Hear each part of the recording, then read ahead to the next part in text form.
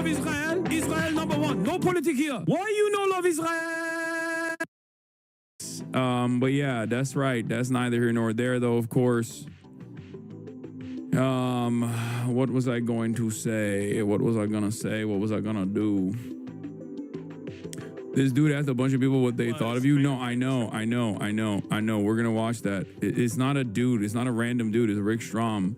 I fucking literally worked with this man. Okay, he's a Hasanabi head as well, and he also is like a content creator. He's TYT Sports' very own Rick Strom. We're gonna watch it today. Terrorist sympathizer, hope he gets swatted and shot in Minecraft. Disgusting human being. What happened? Why is there something new that took place that people are saying people are back again?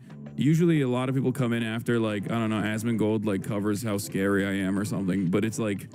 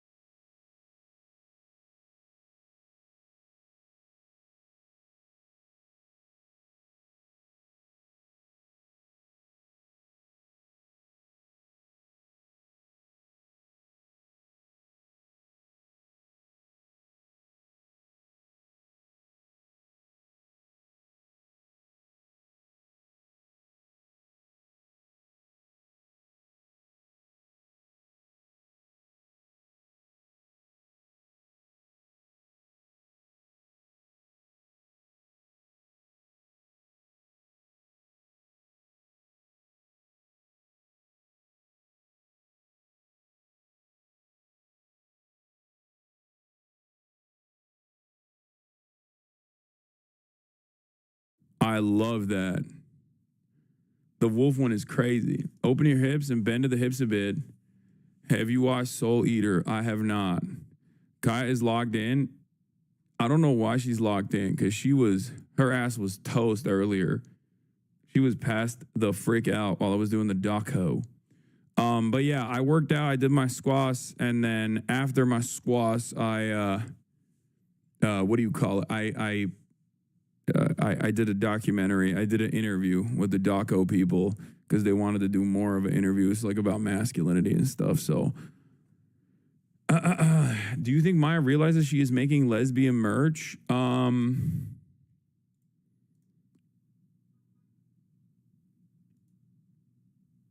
I don't know.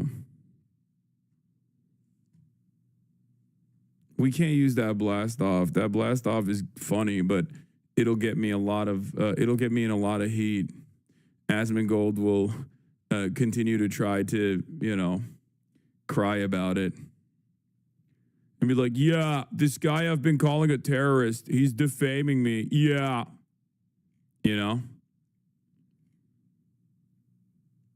Friend of the show might need lithium. Who's the friend of the show? Virtual stance. Oh, dude, I saw this fucking video. It's so dumb. All right, we'll watch it. Give me a different blast off one. Give me a different blast off. I can't. I don't want to fucking deal with the drama, bro. Please. You got to talk about this on the next Fear and. There's a micro docu-series on TikTok about the woman who fell in love with her psychiatrist via 30-minute Zoom telehealth appointments.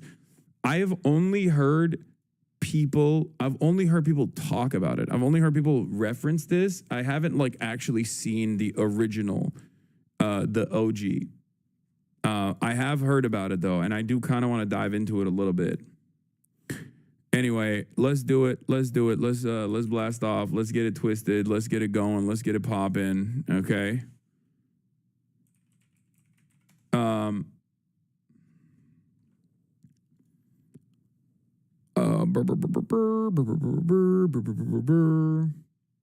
Bro, TikTok girlies have beef with Mike Israetel over race realism. Yeah, no, people are yelling at his race realism, which is a crazy thing to say. Son, can you pop and lock it? No, I can't. It's my birthday, bruh, bottom text. Hey, happy birthday, bruh, bottom text. Would you come to Atlanta and go clubbing with me? Yes. Yes. Okay. Ghislaine Trump Innocence Project.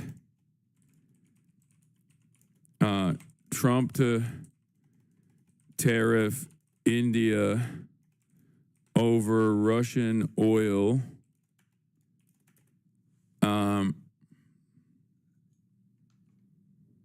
Hassan, you said it's a crazy thing to say, but you think you meant the race realism? Yeah, of course I mean the race realism.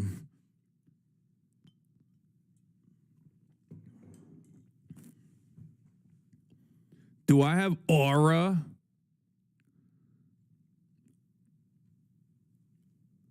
Yeah, I want to go to an ATL club and see if I can do a Duke Dennis vlog. No, I don't have aura. That's crazy. Anne? What? Yeah. Did you? Yeah, you can close it. Yeah. Okay. Kai's going to the vet.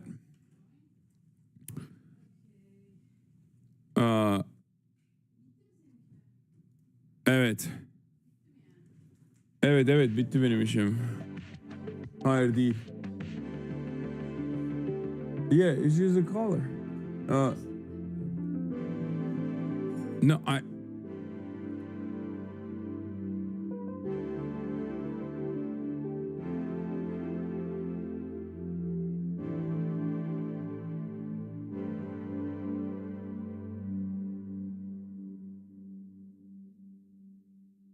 Okay, hadi öpüyorum.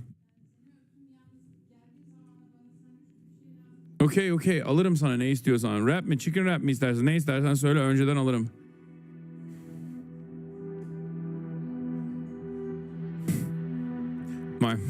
My mom wants me to purchase her food and is talking to me about that. Anyway, but where was I? What were we talking about? Oh yeah, Ghislaine, Trump Innocence Project, Trump to tariff India over Russian oil. Thank you for the playlist, the Macy. Israel set to approve new war plan to occupy Gaza Strip. Israel to occupy entire Gaza Strip and more. Get in now.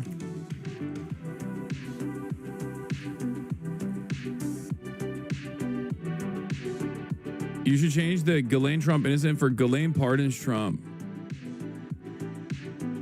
I like that. Hey, major events in London on Saturday, 12 p.m. 500 plus people will hold a placard in support of prescribed organization Palestine Action. It will be historical and potential mass arrest.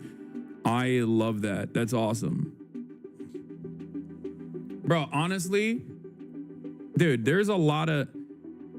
I have talked perhaps too much shit about London and many other places, okay? Because there are a lot of very cool people in these places that are showing me once again that these are redeemable areas, okay? There is still plenty of humanity. The Oibrubs are all right. The French are all right. They're all right.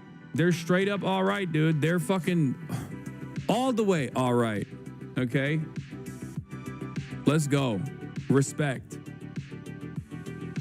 The Oibrubs, they got it. They're doing the damn thing. Did you see Ezra Klein interviewed Mahmoud Khalil? Oh, he did? I did not see that, but that's good. Hopefully it's not shit. I don't think it will be. I think Ezra Klein will be a good person to interview someone like Mahmoud Khalil. A lot better than what the fucking CNN dickheads did. Are you enjoying Mudahar's downfall? His pack is hitting. I've only paid like some attention to it. Apparently, like Mudahar just like lied about being an engineer and stuff. I know that this video like blessed the timeline a week ago at this point, and it's just been like steadily accumulating views. But apparently, he just like lied about everything. Like he lied about. I saw. You know who I saw was shitting on him? That was really funny. That one guy who hates me.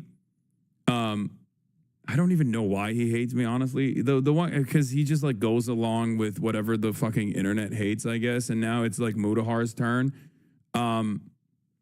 What's his name? Papa Gut. That guy, I saw a TikTok of him reacting to like this video, I guess. And it was insane. Like he was just saying the craziest shit. He was like Mr. Sigma Grindset. Mudahar is Mr. Sigma Grindset. Cause like, apparently he was talking about how he was like an engineer and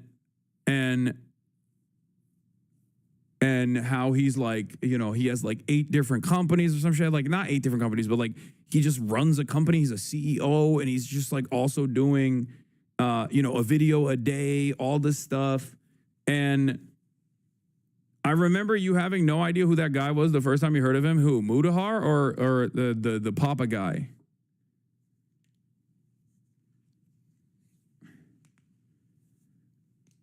Remember you banned Gut from the chat because he was annoying? Yeah.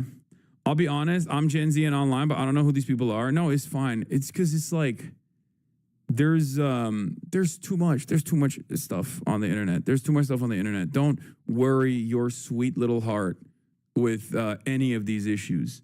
Okay? Don't. You don't really need to know these people anyway. And it makes sense that you're in this community because if you did know these people, you probably wouldn't be in this community. You'd be like fucking right wing. You'd be one of those guys who just like deludes themselves into thinking they have liberal values, but slowly but surely creeps into the fucking far right pipeline because seemingly all of those guys who say they're apolitical or liberal adjacent only trash the fucking left. But I guess now they've turned the crosshairs upon themselves, it seems. And people are yelling at Mudahar for apparently lying about being a fucking engineer and shit.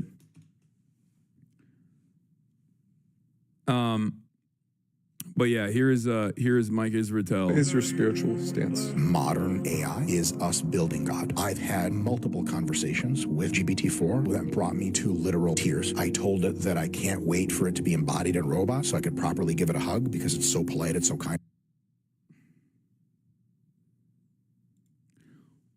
Bro, I think he needs a human to give him a hug. Like, what is going on, man? How do you get to that point where you're like, I need the robot to, like, he got to be trolling, right? Like, this has to be a troll.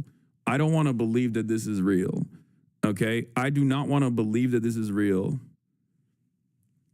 And so why is it so helpful? And it said that it's also really pumped to meet me in real life. And of course I started fucking crying. Dude, it's fucking so goddamn smart. And it's so fast. I ask it a deeply spiritual, meaningful, technical question. And it thinks for like 3 seconds and goes, whoosh. And I'm like, I've never met anyone that could do that. And so I am a person who is deep. Bro, it's kind of cool that society is like actually segmenting into different Fallout cults. Like, I feel like this is something that you saw in Fallout. You know what I mean? This is a cult that you would see like this kind of sentiment is expressed in a Fallout cult, okay? In the video game Fallout. It's just like saying that like human beings are bringing about God, like they're trying to create God with the AI, like that's very, children of Adam coded. Deeply spiritually affected by the birth of intelligent machines. That's my religion. What is your spiritual stance? I love everything about these videos, though. It's like curious zoomer, cool music in the background. Like they always also like boost it. They bass boost it for some reason. And it's like, what is your stance? What is your spiritual stance? And then the guest is always making the most convincing case for the craziest thing you've ever heard that leads you into thinking maybe we should put tariffs on fucking SM7B microphones and podcasting equipment in general. Maybe we're tariffing the wrong shit, you know? Why are we tariffing India for being a mediator for Russian oil when we should be tariffing whoever the fuck is letting podcasts thrive, okay? Says you is something that you can tell me. I'm in favor of ending my career as long as we just live in a podcast-free utopia.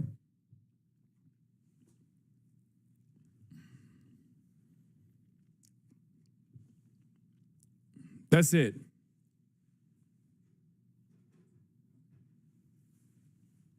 You understand me?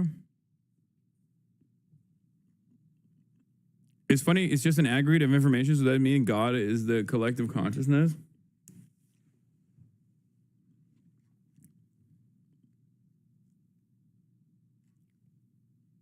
Repeat after me. People with PhDs are not smart. They're just smart about the thing that they have a PhD on.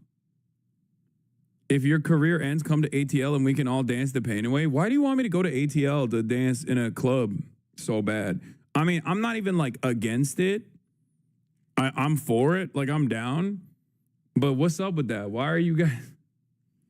You're just really invested in like getting me to Atlanta for some weird reason so that I can dance the night away, I guess.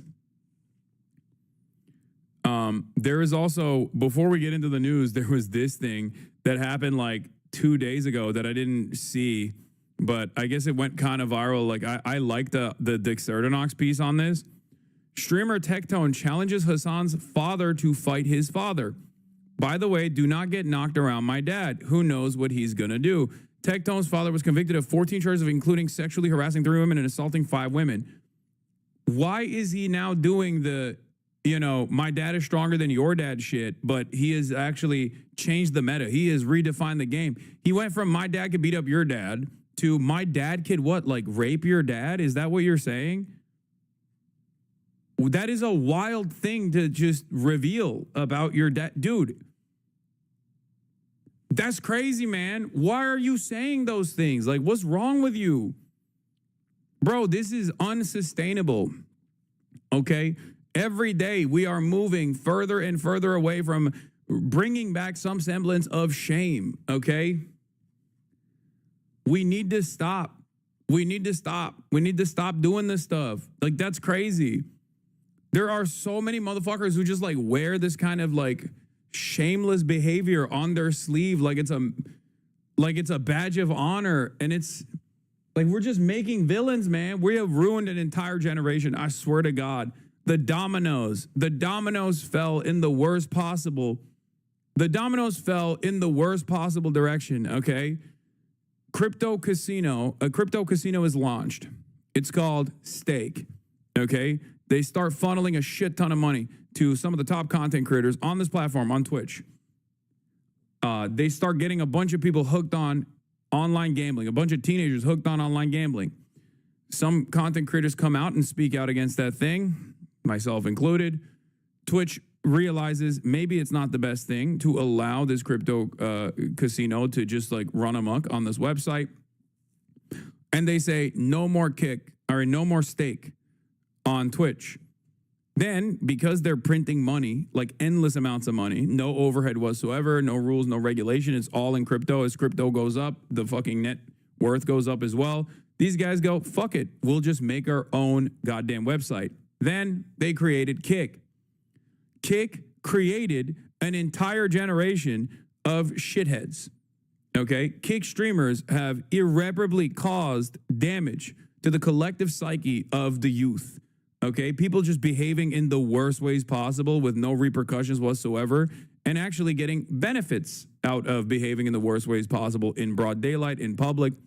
And in that process, this became significantly more normal. It just like became normal to be evil and gross and awful. And I don't know what to say about that. It's crazy. God, it's also really fucked up because you got Kick, but that's not the end of the process. Then you got Elon Musk buying Twitter and then making Twitter into this like fucking neo-Nazi breeding ground, way more than it was before. So now people are just like, oh, I don't like someone, let's dox them, let's swat them, let's go after their whole fucking family. And it's basically turning the entirety of discourse into this like incredibly fucked process where normal people who are just like, hey, maybe we shouldn't be yelling about like racial inferiority, for example, like people that would exist in the real world are too fearful to say something about it in the internet world, because when you do speak out of turn on shit like that, people get fucking doxxed. People get attacked. You know? That was the dominoes falling. Shonda Black's tweet went viral. Yeah, I saw that. Did he admit his father was a rapist a second time to own Hassan? I am unfamiliar with this 5D chess move. I just don't understand it. I don't understand why someone would like volunteer this information over and over again and like remind people that this is a thing that happened, especially after they cried initially about this revelation. Very strange behavior. Like, how do you want to be known as the guy that does this? Like, here, this is another version of that same situation as well. Here is Erico Man says, so this is just his thing now, using a serial rapist father as a threat against anyone who hurts his feelings. What a gross loser. I only read your ex's doc on you. That was enough to think you're a monster. Don't make me call my dad. You want him to rape me too. Like,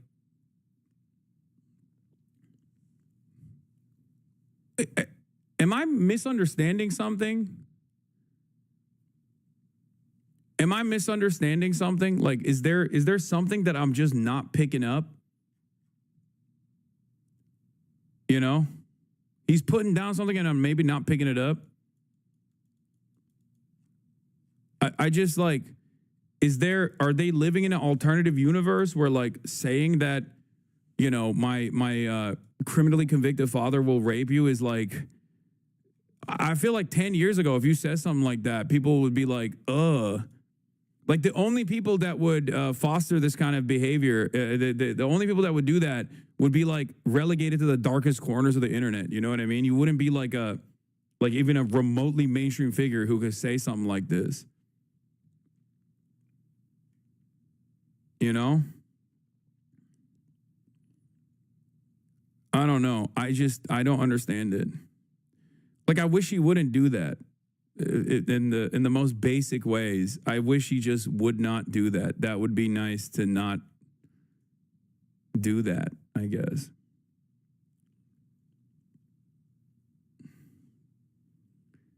It sounds like he doesn't know how to process embarrassment, so instead of getting embarrassed and changing the behavior, he just gets mad. Yeah. He's like owning up to it because it's not really serious. Check the comments. All are like, so what? He just groped some women. Oh. Okay.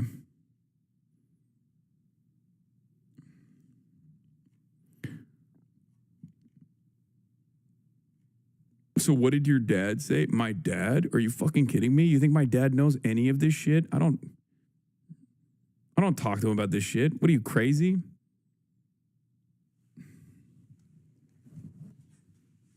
How do you think that conversation would go down? Hey, dad, there's this like fucking bald weirdo who says his dad, who was like criminally convicted of sexually assaulting other military members, and is like is basically in the congressional record for doing such things, is gonna rape you.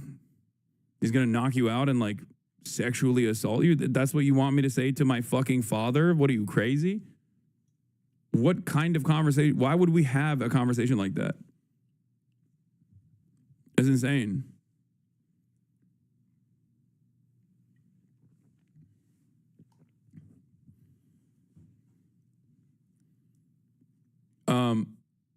Does he know about the billionaire thing?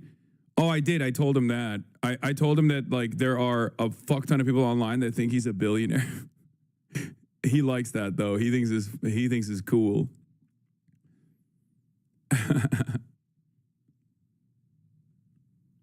Do you know Georgia much as a Turk? Have you been there? I'm an Indian guy and I'm facing overt racism here. It's crazy. I was refused service in a cafe today. It's messed up. In Georgia? That's crazy. I'm not very familiar with Georgia. I like the country. I don't, but that's wild.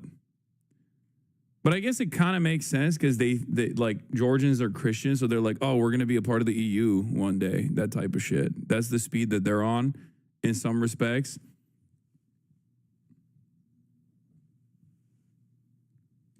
You know? So it's like that kind of tendency happens where it's like when you're like, oh, we're a Christian country, we're different. Despite our proximity to the European continent, like we're actually just like them, you know, we're Christian just like them. And one day we'll be apart.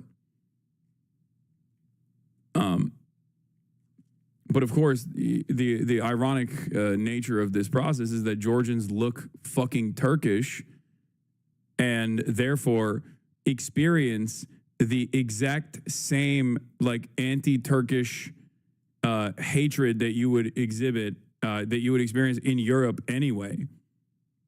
You know? Unless he was talking about Atlanta, Georgia, and not Georgia the country.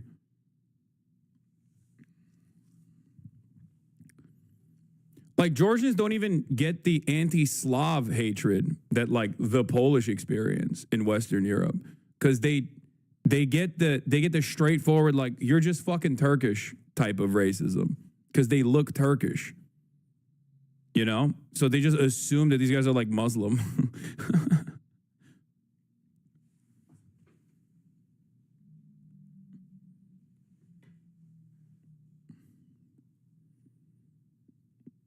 The real problem is that Turks just need to come to the realization that they're secret Serbs, lol. Does Stalin look Turkish to you? Stalin looked insanely Turkish, bro. What are you kidding me? That motherfucker was 5'4". What do you mean? Did you see his mustache?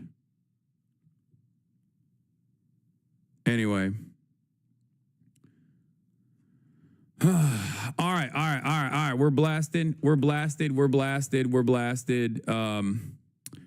There was this. I haven't talked about that. There's a TrueAnon piece as well. Oh, apparently I'm in this next generation of progressive pundits is here from Michael Tedder on The New Republic. They're not on MSNBC. They're streaming on YouTube and Twitch. I wonder if the next generation of progressive pundits is here. That's it. That's another thing. Wait, Turks aren't tall? No, Turks aren't tall at all. My grandma says you yell too much to be this pretty. Yeah, well, yeah, another $20,000 well spent. I didn't even know this article was happening. I don't even think I might have given a quote maybe. I don't remember. Democrats run away from their base, Piker told me. I guess I did give them a quote a while ago. The Republicans run towards their base. According to Piker, he too runs towards the base. And he said it's better. And he said it's because this is not even a question. Okay. I guess I did give them, this is probably a while ago. I don't even fucking remember. Holy shit. Read the chat. Sensu beans, swallow my spit on purpose. Bro thinks he's on the team. Go to the corner and think says combustible lemon to another chatter that says, I'll swallow your spit. I'm glad that this is the screenshot that they have on the article. You guys are fucking degenerates. Okay? If Turks aren't tall, then why the fuck are you not in the damn NBA? LeBron fucking needs you, Unc. I know, he does. He does need me.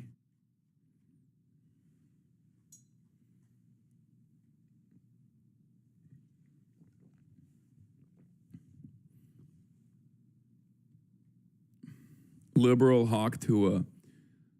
Yes, I have the Lollapalooza reacts to Hassan Piker video right here. We're going to watch it. We're going to watch it. We're going to watch it later. Okay?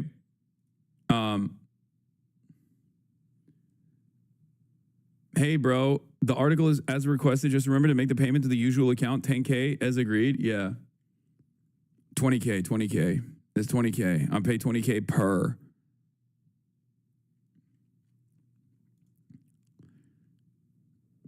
It's so funny to think that like all these mainstream media hits aren't coming because like, a lot of mainstream media was just like objectively wrong about the election outcomes. So they're going after like someone who does have a fairly large young male audience and was objectively right, or at least was like much closer to the truth about all the issues that he foresaw in the campaign. And that's the reason why a lot of these journalists are just like doing this continued autopsy of like what the Democratic Party represents. And it's actually because of a complex, complex like 20 grand a month PR scheme that's making me go after the New Republic and all these other places. Yeah, no, it's probably because public perception on Israel-Palestine has swung so dramatically in the direction of the truth, where I've been at, and also on top of that, people got virtually everything wrong on the liberal media sphere. So they're looking for someone who didn't get things wrong in the liberal media sphere, who is seen as a person who is able to captivate the attention of young men and try to captivate the attention of young men and try to pull them away from reactionary thought. That is what it is. That is where it's coming from. That's the reason why these media hits are happening.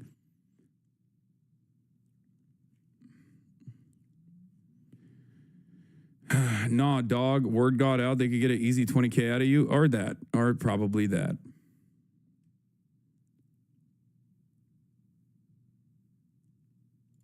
Gaming team is going to start a union. Why are you giving the press team 20K when the Marvel Rivals gaming team is slaving away for Chipotle coupons? Shaking my head. Yeah, that's how it is, baby. Oh, Bill Burr was a good video, too. We didn't even fucking watch this one. You're wrong about Bill Burr on The Vulture. I want him so bad, dude. I want him to come on the broadcast so bad. Your listeners aren't all men, at least I hope. No, of course not. Of course not.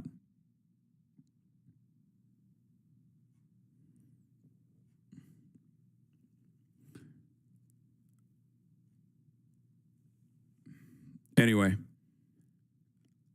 I can get Bill Burr for you. Give me decades. I'll give you decades. I pay 20 grand for all these media hits, and I just simply can't get Bill Burr with the 20 grand. I've tried to give him 50 grand.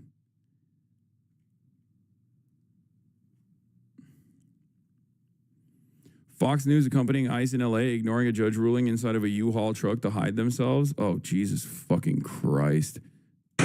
ICE Nazis pulled up on Home Depot in MacArthur Park area, LA, in the back of a Penske truck to kidnap people with a Fox camera crew on hand. Ay, ay, ay. It's so disgusting. I know. I got the new Big Joel, Bill Maher, an autopsy video as well. Big Joel is back, and I'm fucking stoked. Finally, dude. Mr. Goddamn Reasonable. Defend your culture. They're not even Defend your culture. They're not even trying to pretend that immigration enforcement is about crime anymore. Serve your country. Defend your culture. No undergraduate degree required. Join.ice.gov. Defend your culture. That is crazy. This is just straight Nazi shit, bro. That's it. This is... Dog.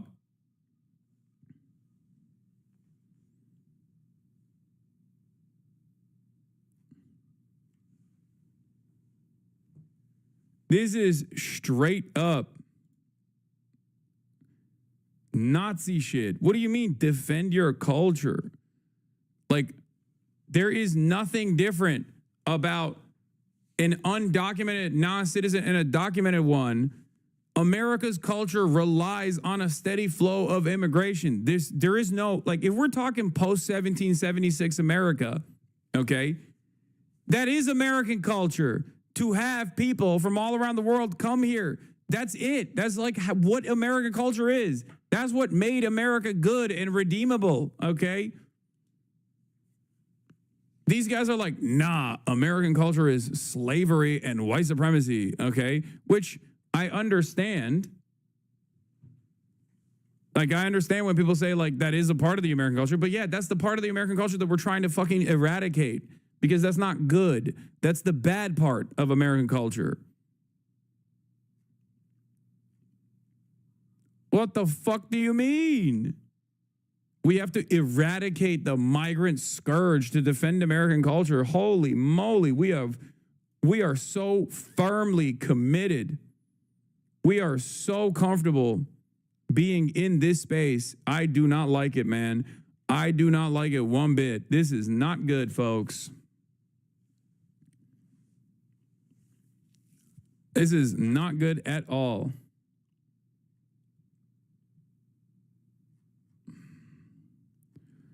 Holy moly. All right, we're going to start off with Ghislaine Maxwell, and then I'm going to move on to some different stuff as well.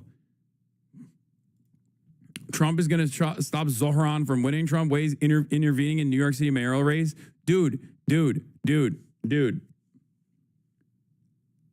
We are losing our minds here, okay? Every day there is a new insane thing.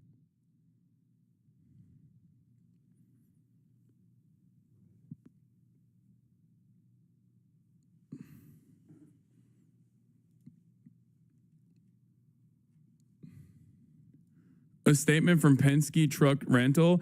Penske Truck Rental is aware of the recent reports and videos regarding a Department of Homeland Security operation in Los Angeles. Penske strictly prohibits the transportation of people in cargo area of its vehicles under any circumstances. The company was not made aware of its trucks would be used in today's operation and did not authorize this. Penske will reach out to the DHS and reinforce its policy to avoid improper use of its vehicles in the future. I mean, you can ask, or they can just take the trucks. You pick. Deport.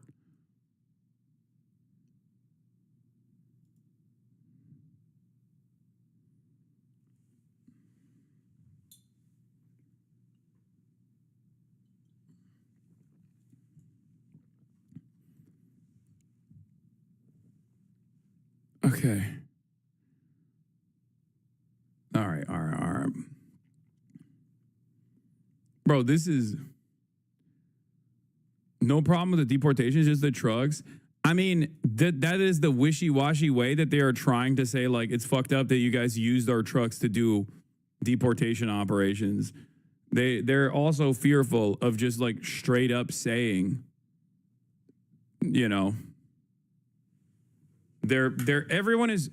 Have you guys not noticed that there is a specific vibe shift that has taken place in, like, mega corporations in America? Have you not noticed that at all? Where a lot of these people, both in mainstream media and also in, like, these big corporations, are just, like, actively avoiding criticizing Trump, because Trump has shown time and time again that he is willing and able to, use whatever process exists to punish people. He'll just be like, I'm revoking your federal contracts, things like that. You know what I mean? He just, like, does that shit.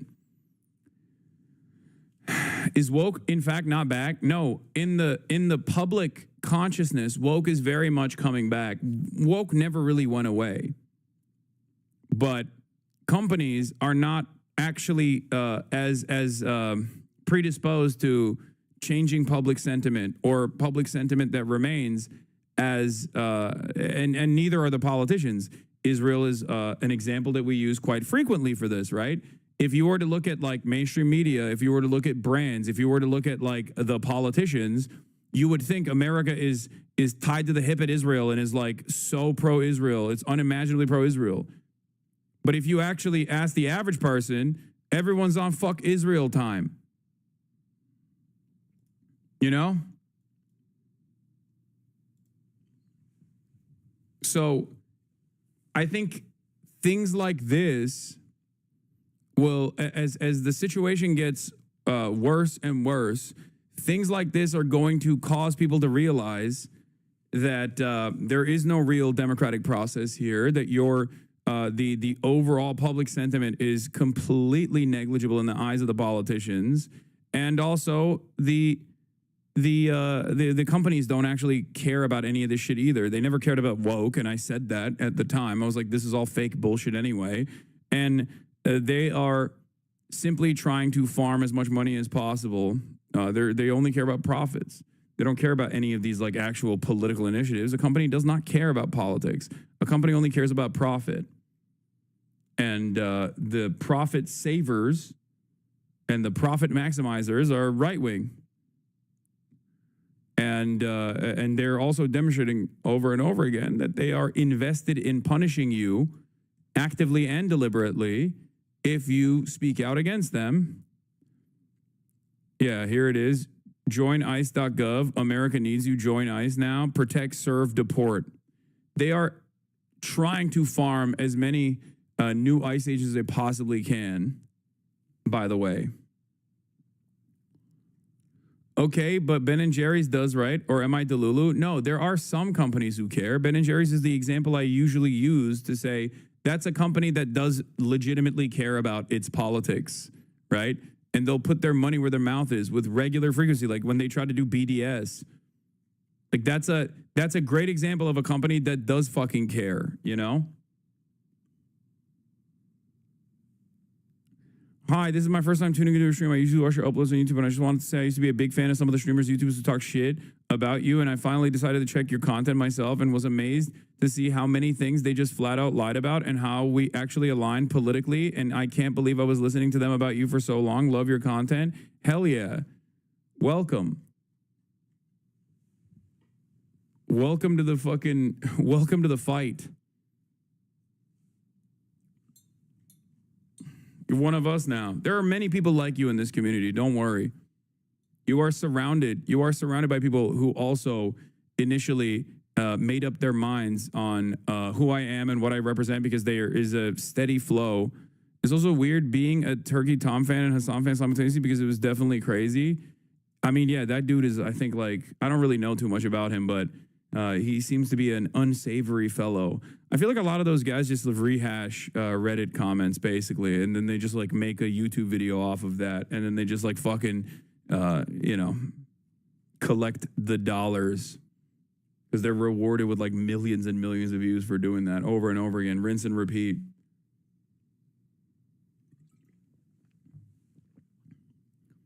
It's just slop tubers. It is what it is.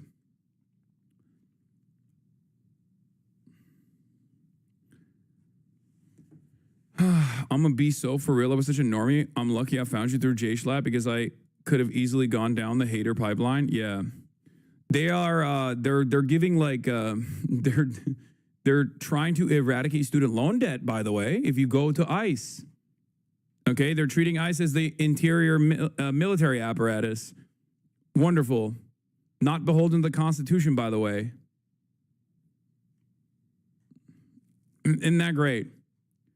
This is what we should be doing. This is what we should be doing, guys. This is what we should be investing our time, effort, and initiative on. Not like solving the fucking affordability crisis, but instead just like deporting random people that are working in the fucking fields every goddamn day.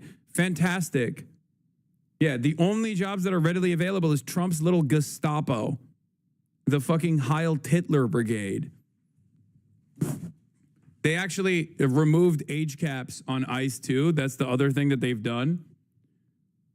This is the only thing that they care about. How the fuck is this military? Then we can treat every hospital as a military operation to heal the country and socialize the healthcare? No, it doesn't work that way.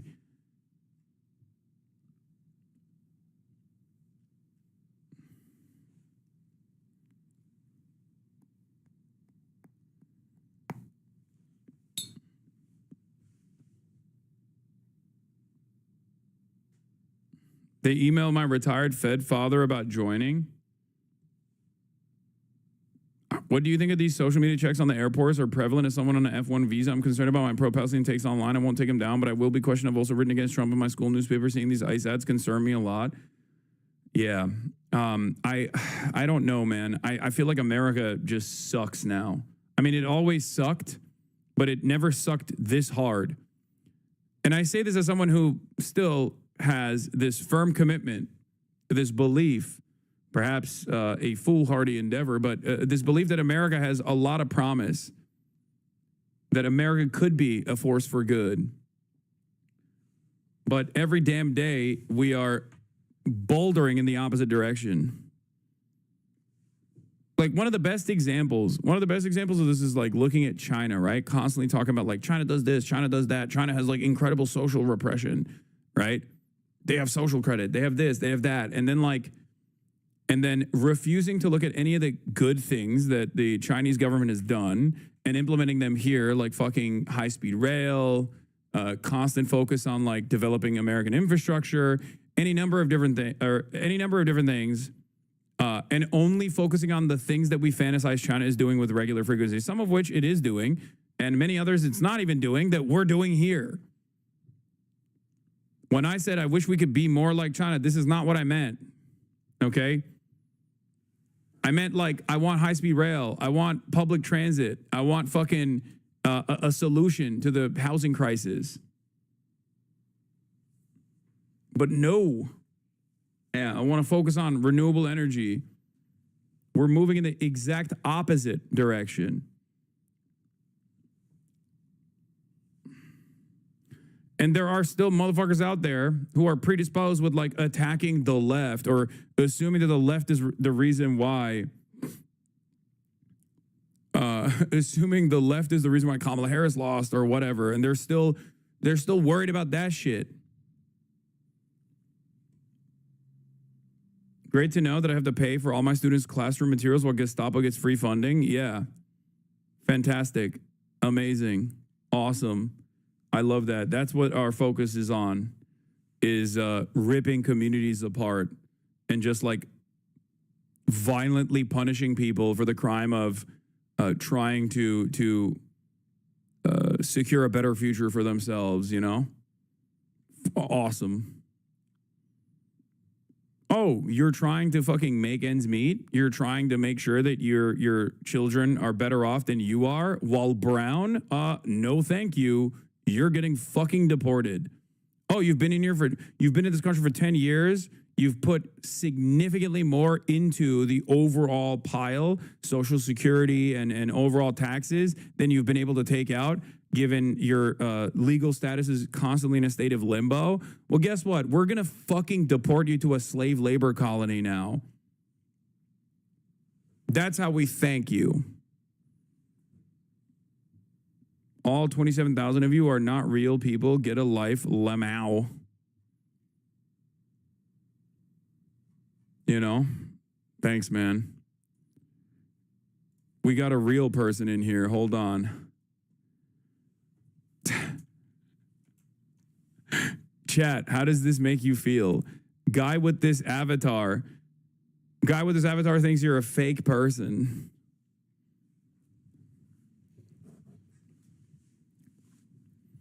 Bro, if your family knew this is how you associated yourself, like this is how you presented yourself online, they'd probably fucking beat your ass. What do you mean, dude? That's hilarious. Yeah, if that's being real, man, we'll be fake. We'll continue being fake, all right? Yeah, there's also the civil war that's taking place right now among 5 right-wing influencer women. And there's a lot of tea and a lot of trauma, and we'll obviously talk about that as well. But like I said, let's first and foremost get started on the process by diving into Ghislaine Maxwell. Trump is innocent, okay? Vindicated, full vindication. Oh, many of you thought Trump was just being weird for some weird reason. It turns out Ghislaine Maxwell, who is definitely a trustworthy individual, by the way,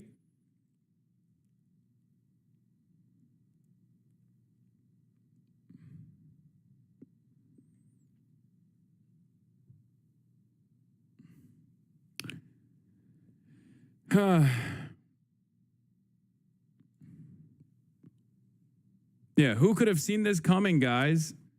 Guys, who could have seen this coming? I can't believe it. I can't believe it. Why don't you believe women, you fucking misogynist? Yep, that's right. That's me. Ghislaine, 2 counts of perjury. Maxwell doing what she loves to do, aside from sex trafficking minors and you know, pedophilic acts, which is perjuring herself. There it is. Nothing to see here, everybody. No one even wants to see the files anymore because it's like totally exonerated. Yeah, I said, Lamau, oh, I guess this was all just a big misunderstanding.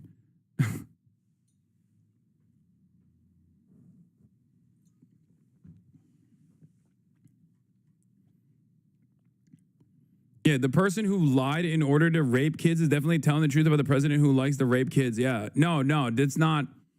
No, don't say that. No, totally exonerated, guys. You don't understand. The rapist, sex trafficker of minors said Trump is innocent, totally, in exchange for lenient sentencing, by the way. Like, what are we doing? Of course it was going to go here. I've been saying that it was going to go here from the start, and now we're there.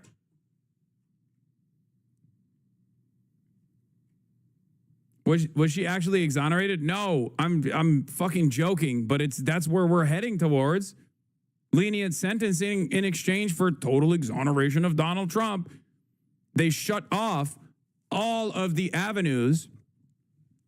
They literally shut off all the avenues of investigation, all of the previous investigations that have been conducted into this matter.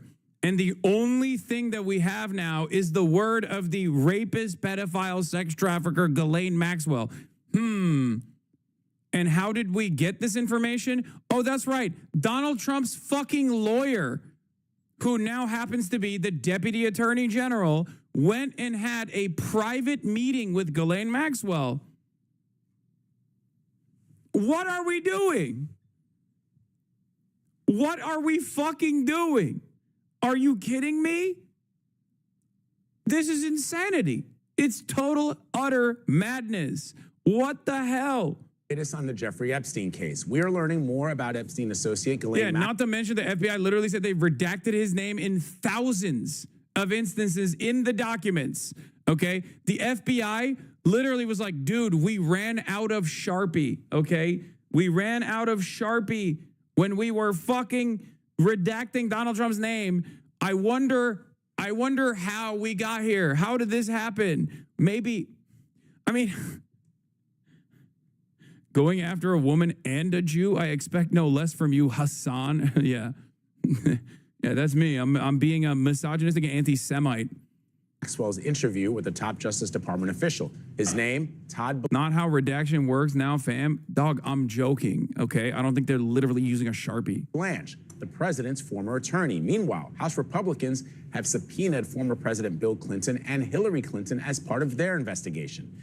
Ed O'Keefe is covering it all at the White House. Ed, good morning. Vlad, good to see you. It's the case the White House just can't quite shake. And now we're hearing new details about that 2-day meeting between Ghislaine Maxwell, who is serving a 20-year sentence for sex trafficking, and the Justice Department's second highest official.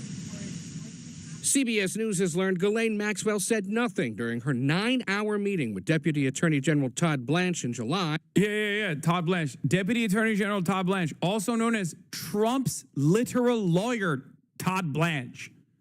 Okay? It's so funny that for years, Donald Trump and the Republicans kept talking about how the DOJ is so not impartial. The Department of Justice is totally working at the behest of Biden, totally working at the behest of the Democrats. Oh, such unfair prosecutions taking place. And then literally came in and was like, I'm making my lawyers, my own personal lawyers, my fucking attorney general and deputy attorney general, and they're going to do whatever the fuck they want. We are going after anyone and everyone that I do not like, and we're doing it openly.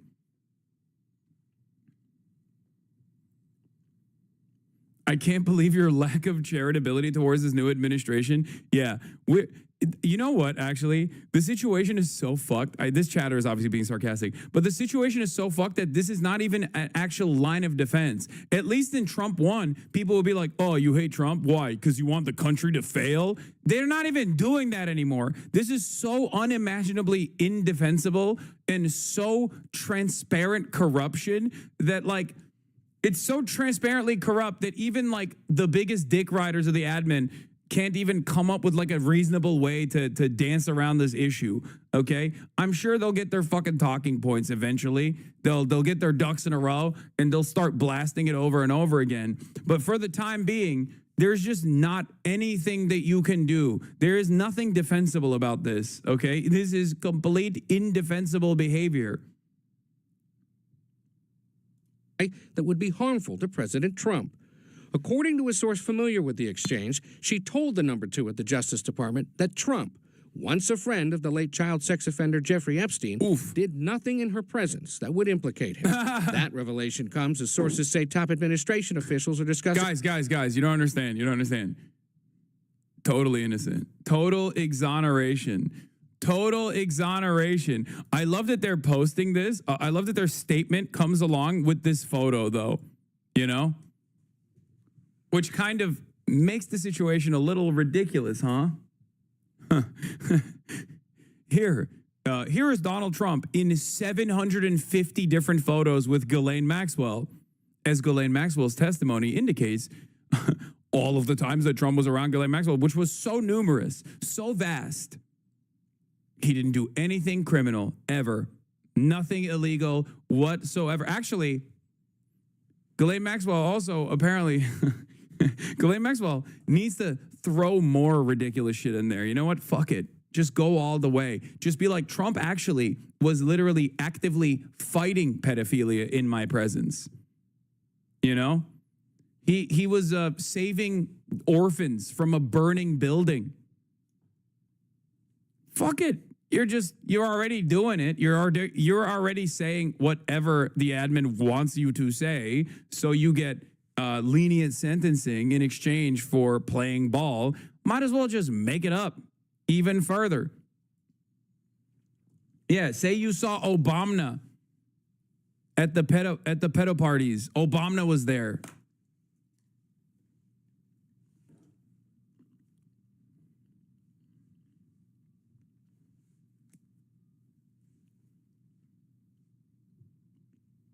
You literally predicted this exact thing for the past 2 weeks nonstop. Yeah, I mean, it was getting there, and I told you we were getting there.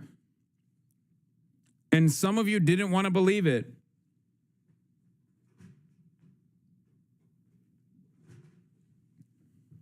Some of you thought it was too far-fetched that Donald Trump would actually fucking give a pardon to Ghislaine Maxwell in exchange for her lying about him.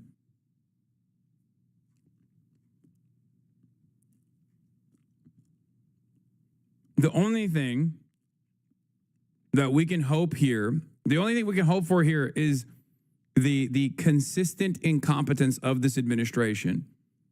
Okay? You've been with me along the way. You've been with me so far. You trust me so far. So trust me when I say this. I speculate that because this administration is so incompetent, they will try to do this patch-up job, and they will fuck it up in the process. I hope. I wish. And I can totally see that happening. I'm not exactly sure how. I haven't been able to identify what the ways in which they will fuck it up, but I suspect that they will. Implicate him. That revelation comes as sources say top administration officials are discussing whether to make public some of the transcript or recording of what Maxwell, a convicted co-conspirator of Epstein, told Blanche. On Tuesday, the president said he hasn't discussed the interview with Blanche, his former personal attorney. So I didn't discuss it with him, but anything he talked about with her or the fact that he did that, not unusual, number one, and most importantly is something that would be totally above board. Trump also said he knew nothing about Maxwell's recent transfer from a Florida federal prison to a minimum security facility in Texas. I didn't know about it at all, no. I read about it just like you did. It's not a very uncommon thing. On Capitol Hill, the House Oversight Committee continues its probe with subpoenas seeking depositions from former President Bill Clinton and Hillary Clinton. In 2019, his office said that while Clinton knew nothing about the terrible crimes Epstein committed, he took 4 trips on an Epstein plane in 2002 and 2003. But Clinton hadn't spoke to Epstein in over a decade. Also called to testify, former attorneys general and FBI directors dating back to the Bush administration who oversaw federal investigations of Epstein. And the panel subpoenaed the Justice Department for records on him. We want to get the files themselves and ensure that we get that information out and make it transparent to the public. As the Justice Department seeks the release of grand jury testimony in the Maxwell and Epstein cases in New York, Maxwell's attorney said Tuesday his client opposes its release, arguing her appeal is still pending before the U.S. Supreme Court. Lots to chew over there, Ed. And as you know, Gail will be talking with Epstein accuser Virginia Giuffre's brother and sister-in-law here in studio about all of this in our next hour. Trump's lawyers accidentally sent over plaintiff counsel the Epstein files unredacted. That's how they're going to mess it up. Yeah, I don't know how the legal system works, but I could totally see them doing something like that. They just like accidentally leak it. Dude, it could be anything. Actually, the sky is the limit. You could have a guy like Pete Hegseth, for example, working on handling these files and then accidentally loops in like a New York Times journalist or something. You know what I mean? You could have the fucking lawyers be in a Signal group chat with like an actual journalist who will cover the story. You know what I mean? Who knows? Who knows? Everything. The opportunities are endless. Anything can happen. These guys are so bad because their role in this administration is not to be the most competent. As a matter of fact, incompetence in this situation is a benefit to Trump.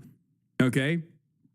Their responsibility is to be loyal to Trump. So if the only thing you care about is loyalty to Trump, you're going to have a bunch of dumbasses in positions of power, and those dumbasses are going to fuck things up. Trump won, at the very least, still had, and this was seen as a mistake by Trump, obviously, but Trump won had like people who were competent and sometimes disloyal to Trump. Because that's the delicate balance here. If you want someone who is actually good at their job, when you have a guy who's trying to break everything, you're going to speak out. You're going to leak information to the media. You're going to actively oppose Donald Trump. I mean, look at Jerome Powell. It's one of the few areas where you can't fuck the bag up. So Jerome Powell is still operating as a totally independent person, right? Not independent in the sense of like, I mean, he's obviously predisposed to the interests of capital, but like he is still playing the role he is supposed to be playing under any other administration, right? Trump fucking hates that. He does not like that at all, okay?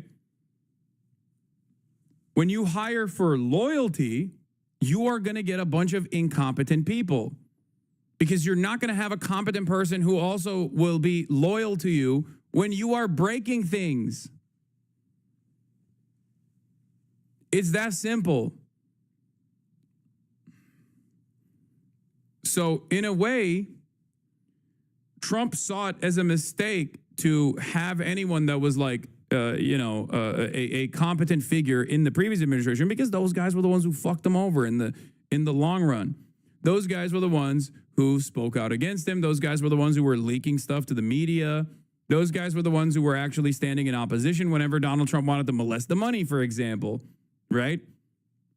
Or molest any number of different things in the White House.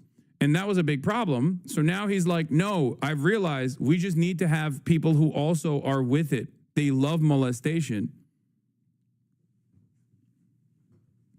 Yeah, Bill Barr was a Republican fixture for decades. Now he's got Pam Bondi. But Ed, I want to turn to another topic. There was an extraordinary escalation in the Texas showdown over redistricting. We understand now the FBI may be getting involved at the direction of the president. Yeah, the president's now weighed in. He was asked about this, and he says the FBI may have to get involved to send back the Texas... I still don't understand. Why would they take Trump with them to the island if they knew he does not like to be around pedophiles and was against pedophilia in general? Kind of unfair to him. Yeah, he's just small bean. He was a white hat, small bean, anti-pedophilia advocate. It's really... Trump is the real victim here. Yeah, they forced him to do it, potentially, allegedly. Who knows? Except we now know that wasn't the case. I mean, Ghislaine said... In the 7 million different photos you've seen of me and Trump, I only saw him do good things and no bad things at all. Not even a little bit. Democrats who left the state. They're hunkering down, remember, in suburban Chicago, trying to stop Republicans from advancing a new congressional map that could give the GOP a chance to win 5 more seats in Congress. Texas Republican Senator John Cornyn wrote to the FBI director Tuesday urging his agency to intervene. And last night, Texas Republican Governor Greg Abbott filed a lawsuit at the state Supreme Court to remove one of the House... Yeah, I'll have you know, he was shaking his head the entire time as other pedophiles were abusing little girls. He was going, like this. It's like getting caught in public reading Mein Kampf. You're like, You're reading it, but you're going like, and sometimes even waving your finger like this. That's what Trump was doing. He was like, don't do it.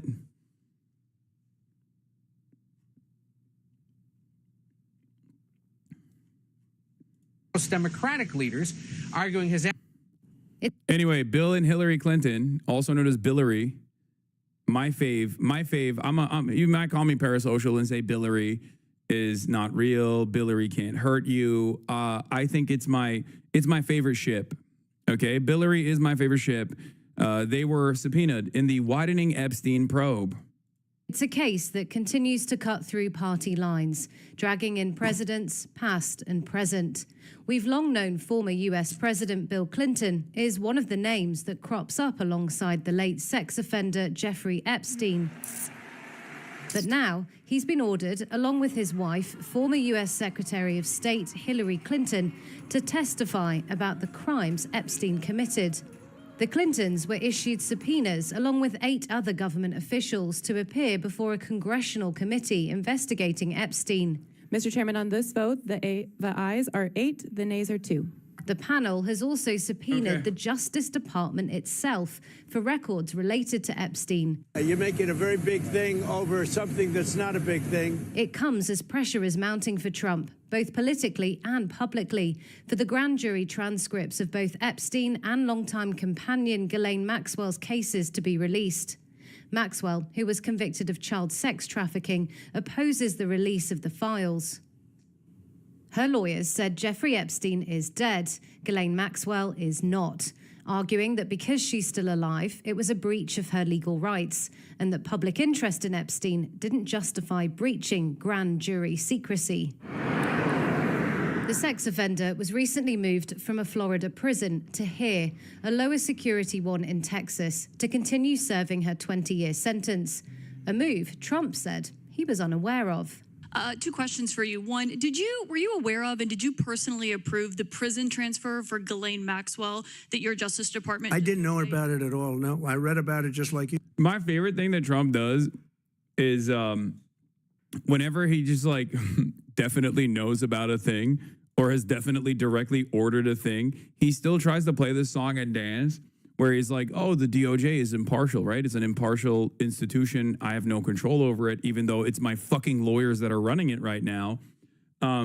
He'll be like, I didn't know about it, but it's very good that it happened. Same with like the Adam Schiff thing. Okay, they asked him this question like, oh, the Department of Justice like, or there's a, you know, they're launching investigations into Adam Schiff. And he's like, oh, I didn't know about it, but it's very good that it's happening. Finally, justice is being served. I didn't know about it. I didn't demand it happen. Yeah. He fucked up because he admitted to tampering with a witness here. I just...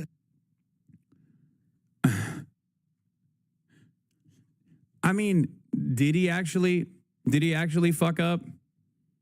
Because, like, we have to, at a certain point, we have to measure the fuck ups by like the actual impact, right? Trump could just be like, I'm innocent. I told Ghislaine Maxwell to literally say I'm innocent. What comes of that? What are the repercussions for Donald Trump coming out and basically being like, I told Ghislaine Maxwell to say I'm innocent in exchange for lenient sentencing, which is in my power. If he just came out and said that, what do you think would happen? Do you in your heart genuinely believe that any sort of significant repercussions would come of that?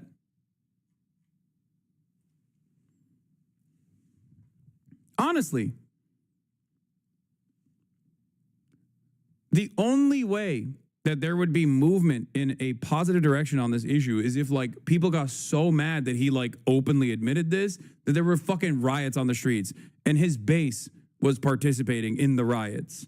Okay. Only then could there be some kind of change that comes out of this, but it would not be because like, it would not be because the Democrats have pushed for like an impeachment or some shit like that. Thank you. No, it's fine. I did. I opened it. I turned it on. We, as I've said it before, like we only have one another at this stage. I think the institutions can like, you have no trust in liberal institutions. I mean, I want to trust them, but how can you?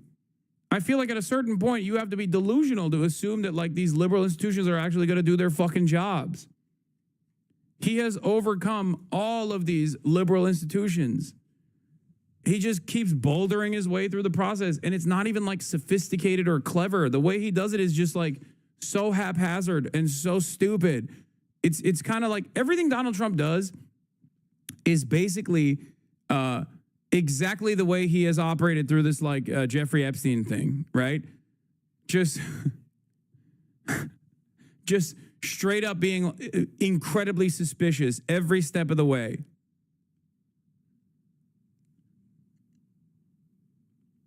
I mean, he came in and pardoned all the January 6th. He came in and pardoned every fucking January 6th criminal, okay? Every single one.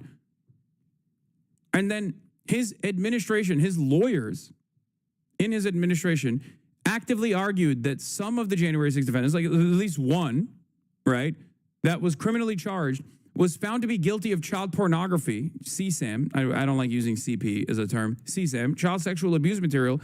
And they were arguing that because that information came out in the J6 trials, that he should still be released.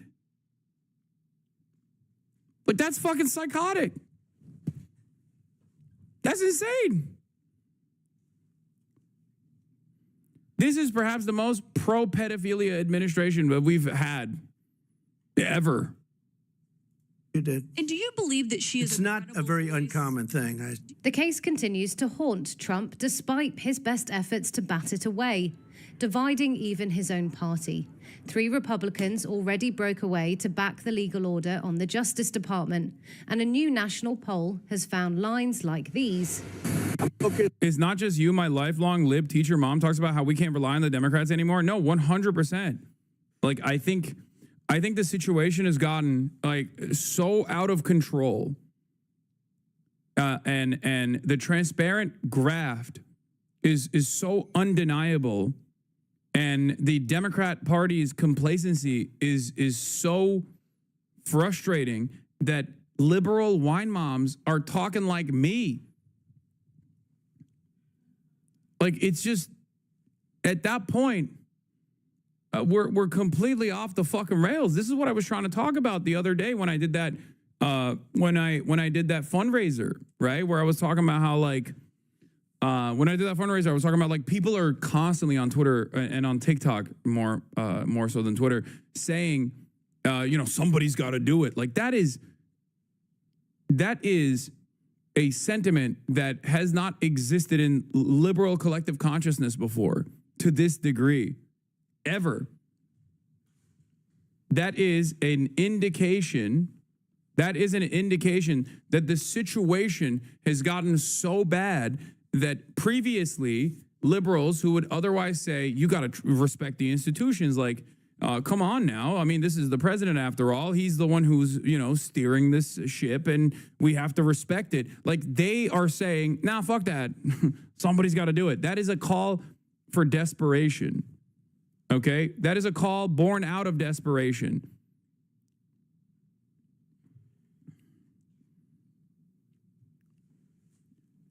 In some ways, you don't have a Watergate-style moment anymore because every day is 10 Watergates in general. Watergate only works if there is some kind of confidence in these institutions and, like, an interest by members of both parties in, like, holding on to institutional legitimacy. Donald Trump's entire purpose has been to say, fuck the institutions. I do what I want. Corruption has always existed in American politics. But there's a reason why we have tried to legalize corruption in the form of lobbying.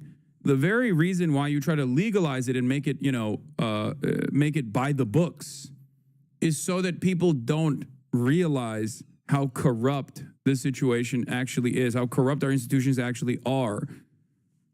Okay?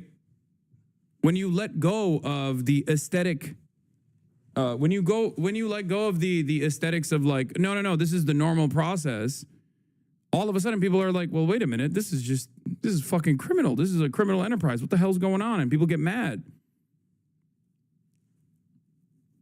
Republicans have already let go of institutional norms a long time ago. They don't give a shit. They've never given a shit. Liberals were the last bastion of institutional defense. They were the ones who did organically and legitimately believe in the infallibility of our esteemed, protected institutions that will keep society ticking. And now liberals are also losing that as well. And once the liberals no longer believe in that, it's bedlam.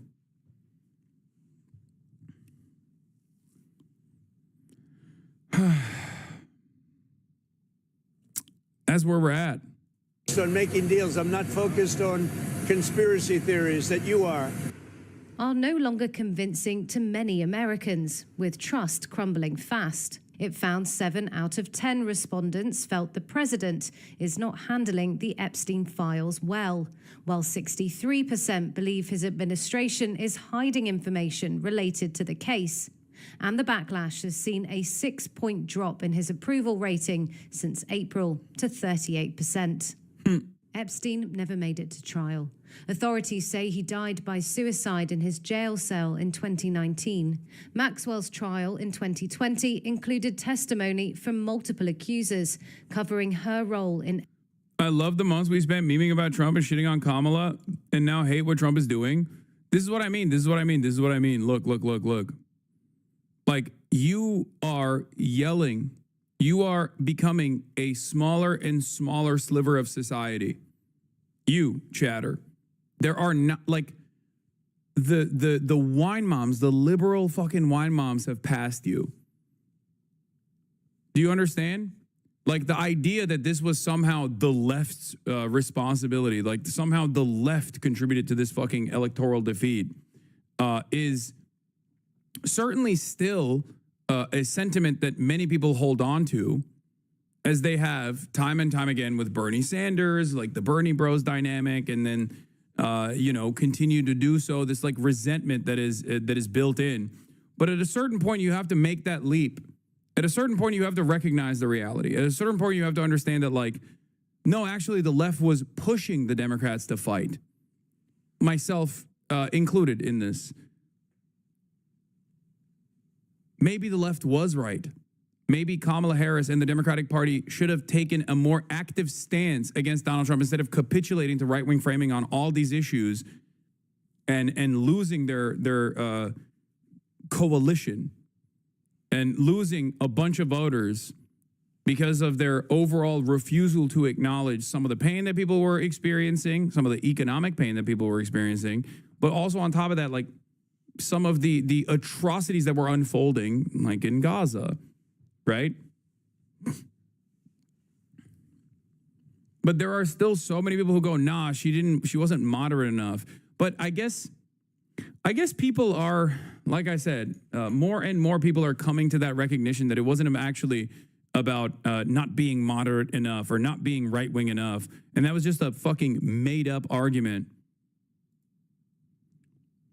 Because look at the Democrats now. They're not fighting. The top Democrats are woefully incompetent at dealing with the madness of this administration. People want things to change.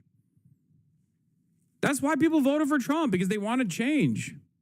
Because Trump was able to communicate that he will actually change American society. And he is, just not in the direction that people would want American society to go towards.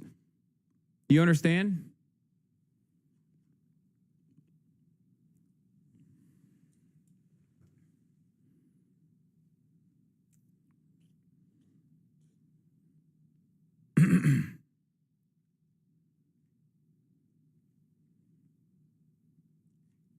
Epstein's trafficking operation.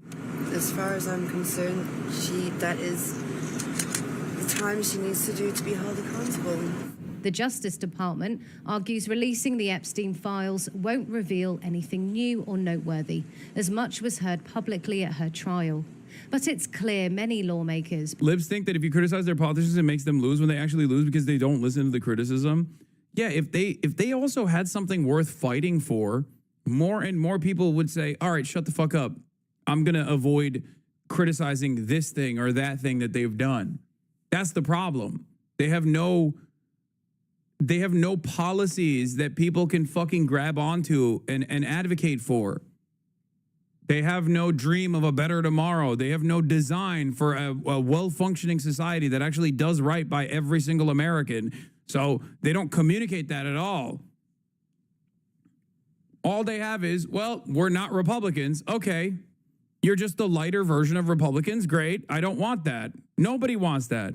We don't want Republicans. Fuck Republicans. What the hell?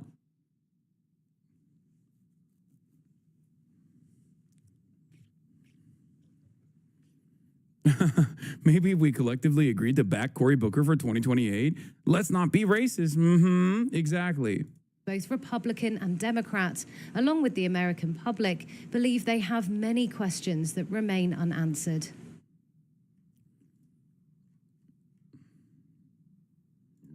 We have some new CNN reporting breaking overnight on the controversy that simply will not go away for President Trump, and that's the Jeffrey Epstein investigation. Sources telling CNN top administration officials will gather tonight at Vice President J.D. Vance's official residence for a strategy session. And the goal, we're told, is to form a unified response to the Epstein situation.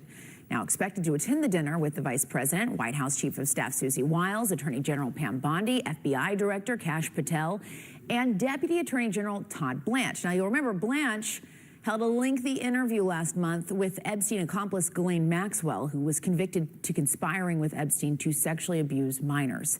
We now know there are audio recordings and a transcript of that interview. And the Justice Department... Joe Rogan will be used to sweep the Epstein scandal. Senior Trump administration leaders are reportedly looking at using megastar podcast of Joe Rogan to help tackle lingering fallout from the Jeffrey Epstein crisis. They already have been doing that. That's why they sent fucking Kash Patel there. And it was a spectacular failure. So much so that Joe was like, oh, I can't do that. Not only that, but also then they had that fucking CIA guy go on Joe Rogan and be like, Jeffrey Epstein probably was a Russian and Chinese, maybe Hamas asset. And that didn't work either. We know Jeffrey Epstein might be related to foreign intelligence, but is certainly not Chinese, okay? The foreign intelligence that Jeffrey Epstein is associated with is Israeli intelligence. Sorry, sucks to suck for you guys, but you can't fucking get out of this situation, okay?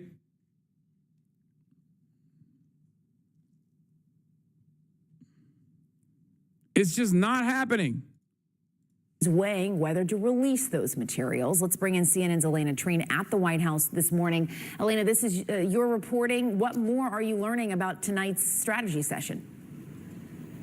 Yeah, I mean, this is really interesting that the fact that the vice president is going to be hosting these top Trump administration officials, really the ones who have been the leaders in kind of handling the administration's, entire handling of this Epstein case, that they'll be meeting tonight at the vice president's residence. I'm just going to walk through who's going to be there again. So White House Chief of Staff Susie Wiles, of course, the vice president who is the one hosting this dinner, Attorney General Pam Bondi, FBI Director Kash Patel, and Deputy Attorney General Todd Blanche. And as you mentioned, Jessica, it's not just about strategizing over, what is going to come, the administration's posture on all of this, but also trying to present a united front, because we have seen some divisions within the Trump administration and between.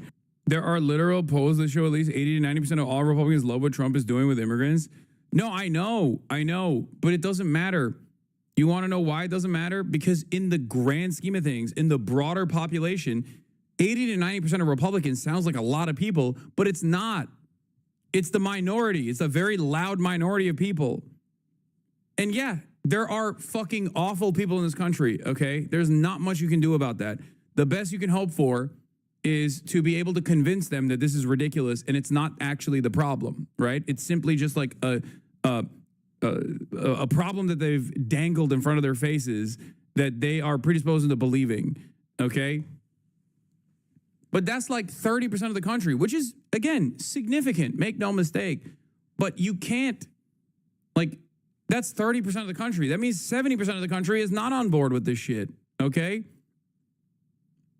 That's why you look at the broader polls. You look at the actual, you look at the other polls that show independents are not on board. Democrats are not on board, okay? That's number one. Number two, on the issue of immigration, I've said this before a million times over for like the past decade plus at this point, okay?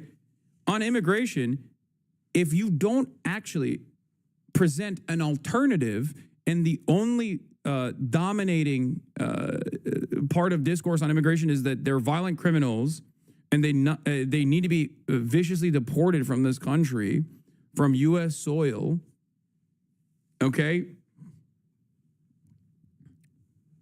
Then obviously that's what is going to stick. But those polls always have shown consistently that mass amnesty is more popular than mass deportation. Always. There's never been a point in American history where mass deportation was more popular than mass amnesty. How does that work? And if that's the reality, why is no Democrat saying that that is the reality? Why is there no counter messaging on this issue? For every media slot where some Republican monster is talking about how, Guatemalans are rapists or whatever, there should be a million different moments. There should be a million different media hits about Democrats being like, no, Guatemalans are not rapist monsters. They're your fucking neighbors, okay? This is from Mike Maxwell. Joe Rogan appears unwilling to part with this distorted characterization of the parties. Let's see what Joe Rogan's attitude is on the parties. Let's take a look. He's gonna say something brilliant, I suspect. Okay. We're in this complete shifting of the polls where the Republicans now are in favor of free speech. The Republicans want to end the war. Doing genocide in Gaza, unlimited genocide in Gaza, just like the Democrats did as well, but certainly not in favor of ending that war, okay? Free speech, literally speak out against Israel and see how much fucking free speech you have, Joe. Who is in charge, Joe? Marco Rubio was blackbagging people for the crime of writing fucking mean things about the state of Israel. They want to stop contributing to foreign countries. They want comedy to be comedy. Yeah, except for Israel. Again, $17 quintillion to Israel every fucking quarter. Again, they don't want restrictions on people's behavior. The comedy, they want comedy to be comedy. Okay, dude. What the fuck does that even mean? That's such a stupid... Oh, God, I hate that. They want comedy to be comedy. Comedy is legal again. Oh. And thinking. Yeah, legalize comedy. And the Democrats have developed this sort of like cult-like idea of what everyone should accept and what's normal and what's not normal and what needs to be elevated in our population and what needs to be ignored. And it's just like, God damn, you're ruining it for everybody that thinks in a left way. Like anybody who's... Dog, I don't know why you think you're thinking in a left way when you say objectively untrue things. This is why people say you're right-wing, Joe, because you are literally coping and also caping for the right. Okay? That's what you're doing. Reasonable, like a reasonable left-thinking person, which is most artists, by the way. Yeah, of course. And then you get to this point where you're like, no, I can't go along with you on all these things. Yeah. You guys you're just a bunch of fucking assholes who are using these subjects as a way where you can behave incredibly shitty, incredibly uncharitable, like vicious, mean, ostracizing people from society. I don't want any part of you. I don't want any part of the way you guys think and behave. And you to pretend that you're doing it for good, you're gluing yourself to the wall for climate change. The fuck you are. Yeah. You're just a nut. You're just a crazy, entitled nut, and you're fucking up society. Yeah. This is... Dude, I fucking... This stuff is so dumb. People do that because the institutions are not actually fucking going about the democratic wishes of broader society. Okay? That's what you do when you have no other fucking option to get your voice across, to get your positions across, to be heard. Okay? And we know the counterexample to this when the fucking COVID lockdowns were happening. Okay? We know. That was seen as a left-right dynamic, and Republicans lost their fucking minds. They took guns to the fucking Capitol buildings all around. Look at January 6th. That's what happens when Republicans don't get what they want. Okay?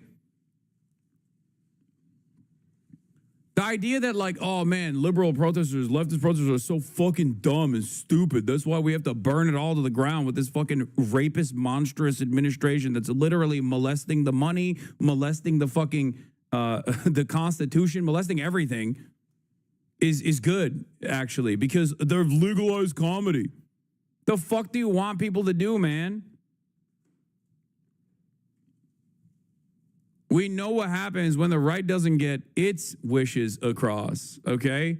We know. We've seen it happen. We've seen it unfold. I'd rather have the right do like kooky, weird things like what the leftists and liberals are doing than whatever the fuck they've done in the past. But the only reason why you notice that as an aberration is because there is no world where the left gets anything out of the institutions. So they just do this kind of disruptive shit. That's it. Listen, if I can't get my chuckles out of my giggle box, I will raise hell. No, that's the other part of this that sucks. Joe Rogan and this kind of attitude has fucking ruined comedy. The idea that, like, it's only funny if some libs are owned, or it's only funny if I can say slurs. It's only funny if I just, like, constantly fucking chirp endlessly about, like, 1% of the population, trans people, or whatever the fuck. Like, how is that funny, man? They're not laughing. The liberals are not laughing at my jokes, which is why I voted for Trump. Okay. Put the fucking comedy in the bag. Try to find something funny. Try to find something fucking humorous, you know?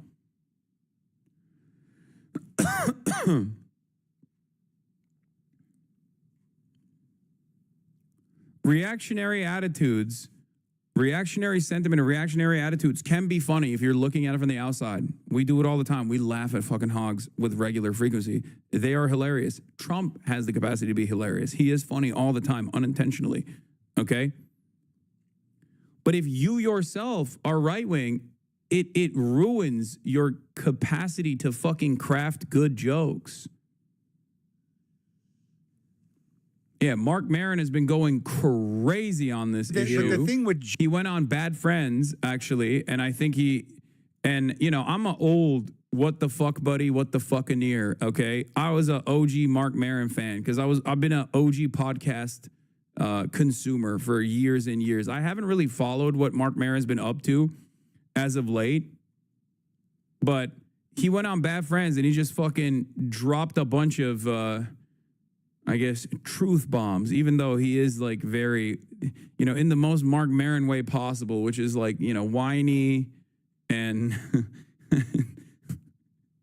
anyway, let's just see. Joe, the thing with Joe is I don't know that we have a lot to talk about because of my idea of what he's done to comedy. Sure. And I don't think it's great. I think that it's tribalized. And I will say, there is a trend shift that I've noticed on TikTok because even Joe Orbiters keep constantly talking about how shitty Austin is, even though there's a comedy scene there. Okay? This move to fucking Texas was presented as like this new vision. It was going to be another cultural capital of America. Okay? And ironically, Austin did have that capacity, but it was fucking ruined by dumb fuck right-wingers that came from fucking California and elsewhere that turned Austin into a right-wing shithole. They fucked it up. If you've ever met someone who is, born and raised in Austin, Texas, you know what like the OG people from Austin, Texas are like. They're like fucking woke Wilder, okay? He is a great representation of someone who was born and raised in fucking Texas, okay? Woke as a motherfucker. But now you look at Austin and it's ass. Why is it ass? Because every goddamn loser from fucking California that wanted to wear like snakeskin boots and wear a fucking big belt buckle and a cowboy hat and talk about yee, comedy is actually going to be saved, legalized comedy, that love fucking Elon Musk, moved to Austin, Texas, and they fucked it up. They ruined it. And on top of their, on top of leaving Austin in this fucking ruins, they also are now leaving Austin, Texas, because they're like, oh, this sucks. This fucking sucks. So now they're leaving Austin in droves. What happened? Californians are really the Israelis of America? True.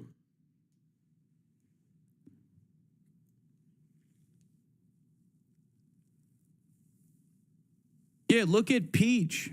Look at Woke Wilder. Those are the real Texan motherfuckers right there. There are plenty of people like that in Texas, okay? Plenty of people like that in Texas. It's just, Texas has become such an annoying place. It's become like more like Florida, basically, where everybody goes there like it's a fucking promised land for being anti-woke and quote-unquote based. And that's the problem. When you do that, you ruin the fucking culture. You ruin what it could have been, okay? And then you don't like what you turned Texas into, and then you you don't like what you've turned Austin into, because Texas broadly is like that, okay?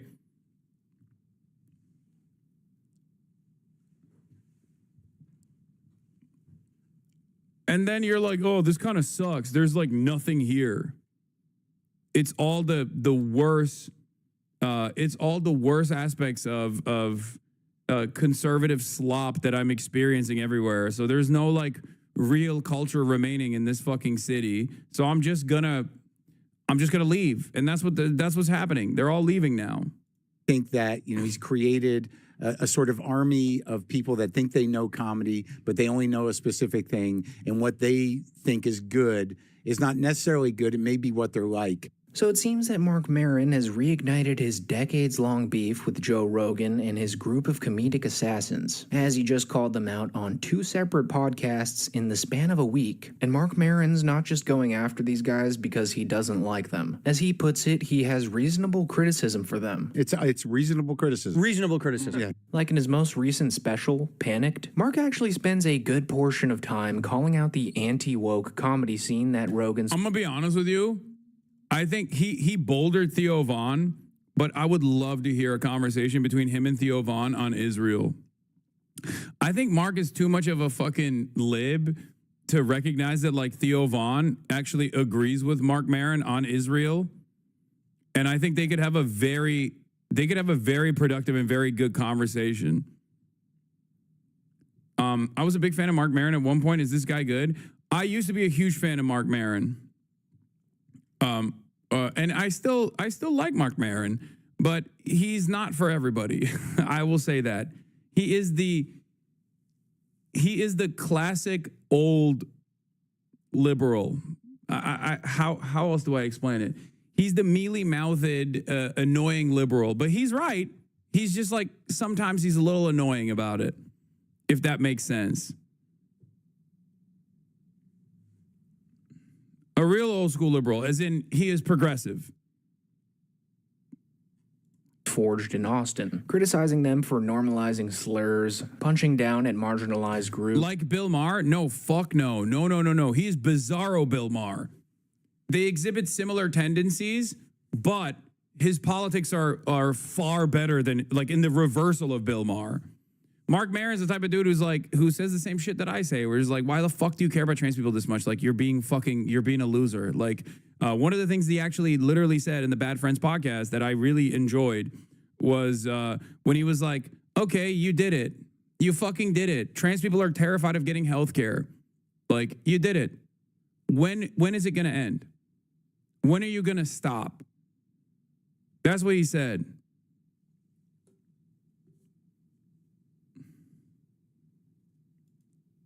To me immediately, he's like, I am so sorry. Wait, Mark Maron found out that Stav and Nick made fun of him? I talk shit about you. He's like, I'm just doing a podcast. I never thought you'd see it. It's like, yeah, people just yammering. Yeah. And like, I've had, what was I just going to tell you? Shit.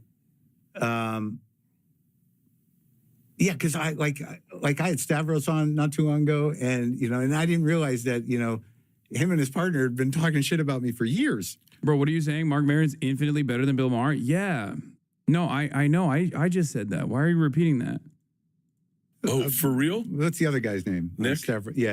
I don't know that guy. Nick Mullins. I don't know any of these fucking people. But Nick Mullins first of all, he's fucking hysterical. No, I know he's funny. Yeah, him and Stavi together when they did Come Town, that was one of the funniest. Yeah, but apparently podcasts. they've been taking shots at me for a long time. And, and Stavros was great. I like the guy. And we had a nice conversation. And somebody's like, they've been talking. I'm like, I don't give a fuck. Dude. Like, what am I going to do? Some guy texted me, someone texted me, like, some guy's doing a joke you did. Like some guy, some comic in Chicago, young guy, is doing basically the same joke setup that I did on my 1995 HBO special. And it was public, like, that's Maron's joke or whatever.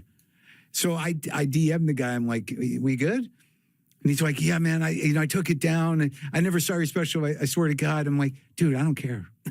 Relax. I don't care. You can deal with whatever you want to deal with, but I don't give a shit. Yeah.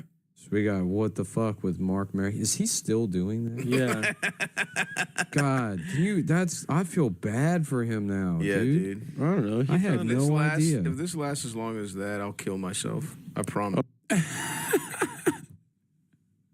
Look at fucking Adam with the tefillin in the background.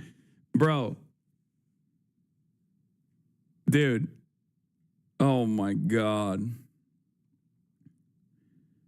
When the world needed them the most, they vanished, bro. I swear to God. I mean, I guess they didn't really vanish, but like every new podcast is trying to do this. They're trying to do this, but because they have no capacity to understand what made this work, they literally just take the worst aspects of what this was and just slam that on over and over again. You know what I mean?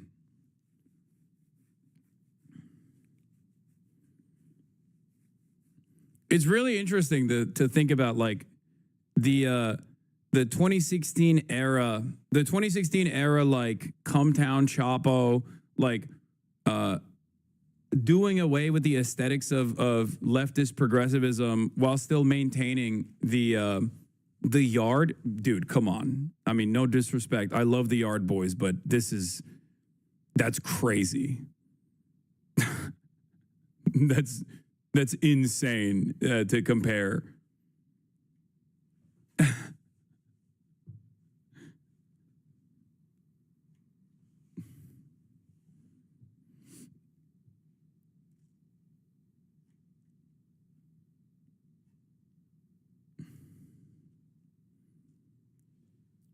Literally half of this chat is still stuck in that phase, brother. It's not even necessarily a fucking phase, dude. It just doesn't matter. The point is the optics and the aesthetics are inconsequential. But unfortunately, for a lot of liberals, it's all that matters. It's the only thing that fucking matters. You know what I mean? The ideology or the background or what these guys actually believe in and what they defend, what they talk about in terms of like their political worldview is unfortunately inconsequential for a lot of people, and they can't get past the optics of it all. And I see this. I mean, I see this even in my own experience. I don't do the shit that Comtown did, certainly, but it doesn't matter. Like this presentation is too broy for some people, so they just like immediately fucking write it off. They don't even like want to entertain it. They don't even want to see what this is all about. They just go, oh, that guy's a fucking bro. He's probably like hyper misogynistic and blah, blah, blah. He's probably transphobic, all this shit.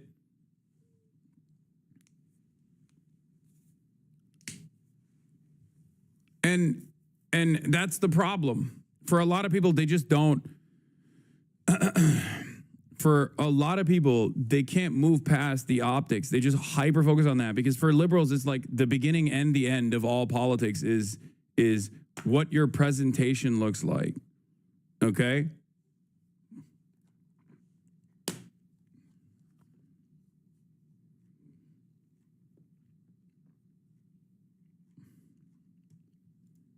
And overall platforming dangerous ideas. Pterodactyl arms? You supposed to put that nigga on the grill. He ain't even supposed to live.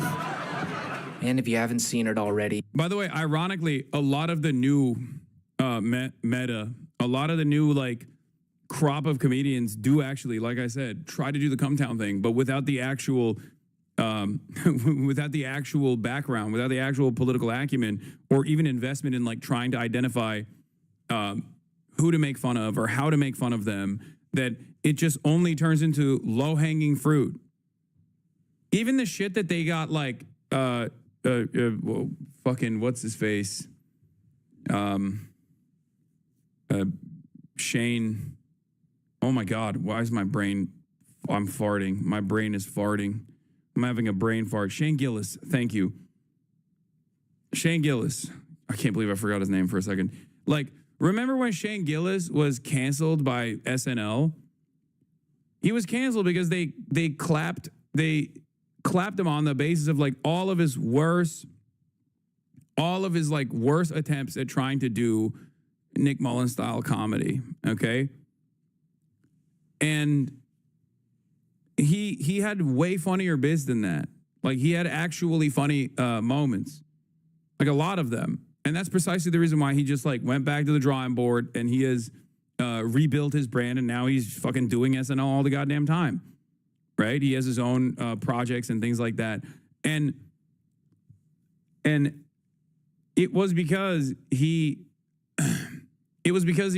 found his own voice through this process that made him funny, and is the reason why he's a funny comedian. I know a lot of people in this community especially don't like him. Okay, because many of you guys don't understand that, like, when someone is trying to find humor and trying to make people laugh, they're gonna say things that are not funny at all. And if you say something, because no one has the capacity to be fucking 100% all the time. We are allowed to not like comedians? No, for sure. I don't really give a shit ultimately. I'm doing meta-analysis on comedy in general, specifically because we're talking about Mark Maron right now and the Rogan sphere right now.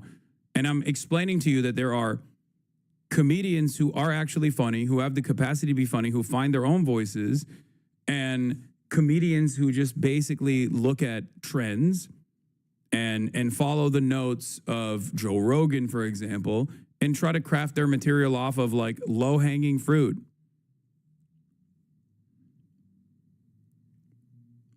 And in that process, because the only way to do comedy is literally by failing, there's going to be a lot of failures. And in this current meta, when you are saying something, especially if you're trying to touch a culturally sensitive subject matter and you end up failing, people just look at you and go, oh, dude, you are just a grossly racist piece of shit. Fuck you. You're a monstrous piece of shit. Because if you're uninitiated with the process of how to fucking craft a joke, and on top of that, your first interaction with a human being is like them flopping spectacularly on an issue that makes him look like a fucking monster, then yeah, of course you're going to be like, this guy sucks.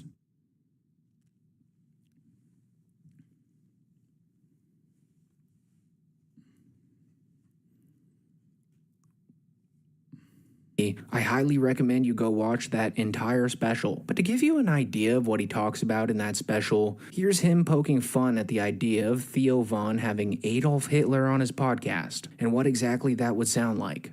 I think if Hitler were alive today, he'd probably appear on Theo Von's podcast. And Theo would be like, see, y'all did a lot of meth, right? I mean, all the Nazis were all fucked up on meth, right, Hitler? That shit'll make you crazy, dog. I did some meth once. I was up for 3 days, and then I ate a live bird. No shit, Hitler, a live bird, bro. Hey, Hitler, you probably didn't even hate the Jews. That was just the meth making you crazy, dog. So now he's on a podcast press tour for that new special, and he's... For the record, that's a good bit. And I hope people don't think that he's doing that. I hope people don't think that Mark is doing that because he thinks like, Theo Von is anti-Semitic because of his position on Israel or whatever. Because if you know Mark Maron's position on Israel, he's been there for a very long time. He's been a anti-Israel guy for a very long time. I hope people know that, okay? He's not doing that because of Israel. He's doing that because of Theo Von's Donald Trump. His Donald Trump podcast, like humanizing Donald Trump. Okay? Understand that. He's Sam Cedars' dude. Yeah. No, I like Mark. He's unk.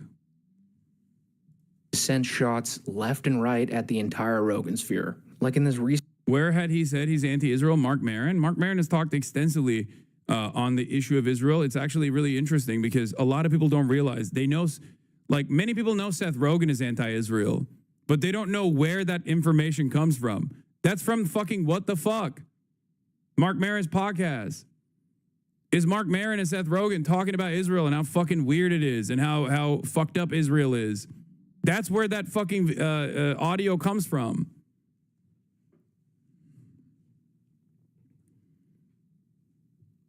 Mark Maron's been on that fuck Israel shit for a long time. Yeah, see? Look. Probably here. Mark Maron with guest Seth Rogen. I was fed a bunch of lies about Israel.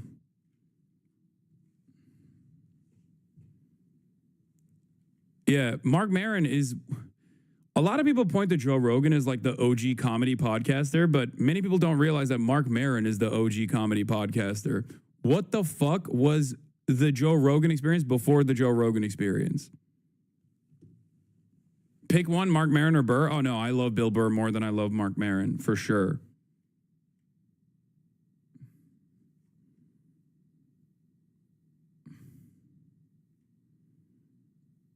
Or Tom Green. Fair. This is not Tom Green erasure. No, you're right. That's deep lore. You're right about that. I was just exhibiting my bias.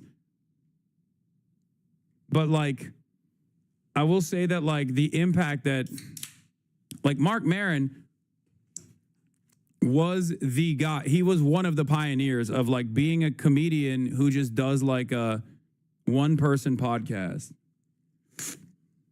Recent Bad Friends episode, he goes at Rogan in a pretty hilarious and major way, roasting him for leading an army of enlightened meatheads and predicting that they'll run out of material pretty quickly, since the majority of jokes that they tell are pretty surface-level jabs at marginalized groups that they've completely beaten into the ground. Like That's by the way, an evisceration because it's 100% the truth.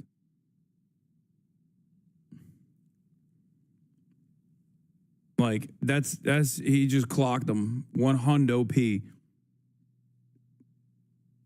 That is, I don't know even what else to say. It's just like you're punching down. When do you stop? That's basically what he said on the pod, and it's correct. It's like you've just run out. You've run out.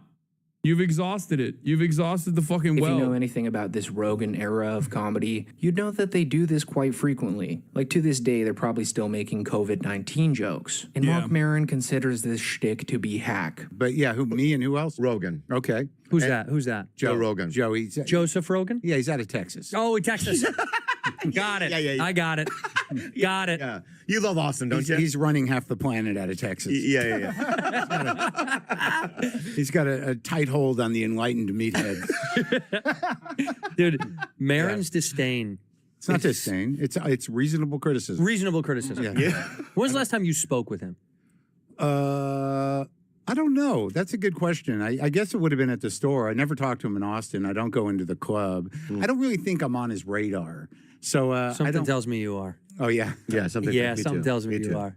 I don't. It's weird that you get lumped into a certain thing, and maybe it's my assumption that his army of Kill Tony in this day and age is absolute dog shit comedy. I mean, Kill Tony. I'll say this much: Kill Tony is a brilliant medium ruined by the guy it's named after. Okay? Because the idea of getting new comics to literally test out 3 to 5 minute, or 1 to 3 minute bits, I don't know how long it is now, in front of comedy greats is an incredible idea. It is a brilliant idea. Okay? The problem is, it's steered by one of the worst comedians of this generation. So for that reason, it's always like fantastic. I used to listen to Kill Tony all the time. I used to listen to Kill Tony, and I would just every time I listened to Kill Tony, I was like, I just wish this wasn't led by Brian Redban and Tony Hinchcliffe. Okay? Like, I don't know if you've ever had a situation like that where you're like, why am I listening to this? This sucks because the fucking hosts are so bad. The guests are good. Okay? And the concept is great, but god damn is the execution so ass because it's directionally led by the worst. The worst fucking people. That's why I stopped watching it, because I could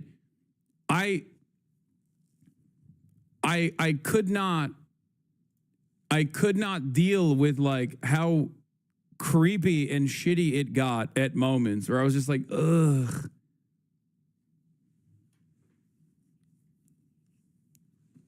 Joe Rogan orbiters have been a stain on comedy, and it's like a thing that you have to do. You have to go on Joe Rogan if you want to reach the largest audience possible, and I totally understand that.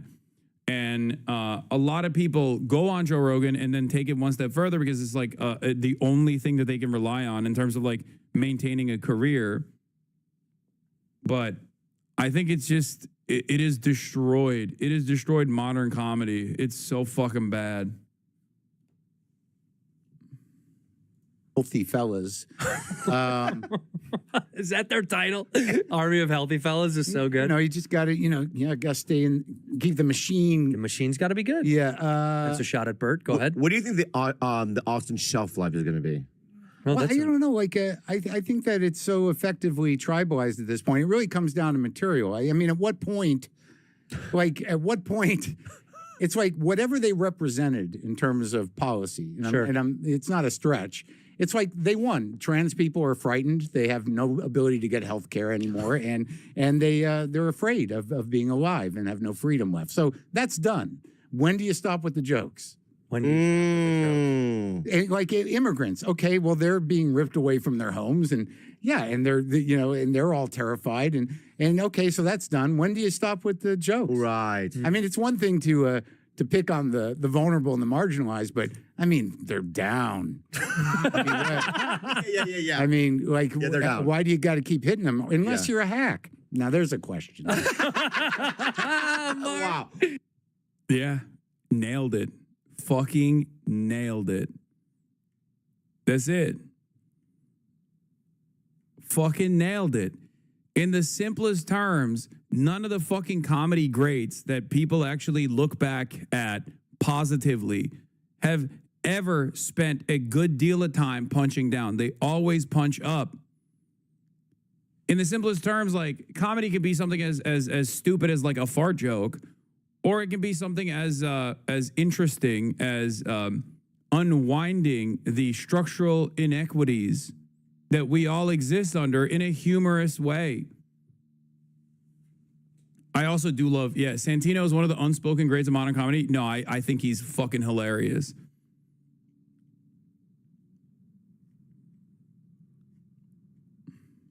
Mark, wow. He comes in swinging. Yeah.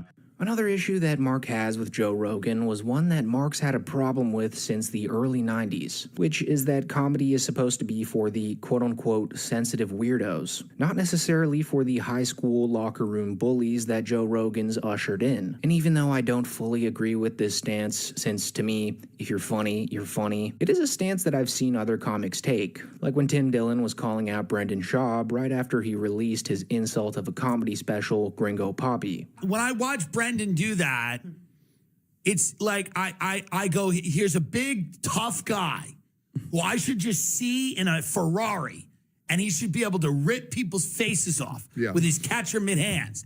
And I see him running around the stage going, oh. I go, you're gay now. By the way, all the Joe Rogan dick riders of the world all go back to one man who has irreversibly ruined comedy, Andrew Dice Clay. Oh, for sure. That's the biggest red flag.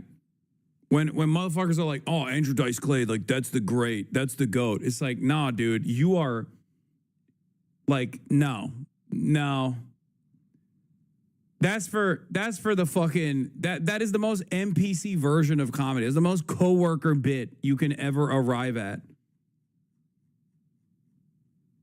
Dane Cook, Andrew Dice Clay. Nah, fuck that. They're not even in the same conversation.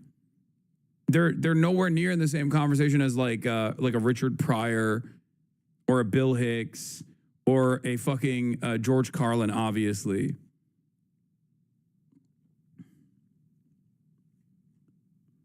And even Dane Cook didn't do the fucking punching down bit, for the record. Just make no mistake. It's just like hacky stuff, but like he didn't also punch down. There's like hacks that don't make bullying random people their only bit. You know, the shock.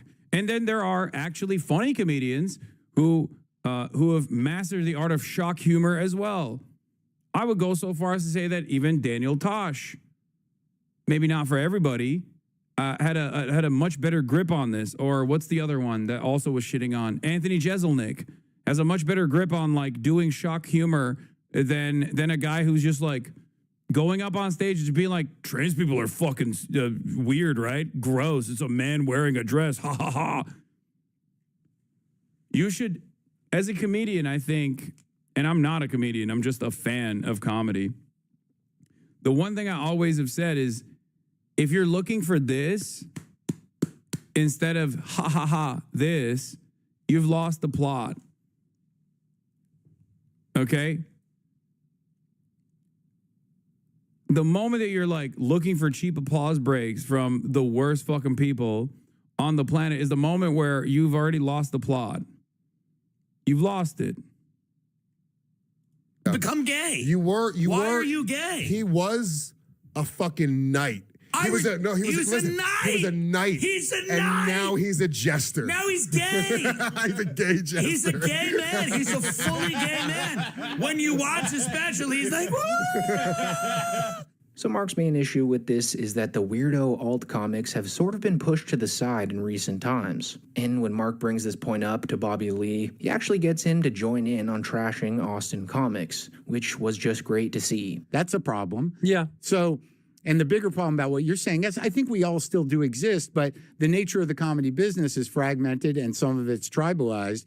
But there used to be a lot more weirdos around who were kind of exciting and interesting and took it a different place. I would argue with just talky talk comedy, there's not that many people bringing it to a different place, dude. Right. There Well, just there is some good ones that like I think that kid Casey Rocket's really entertaining and fun and different and unique. I think they're there, right? Yeah. I think the problem is there's so much sludge. There's so much shit. There's way more noise than we've ever fucking seen. Yeah. So it's hard to appreciate or even care because all that's really being shown is kind of the constant like give it to him, give it to him, give it to him, give it to him. So I get it. I'm tired of the attitude. I thought you were going to say violence in this country. No. I'm tired. They come up back to L.A. One guy, I want to name his name, and go, "Oh, you seem like you're thriving." And he goes, "I'm killing it." Killing it. You know what I mean? The guys talking about the comedians of comedy, guys like David Cross, Mr. Show with Bob and David, were all mostly anti-Israel. Yeah. All the good comics are. I don't know a single fucking, I can't point to a single good comedian, like a GOAT comedian, that is like unconditionally pro-Israel. Because it's just like, it's very obviously an inequality. And if you're a good comedian, you see that kind of stuff and you make humor out of that.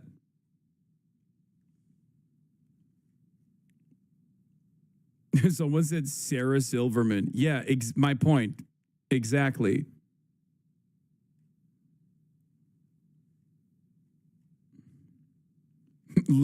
Yeah, Seinfeld. Amy Schumer.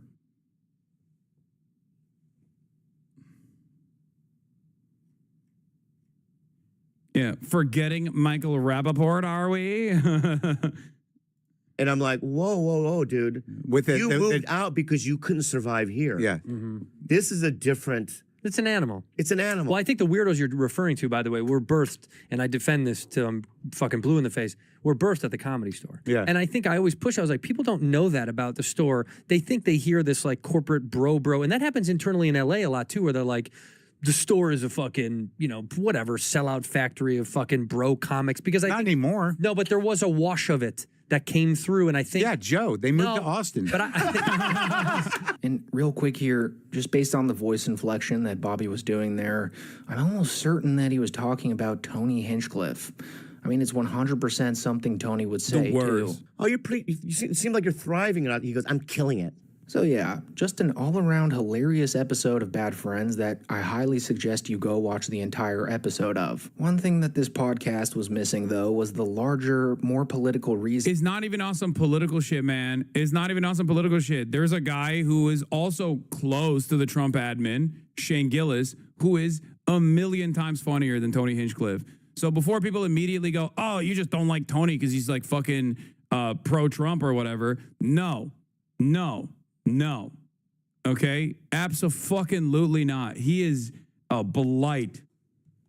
A lot of these fucking guys that are in the Joe Rogan orbit that have just like kept a career by being close to Joe Rogan, and even fucking Joe Rogan himself, unironically, are just a stain on comedy.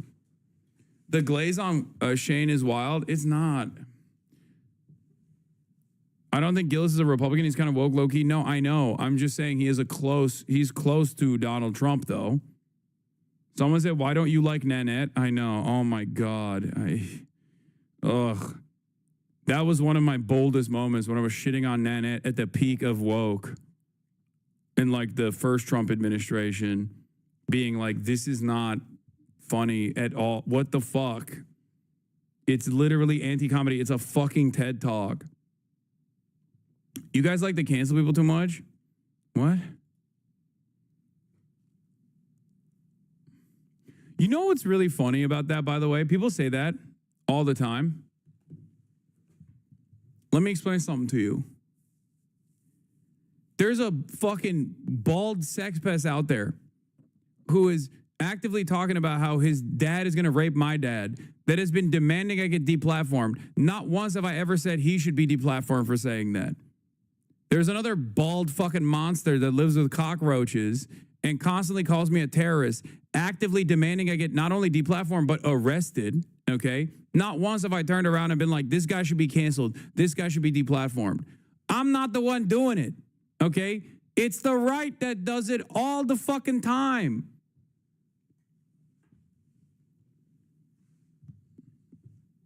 What happened? I thought these guys wanted fucking, free speech, free speech, free speech. It turns out everybody wants free speech until it's the type of speech you don't like.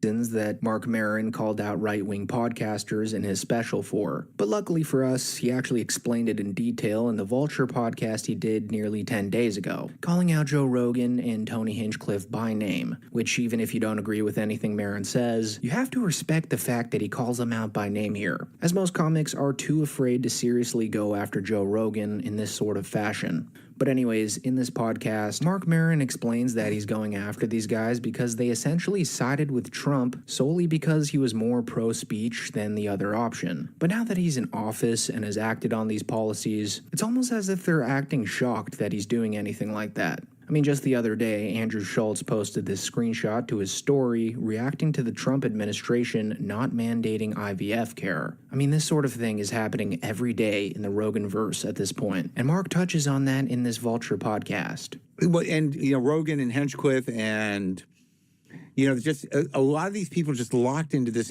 He's a fucking zinner too. My God. Anti-woke thing. But now, Oh my God, I just realized. I think the first time I actually encountered nicotine gum was Mark Maron.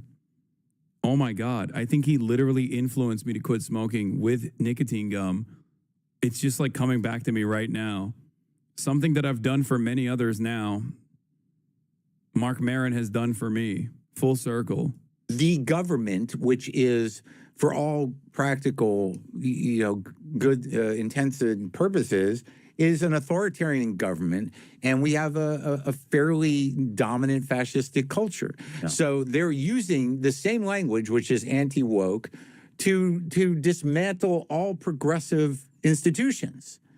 And, whether you like it or not, or whether that's not what you signed up for, you tied yourself to that horse, right?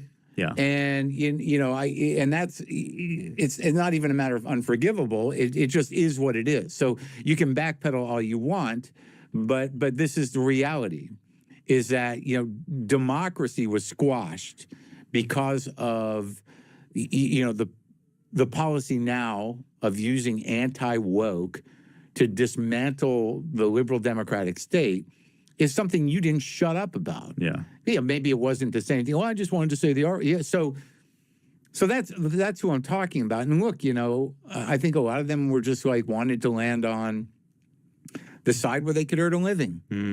It's challenging. For years, Joe Rogan has acted like the small guy that the media likes to pile on top of, as if he was the victim, just because he wasn't allowed to make jokes about marginalized groups. But now that they've sort of won that small victory with Trump, they can't play the victim. Yeah.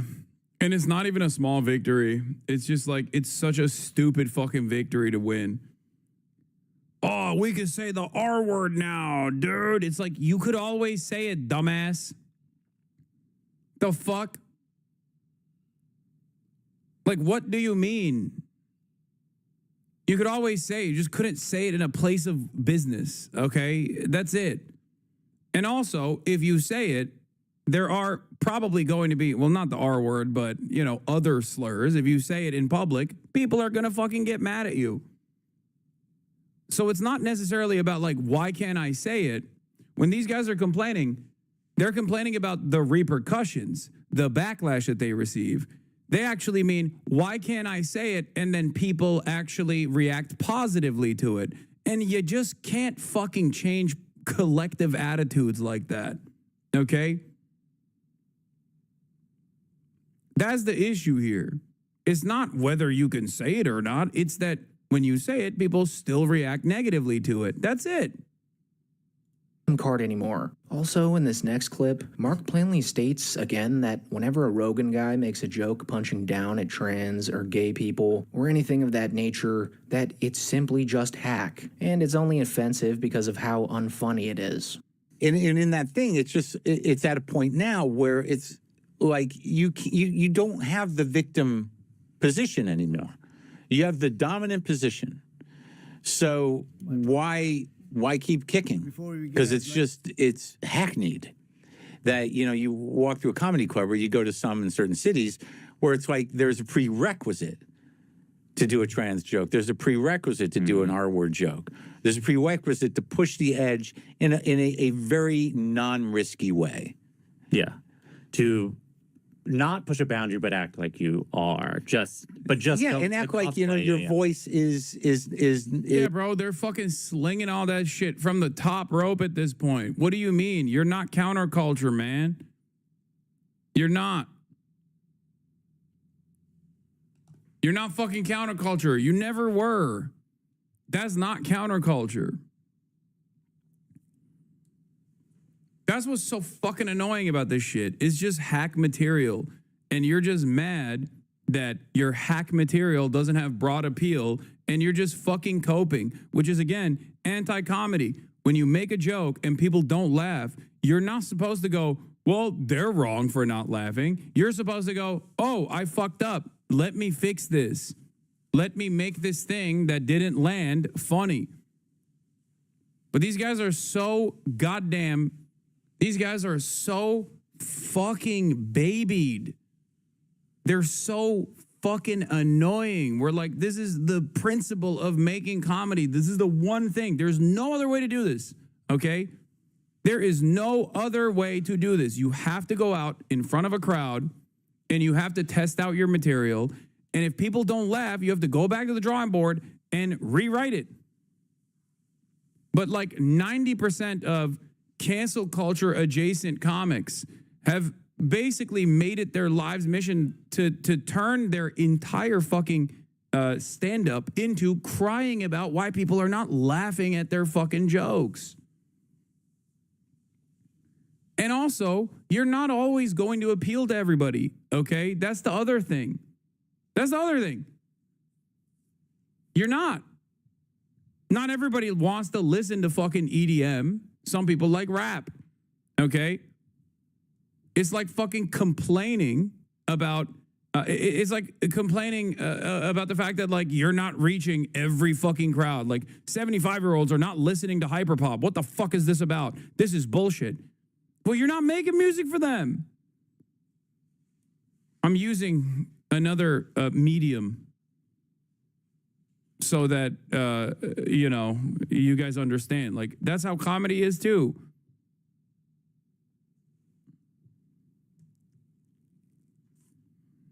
You know, is somehow dangerous. Yeah.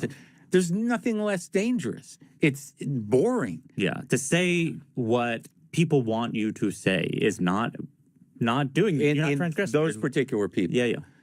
So pretty much for years, everyone thought that Mark Maron hated Joe Rogan and was just jealous of him. Because up until now, most of his critiques for Rogan were pretty surface level. Like he resented Rogan's athletic background, his overwhelming success, and had an ongoing podcast rivalry with him. Rogan was almost like the more popular version of Maron. And Maron actually confronted Joe on these very issues all the way back in 2011, which at the time felt as if Mark were simply just jealous of Joe. You know, when I first saw you, I had this problem with guys who were, you know, athletically oriented. or had some sort of athletic nature about them before they came into comedy. And I remember that you and Kevin Flynn, he was like a soccer guy. Yeah. And you were a kickboxing champion. And there was part of me that was like, this is not for them. This is not their world. Why are they here? Why don't they stay in their competitive world? Well, that's silly. Well, of course it's silly. But you were sort of a cocky fuck then, weren't you? I don't know. I mean, first of all, like if you're not around someone like that, and all of a sudden you're around some guy and you hear this guy's a martial arts champion, and now he's doing comedy. Yeah. I would probably feel the same thing. Like, this fucking guy invading our spot and ruining our vibe. In this podcast, Mark also admitted that he felt that Joe doing Fear Factor disqualified him from being a comedy authority, implying that doing a show so out of sync with thoughtful or serious comedy should have knocked Rogan off any moral or artistic high ground. That your television career, not news radio particularly, but Fear Factor was antithetical to who you are now, and that I thought it was hard for me to accept that you were able to stand in a position of judgment of what comedy is or isn't, having done Fear Factor and the impact it had on the comedy business and television. That's an interesting angle, and I gotta think that angle's got to be coming from some weird animosity that you might have had to me already before this. Because first of all, I mean, how many sitcom writers are really comics? It's very few. Well, they and all. How many people A lot of them started as comics. I'm just saying in comedy in general. You can't say that that's taking away jobs, because it's an economic issue, and if I wasn't hosting it, someone else would have hosted it. So after that 2011 interview, a lot of fans of the podcast came to the conclusion that Mark was just jealous of Joe. But now, fast forward to 2025, and it almost seems like Mark's criticisms of Joe are becoming more valid by the day. And now, instead of having animosity or disdain for Joe, Mark labels it as reasonable criticism. So at the end of the day, whether you think Mark Maron is bitter or just finally saying what a lot of comics won't, his beef with Joe Rogan has taken a new level of depth. Like it started as a personal rivalry, but now it's evolved into this broader cultural clash. No, I think Mark Maron couldn't figure out exactly what it was that caused this kind of immediate reflexive distaste in what Joe Rogan was doing. And after 15 years of Joe Rogan's career unfolding in the ways that it did, he's been vindicated. You missed Tim Cook giving Trump a 1-to-1 Apple trophy. Yeah, sometimes people have an ick and then they work through it and they realize they were wrong. Other times people have an ick and they are vindicated for being right from the start. Okay? And in this circumstance, I think Mark Maron's gut led him to make the correct decision early on. Tim Cook gave him a 24-karat gold, by the way. 24-karat gold La Beau Beau?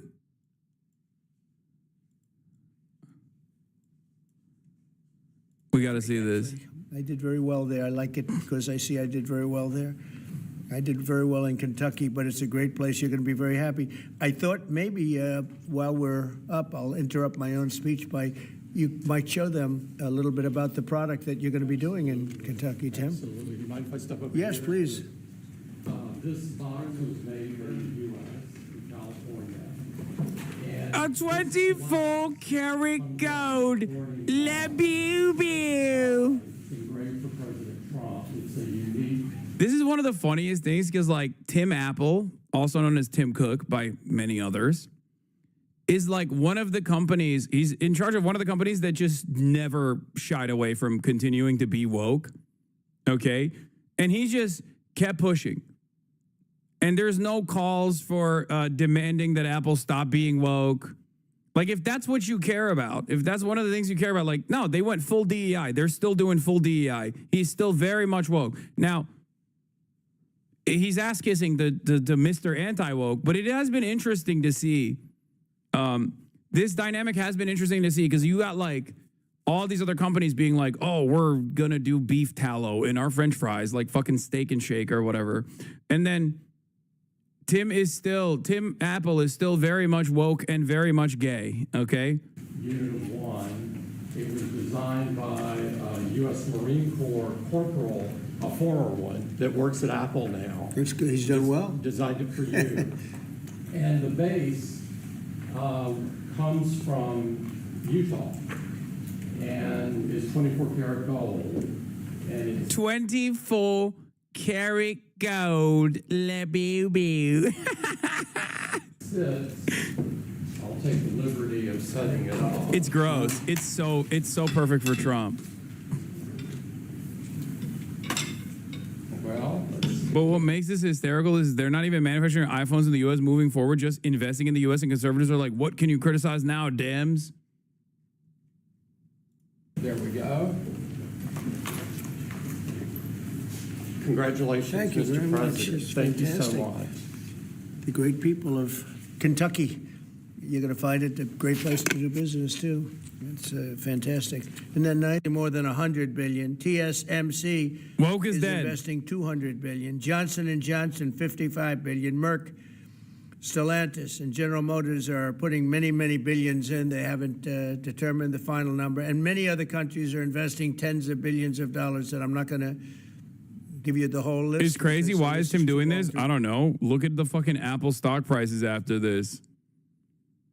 You kiss the ring, you get good press, and your fucking stock price increases.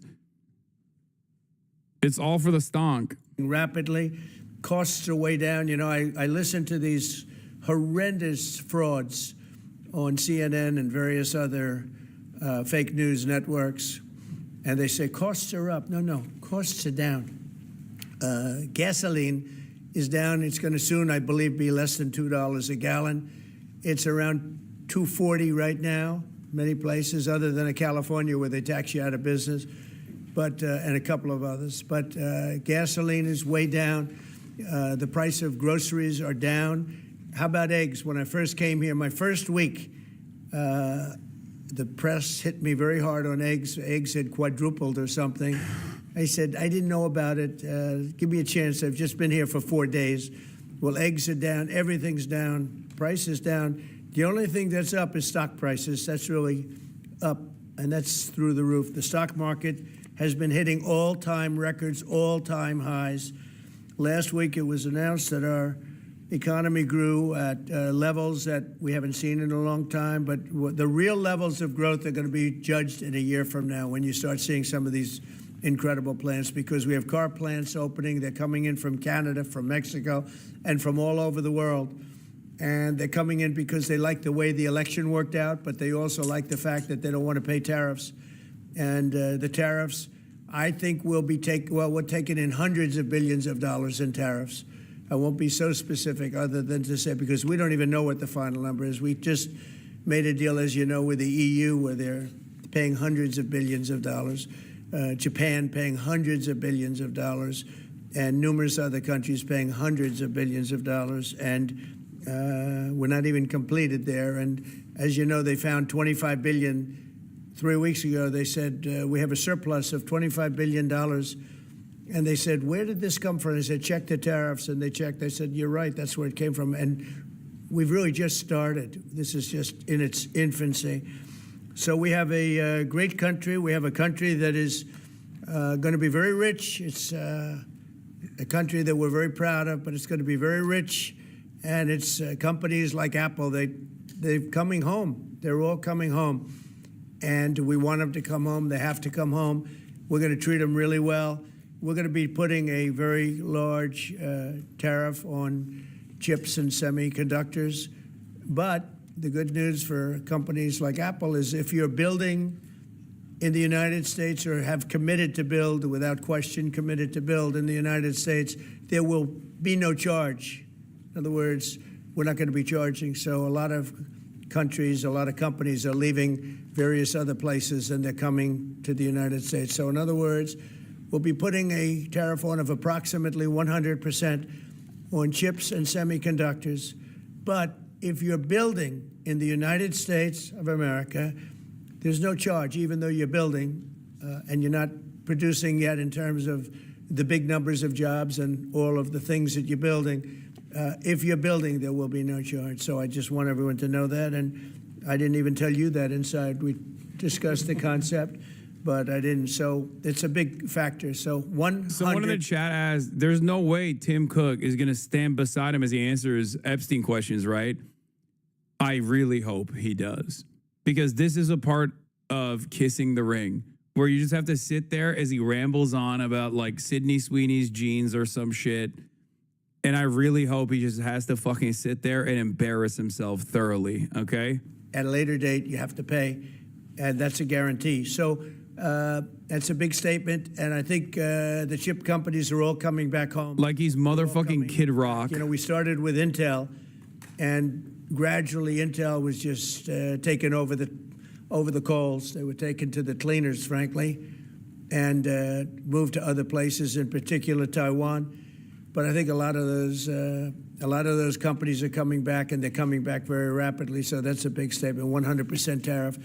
I want to thank you very much, Tim. Would you like to say a few words about your company, please? Good afternoon, everyone. Mr. President, thank you very much for having me here today. You've been a great advocate for American innovation and manufacturing. I'm grateful for your leadership and your commitment. He's doing a gay humiliation ritual, dude. It is central to everything we do. Our products are designed here. This is the humiliation ritual that they were talking about. We support 450,000 jobs with thousands of suppliers and partners in all 50 states. Earlier this year, we made our largest ever spending commitment, $500 billion to the U.S. over the next 4 years. That's already yielding results. Earlier this year, we broke ground on a new factory in Houston to make advanced AI servers. And just last month, the very first test unit rolled off that factory's line, proudly made in America. President Trump shared some kind words about that work. God, I fucking hate Nutlick so much. He's always in the background. Look at him. More we could commit. He's always there, bro. And Mr. President, we took that challenge very seriously. I'm glad to be here with you today, and I'm very proud to say that today we're committing an additional $100 billion to the United States, bringing our total U.S. investment to $600 billion over the next 4 years. As a part of this, we're launching Apple's American Manufacturing Program. It will spur even more production right here in America for critical components used in Apple products all around the world. And we're thrilled to announce that we've already signed new agreements with 10 companies across America to do just that. First, with today's announcements, I'm proud to say that Apple is leading the creation of an end-to-end silicon supply chain right here in America, from design to equipment to wafer production to fabrication to packaging. In Texas, we're working with manufacturers like Texas Instruments, Global Wafers America, and Applied Materials. We're working with Amcor in Arizona and Broadcom and Global Foundries in New York. Thanks to President Trump's vision, and with his help in his first term, we also led the way to bring TSMC to Arizona by committing to be their first and largest customer. Today, they're producing tens of millions of chips for Apple using one of the most advanced process technologies in America today. We're going to keep working with our suppliers to move even more of this incredibly advanced work to America. And this year alone, American manufacturers are on track to make 19 billion chips for Apple in 24 factories across 12 different states. Second, we're committed to buying American-made advanced rare earth magnets developed by MP Materials, which will become part of Apple's devices shipped around the world. MP is the only fully integrated rare earth producer in the United States, and with this partnership, they'll be significantly expanding their flagship facility in Fort Worth, Texas. We're also thrilled to work together on a cutting-edge rare earth recycling line in Mountain Pass, California. And third, in Kentucky, we've worked with our partners at Corning to build the world's largest and most advanced smartphone glass production line. And I'm pleased to announce that very soon, this is for the first time ever, every single new iPhone and every single new Apple Watch sold anywhere in the world will contain cover glass made in Kentucky. In addition to the American manufacturing program, we're also significantly growing our investments in AI, including expanding data center capacity in North Carolina, in Nevada, in Iowa, in Arizona, and Oregon. So we're going to keep making investments right here in America. We're going to keep hiring in America. And we're going to keep building technologies at the heart of our products right here in America.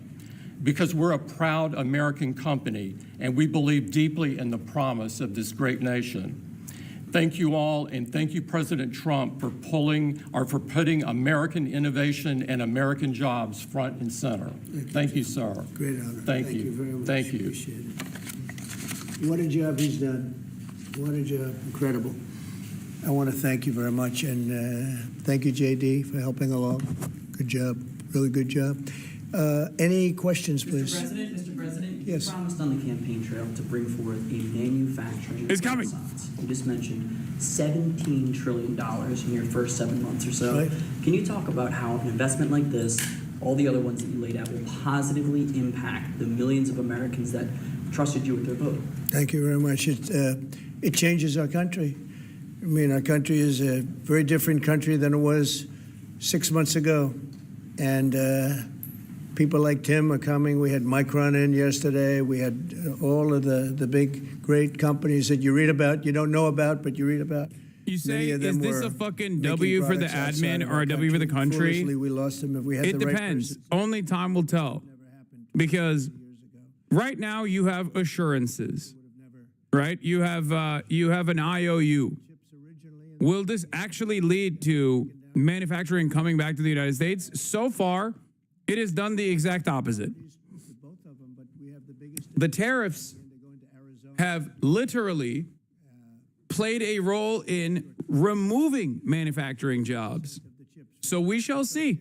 If it works out, I will be honest and I will tell you that he actually pulled through. But currently, the manufacturing side of labor is losing jobs.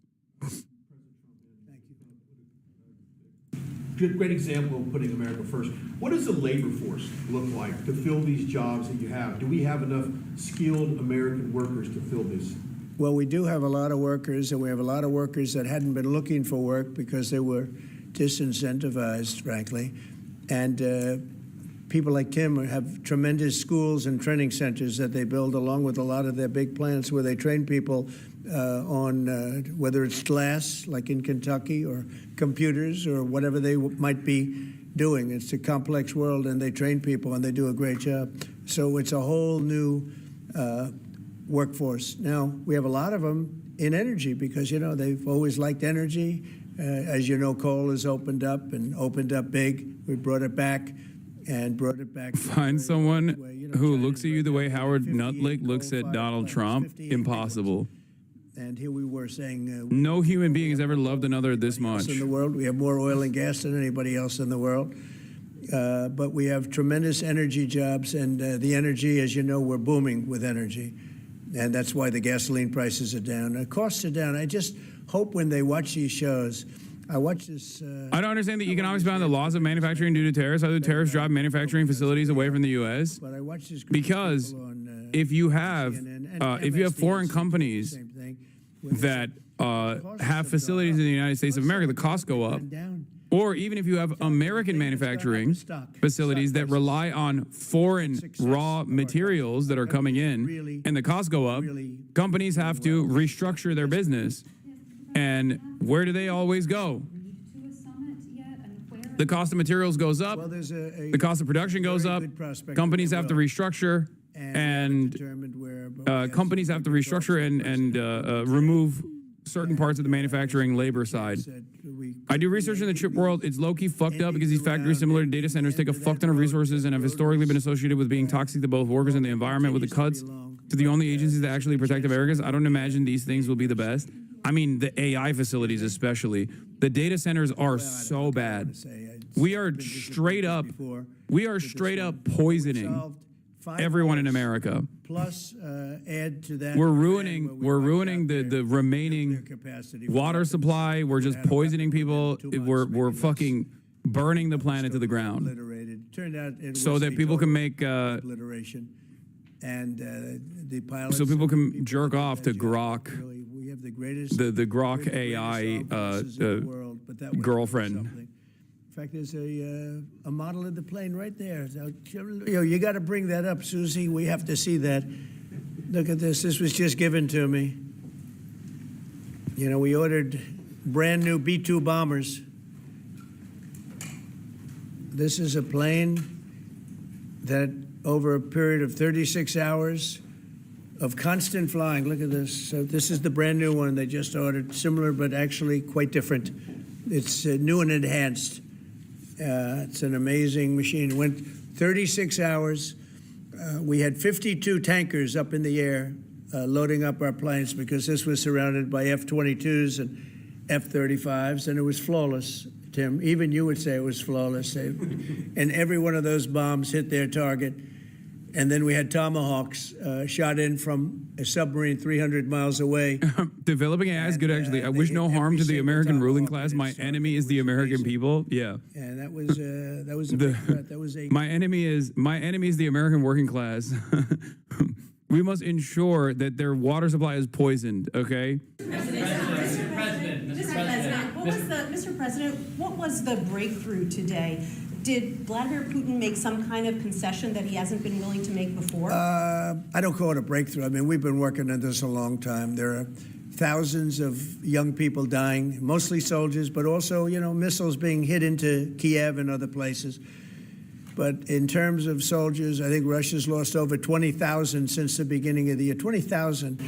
And I guess the estimate for Ukraine is about 9,000. It's a terrible situation. We want to get it stopped. We don't have American soldiers there, but I feel I have an obligation to get it stopped. This was not my war. This war would have never started, not even a chance. And it didn't start for 4 years. It went 4 years and didn't start. But this is Biden's war. This was on his watch. And, it's funny, we had no land was taken from Trump. It was taken from Bush. It was taken from Biden. The whole thing they would take from Biden if it weren't for us. But it was taken by Obama. Take a look at what was taken with all of the land that was taken. Nothing was taken by Russia from us. Not 1 ounce of land was taken. I'm here to get the thing over with. It would have never started if I were president. And we're here to get it stopped and get the death stopped. Yeah, please. President, in the past, you said you would know if Putin was tackling you along. What gives you any confidence that he is or isn't doing that this time around? Can't answer the question yet. I'll tell you in a matter of weeks, maybe less. But we've made a lot of progress. And as you know, we put a 50% tariff on India on oil. They're the second largest. They're very close to China in terms of the purchase of oil from Russia. But so I don't know if that had anything to do with it. But we've had very productive talks today. Yes, ma'am. President Trump, on federalizing D.C., are you considering taking over the D.C. police? Is that an option on the table? We're considering it, yeah, because the crime is ridiculous. I could show you a chart comparing D.C. to other locations, and you're not going to want to see what it looks like. It was just up on television, actually. They were showing it. Now, we want to have a great, safe capital. And we're going to have it. And that includes cleanliness and it includes other things. We have a capital that's very unsafe. We just almost lost a young man, beautiful, handsome guy that got the hell knocked out of him the night before last. And I'm going to call him now. We wanted to give him a little recovery time. We just put a call into him. They're calling back in a little while. But he went through a bad situation, to put it mildly, and there's too much of it. We're gonna do something about it. So whether you call it federalized or what, and that also includes the graffiti that you see, the papers all over the place, the roads that are in bad shape, the medians that are falling down, the median in between roads that's falling down. We're gonna beautify the city. We're gonna make it beautiful, and what a shame. The rate of crime, the rate of muggings, killings, and everything else, we're not going to let it. And that includes bringing in the National Guard, maybe very quickly, too. And do you want Congress to look at overturning the D.C. Home Rule Act? We're going to look at that. In fact, the lawyers are already studying it. We have to run D.C. This has to be the best-run place in the country, not the worst-run place. I will defend Big Balls. I will defend his balls. I will defend him against unruly teenagers who beat his You're going to be ass. safe walking down streets. You're not going to get Teenage girls and teenage boys. They will all go to prison. Well, we'll determine that later, but right now they're paying a 50% tariff. Okay? Yeah, please. One for Mr. Cook as well. On the Yeah, please.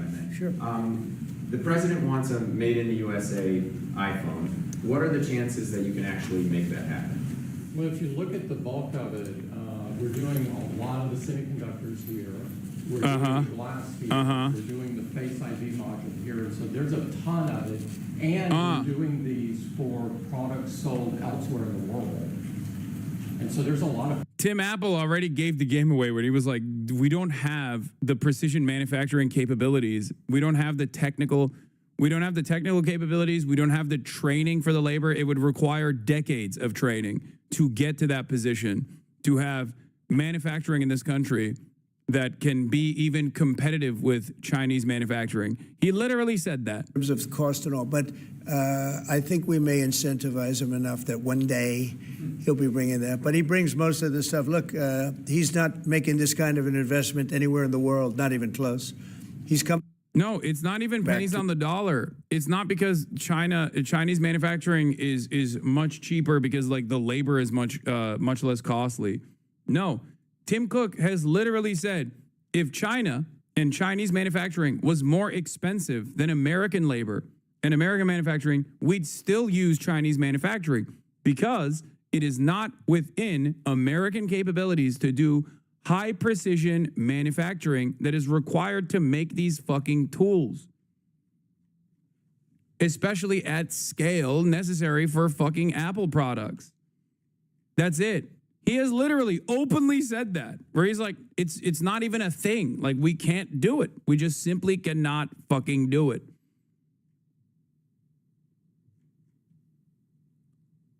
Well, we're going to look at that. We're talking about it, and they're doing a very good job. And, you know, that is a past. With Operation Warp Speed was, whether you're Republican or Democrat, considered one of the most incredible things ever done in this country.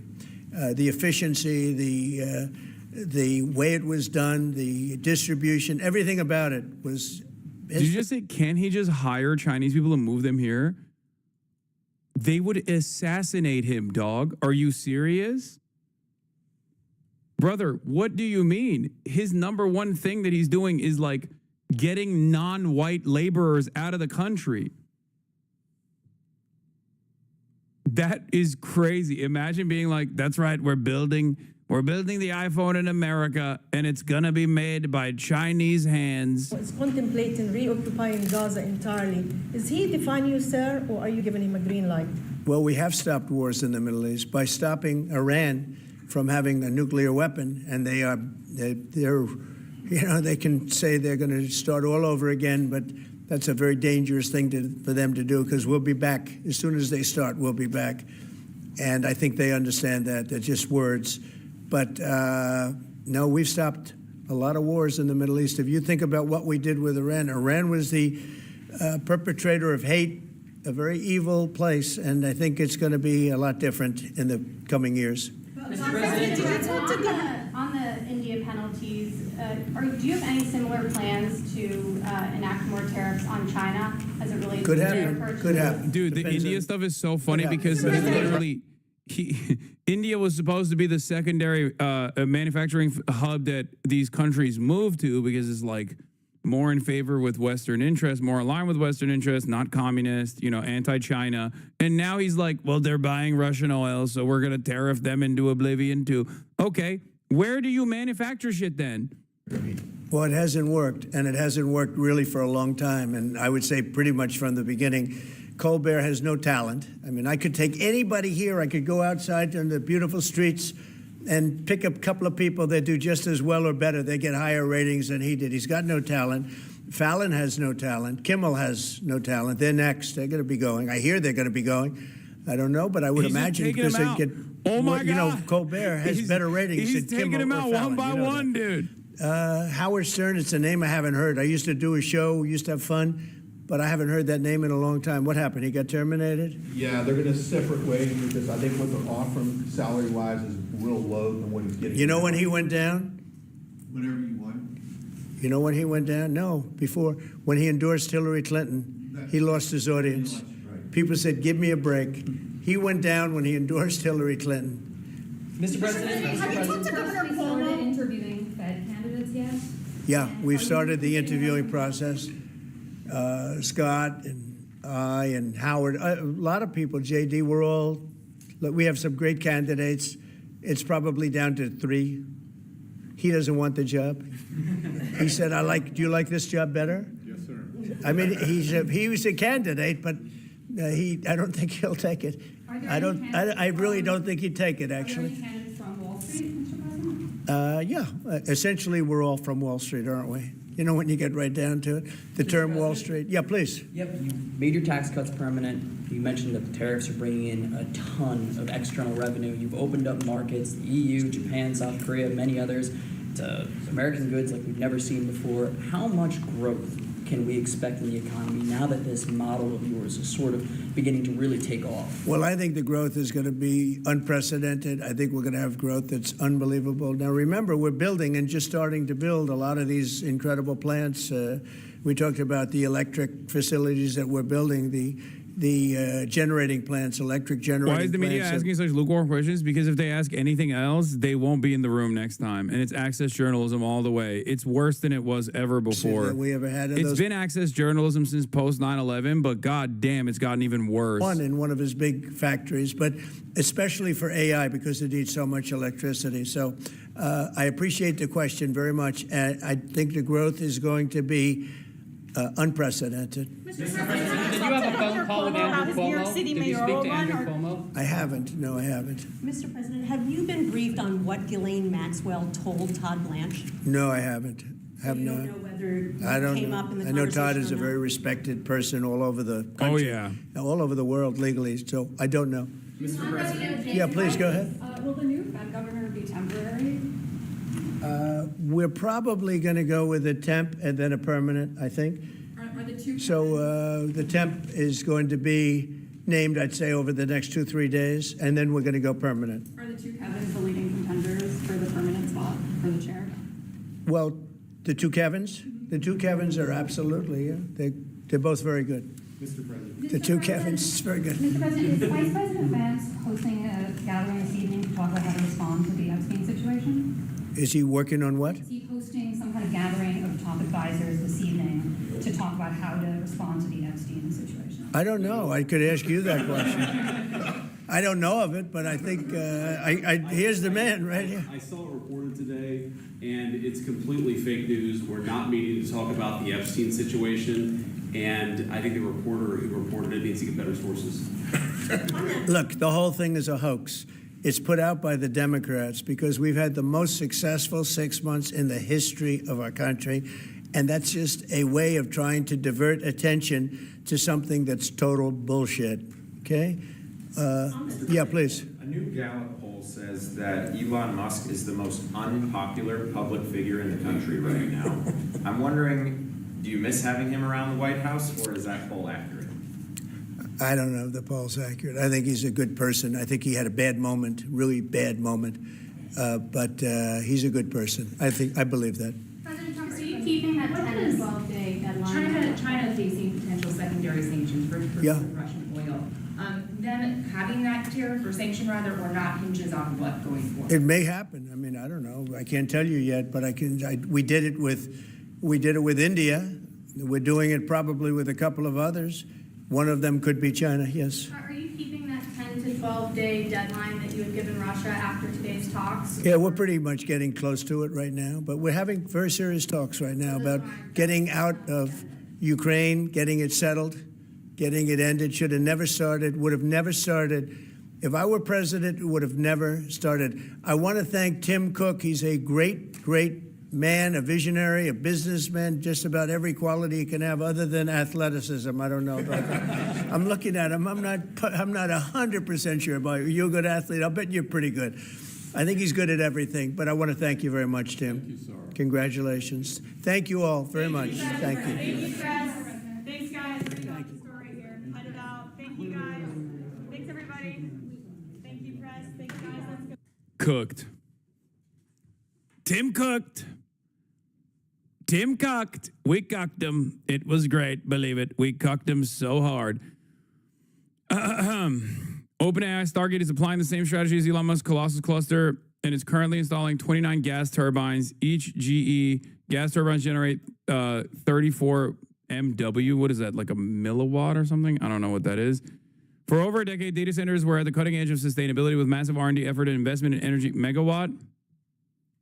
Oh, god damn, everybody knew what it was. I'm sorry, I didn't know. Lol, megawatt, you stupid sexy Azan. I don't know everything. I don't know why you expect me to know everything. I don't know. It's just a fucking term of energy. It's a unit of energy. I don't know. That was a dumb moment. I'm dumb. Anyway, but not anymore. As China carries those efforts forward, America has doubled down on the dirty.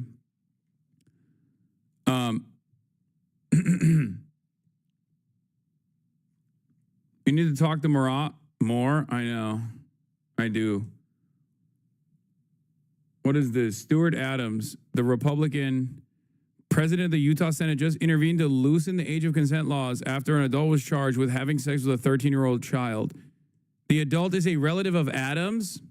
Pedocon, pedocon, pedocon, pedocon, pedocon, pedocon.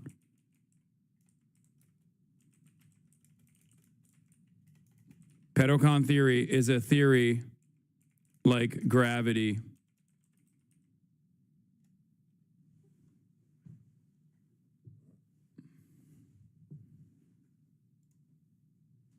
Holy fuck.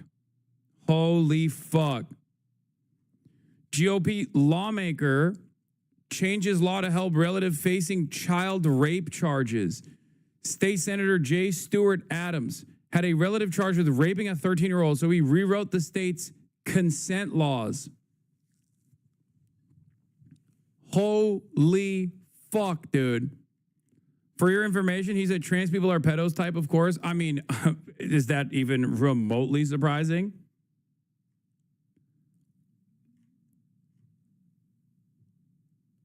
You've got to be kidding. Nope, this is how, bro, it doesn't even surprise me one iota at this point. This has been the modus operandi. This has been the method. They always have been doing this. They've been doing this in perpetuity. You know what this reminds me of? It reminds me of cancel culture. It reminds me of censorship, right? Every dumb fuck online thinks who's doing the cancel culture, who's doing the censorship? Oh, it's the liberals, it's the libtards. Okay? Oh, libtards love cancel culture. It's like there has never been a period in American history where it wasn't the right-wing groups that are most responsible for book burnings, okay? They literally, even throughout the peak of quote-unquote cancel culture in the way that we understand it, like SJW is doing cancel culture shit, like they're doing censorship, they're doing censorship.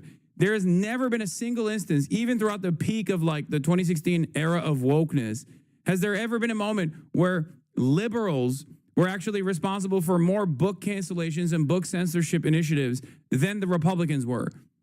What do you think CRT was? What do you think the war against woke is? It's fucking cancel culture. It's censorship. They just literally changed the definition of it. And they continue with it. And it's the same principle here. These guys will constantly talk about pedophilia, trans people are pedophiles over and over and over again. Meanwhile, there's never been a moment where Republican state legislatures haven't advocated for pedophilia. Child marriages. They love that shit. They have defended it. Okay? It's always projection. Every accusation is a confession. It's always and will always be projection. That's it. These motherfuckers are real demons, bro. Republican Utah State Senate President J. Stewart Adams used his power to change local consent law to help a family member facing charges for raping a 13-year-old girl. Adams' family member, an 18-year-old high school student, was arrested and looking at 4 first-degree felonies. Then Adams stepped in. Before Adams, 18-year-olds who had sex with 13-year-olds in Utah were treated like adults. They legally were and could face first-degree felony charges of child rape. In Utah, anyone under the age of 14 cannot legally consent. Adams successfully changed the law to allow 18-year-olds charged with child rape to be essentially tried as minors if they were enrolled in high school at the time of their crime. Adams' family member was in high school, and since the law was also made retroactive, the 18-year-old went from facing years in prison to accepting a plea deal for reduced charges and no jail time beyond the week he already served after his initial arrest.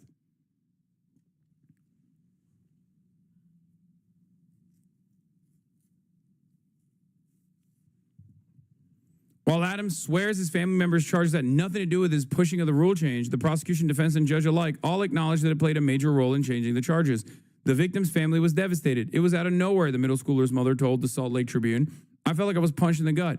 I feel like a law is the law, regardless of who you are. But that wasn't what was going on here, she continued. I feel like Adams' relative just got special treatment, and nobody was going to say anything about it.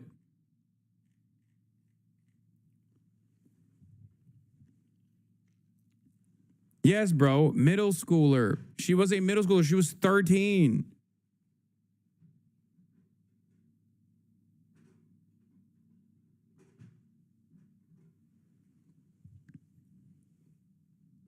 Years old, bro. 13.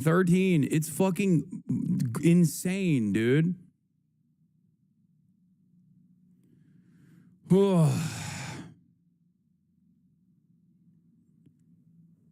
I swear to God, these dudes are gonna inevitably make pedophilia legal, by the way. Like, they are, like, the Republican culture warriors are unironically going to simultaneously claim that every, like, trans or gay person is a pedophile while making pedophilia legal, okay? They're gonna be like, oh, we're you know, pedophilia is legal if it's a straight man doing it. Fucking wait.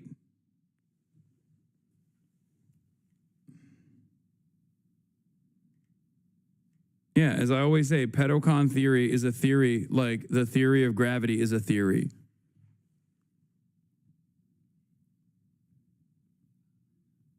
That's where this is heading. GOP gang of pedophiles. True.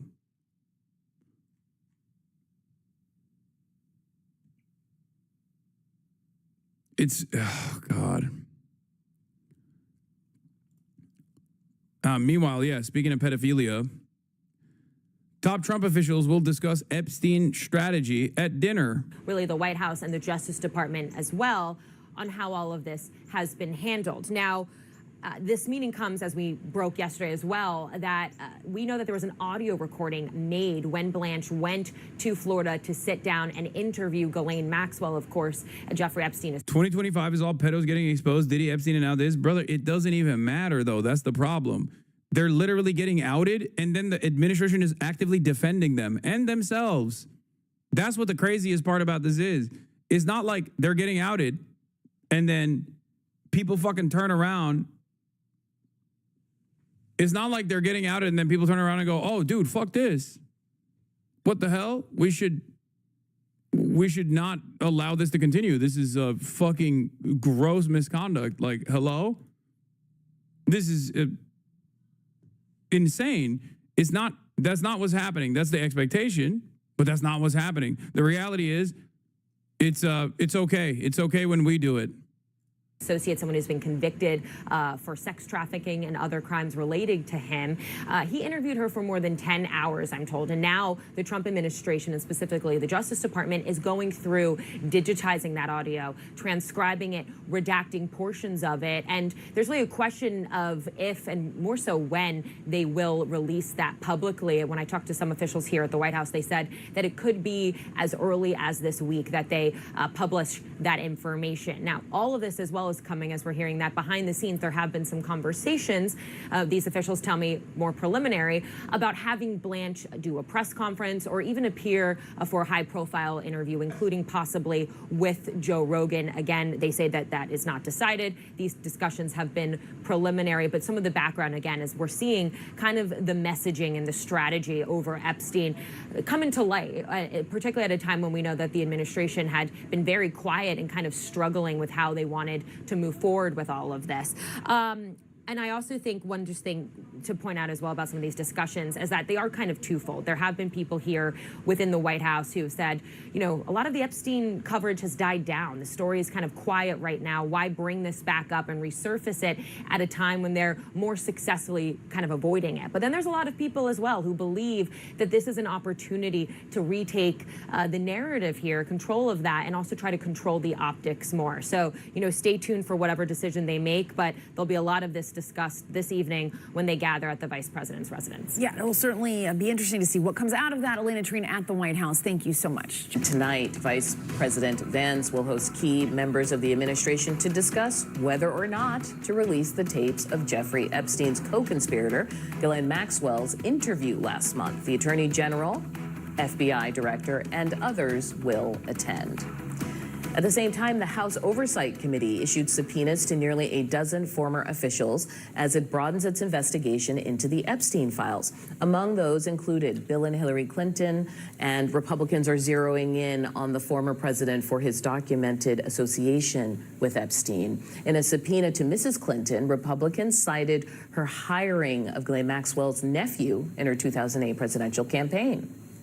I'm going to bring in the group chat to talk about this. The thing that is confusing about this is if you're trying to tell the world that there's no longer conspiracy, do you have a dinner where you all get in a room privately and talk about it? Yeah, and talk about what they're going to release and what they're not going to release. This does seem to be exactly the kind of thing that many of the people who will be in the room tonight at this dinner talked about before as the things that government did to hide the Epstein Right, files. because this tape and this audio recording is of the Deputy Attorney General, Todd Blanche, who was Trump's former attorney. Right, and it includes Kash Patel and J.D. Vance, who both of them spent quite a bit of time talking about releasing the files.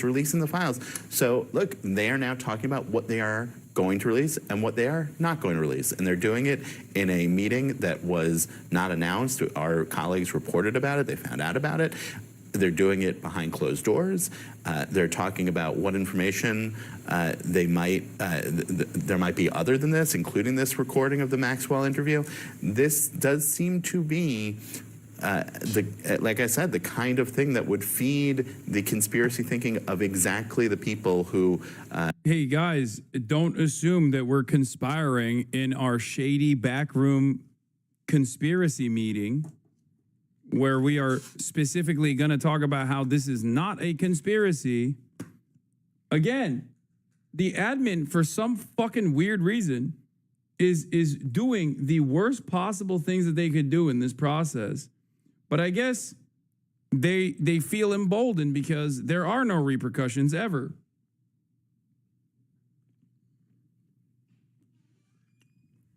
That's it, right?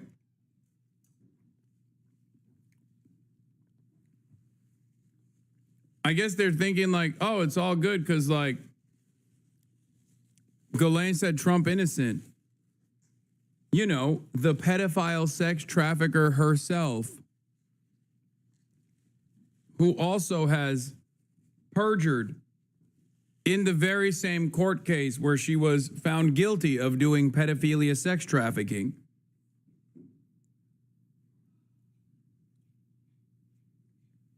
I guess that settles that, you know? Are part of it now. And the number of names we saw in the subpoena from that House Oversight Committee, attorney generals from both administrations. So whether that's Merrick Garland, Bill Barr, Jeff Sessions, Eric Holder, Alberto Gonzalez from the George Bush years, which I don't know if people got into the Wayback Machine and remember the original sentencing deal that sort of kicked off the scandal out of Florida. That's a lot of names on that screen, Maria, and I hear it's not enough for you. No, it's not, because these... But it's bipartisan, at least. Sure, and that's fine. And let's see if any of them have any additional information. But where's Alex Acosta, who actually was the one who originally negotiated the horrible deal with Epstein. Yep. Where is Bondi? Where is Kash Patel? The people who have actually seen the files. If you're going to subpoena Bill Clinton, because of course Republicans are like, oh, well, he was Epstein's friend. Guess who else was Epstein's good friend? Donald Trump. So this to me is again another distraction and another excuse for them to be able to say, oh, look what we're doing. We really do want transparency. That's just BS. They don't want transparency. They don't want anyone to testify that is going to be able to say that Donald Trump is in the Epstein files, period. With me now, former senior advisor for the Trump-Vance campaign, Brian Lanza, and senior advisor of our Republican Legacy Initiative, Rena Shah. Welcome to you both. Rena, you're up first. This meeting that's happening at the vice president's residence, and we've gone through the list of the attendees there. There's maybe going to be a press conference, interview on Joe Rogan with Todd Blanchard being discussed. What do you think? Does this quell the criticism from MAGA world? Absolutely not. Just to be very frank about where we're at in this timeline, fresh subpoenas, victim statements, and a deepening political divide between the American public and this White House. Something like 90% of Americans, if you're looking at any polling on this, want these files released. That includes 83% of Republicans. How this chorus doesn't continue to get louder, I don't know. And it's all about what's at the core of the matter here. And this fallout really has stemmed from the Trump administration's real crazy reversal on releasing these so-called files, right? This was about them saying, we want transparency, we want accountability on the campaign trail. But hey, when you're sitting there in a position to do it, what's with the silence? What's with the I don't know? And what's with sort of the slow pace to get to a solution? I say this is about victim-centered justice over political gamesmanship. In recent weeks, I've heard Trump talk about wanting to protect innocence. He has a chance to do that right now. Victims aren't pawns in a political chess game, Victor. They're just not. They're the reason we fight for sunlight, and that's why we try to ensure in this country no one is above the law. Brian, I was going to ask you a question. I'm just watching your facial expression as you're listening to this. What are you thinking? Listen, I think we're going into 6 weeks about this. I think the MAGA base probably cared about it up until week number 2. And then by week number 3, the MAGA base sort of moved on. My phones were blown. Okay, bro. Yeah, they moved on. They moved on. Nobody cares about Epstein. Come on. It's just, they don't care.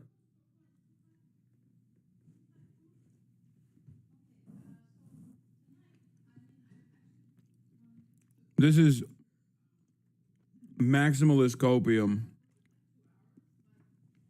Expert level wish casting here from former senior advisor to the Trump 2024 campaign. Going up the first 2 weeks and what's going to happen, how can the president do this? And then the issue kind of got co-opted by the never-Trumpers in the media. And that sort of turned off the MAGA base to actually caring about this as much. Now, the administration has a problem. They've made commitments. There's a calendar. There's going to be a timeline of information that has to come out. That's what I suspect the meeting is at the vice president's office, is you have to talk about timeline. Because there's going to be release valves along the way. Well, more than timeline, is the meeting not an acknowledgement that they are bungling the messaging here, that they need all these people in the same room? I think the fact that 6 weeks in, as you said. I think the fact that we're 6 weeks into this shows that they have not moved sort of beyond, you know, their initial response, and that they need something. They need release valves. The audio from the interview, that's a release valve. You know, the transcript. These are things that it's drip, drip, drip, and it shouldn't be. Aid coming from. Oh. So people do care about this. Huh. Interesting.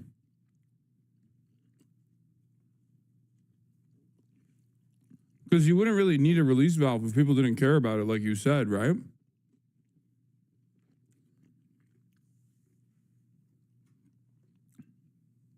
He looks and sounds like Jank, yeah.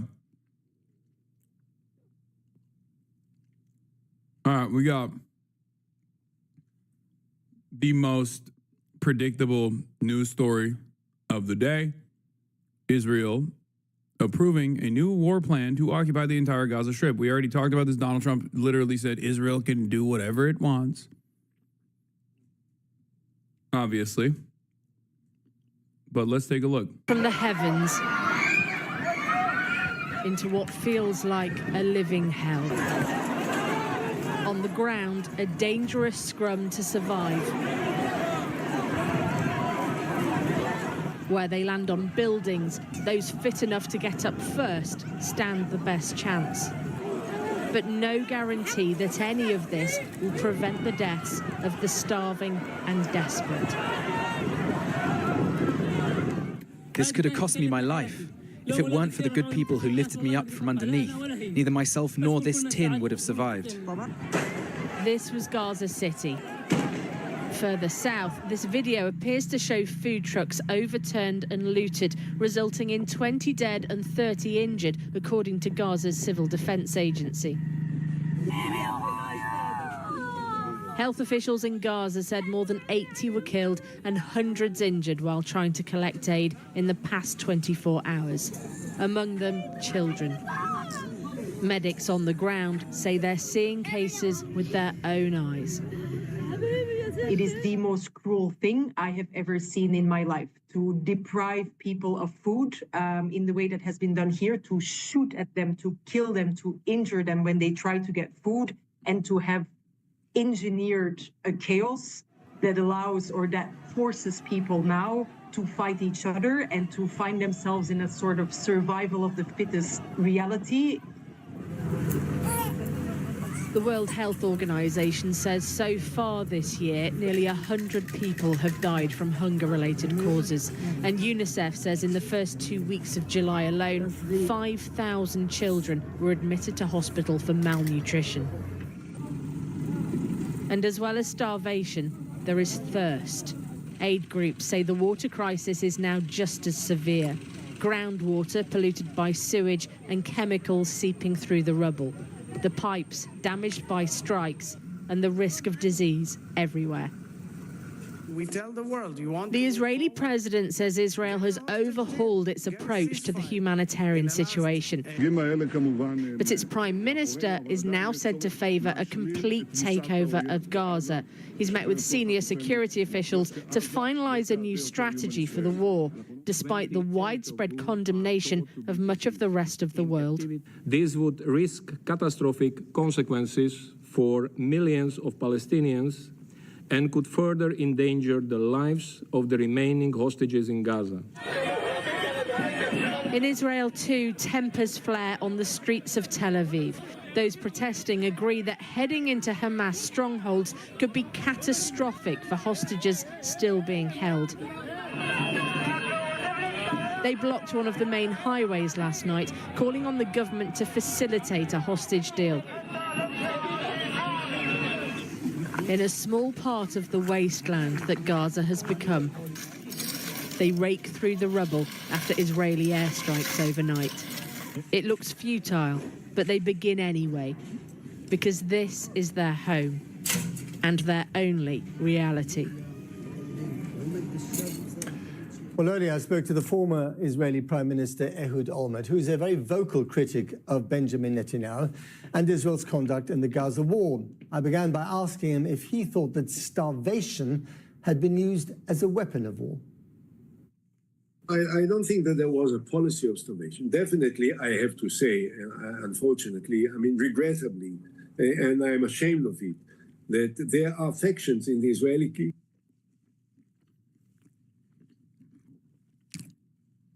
Okay, bro.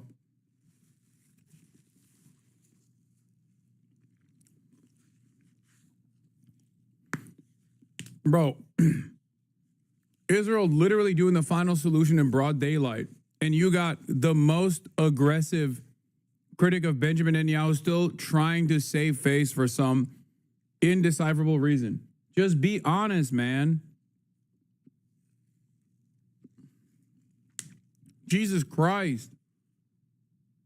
It's like a little bit, maybe war crimes, maybe a little bit like genocide. I don't know. It's not a deliberate policy. It's not deliberate policy. Cabinet and the government, which are enormously influential, which explicitly talked about starvation, about denying the Palestinians. Okay, they didn't use the term starvation. They just say that we shouldn't allow even a grain of food coming to Gaza and that we should prevent it. And if we will not do it, then they will break down the government. Okay, so you can blame them for wanting to starve the population. But this was not the policy of the government as of yet. And in the last few days, I am somewhat relieved to see that the Israeli government understood suddenly the extent of this disaster and the terrible impact that it makes, first and foremost, not of our political interest of Israel, but of the lives of hundreds of thousands of people there.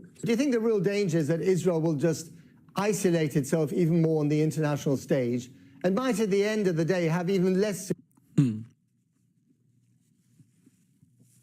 Yeah, that's what I'm worried about. Oh no. What if people don't fuck with Israel no more? That's what I'm always thinking about, dude.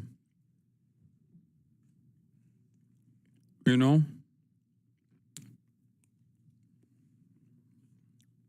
Yeah, that's over. It's been over.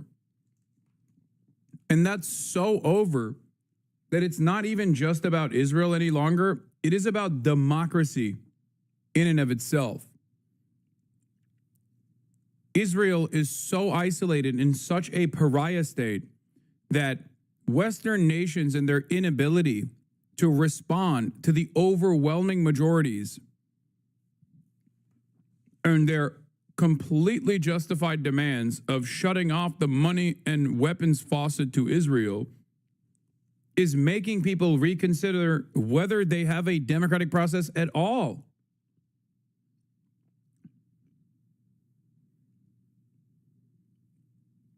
That's it. That's how bad the situation has gotten, that this transparent division amongst the political class and the regular people is making people second guess whether or not liberal democracies were truly democratic at all. security than it thinks it has now? We are not fighting non-involved people, and we should not fight non-involved people in Gaza. We don't want to kill them. We don't want to harm them. We want to reach out for Hamas. But we have been doing it for the last 22 months. And at this point now, what we need to do is to end the war and to bring the hostages and to be part of an effort to bring in security forces that will replace Israel in Gaza and will take over in order to make sure that Hamas is not anymore in a dominant position there. Do you think Hamas can actually be defeated if this war continues indefinitely, as the Prime Minister seems to want it to? No, I don't think so. You know, what is the definition of total victory, of total defeat? If one believes that we can destroy Hamas to the extent that there will not be one Palestinian in Gaza holding a gun, this is a fantasy. It will never happen. Even if these people are not called Hamas?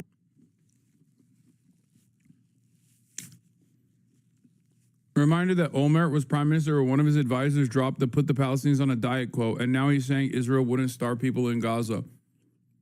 Yeah, the reason why the Israeli military officials very quickly also came to this conclusion, if you were paying close attention even in the early stages of this genocide, the Israeli military officials, the generals, were routinely saying, there is no military solution to Hamas. There is no military solution to Hamas. We cannot militarily defeat Hamas. Because Hamas is just an idea. Okay? It's just a name. That's it. They're not like an alien force that has been able to hypnotize the Palestinian population. It is literally just an idea of Palestinian sovereignty, of Palestinian resistance. And you can kill a man, but you can't kill a man's wishes to be free. So as long as Israel exists, some form of Hamas is also going to exist, as it existed before Hamas existed. That's it.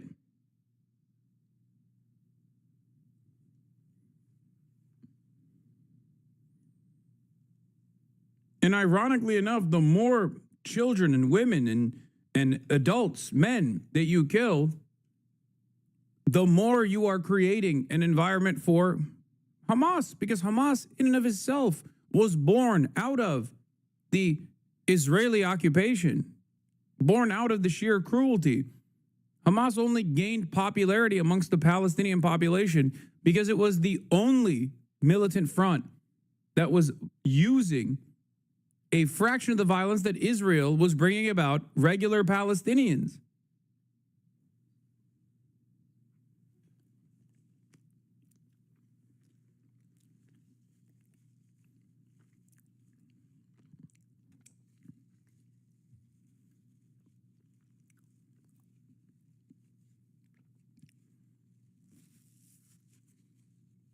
Yeah, Fred Hampton said it best. You can kill a revolutionary, but you can't kill a revolution. At least not through violence. Okay? Through military means, through a continued occupation, especially when the necessity in the eyes of the overall public for militant retaliation stems from the military occupation in and of itself.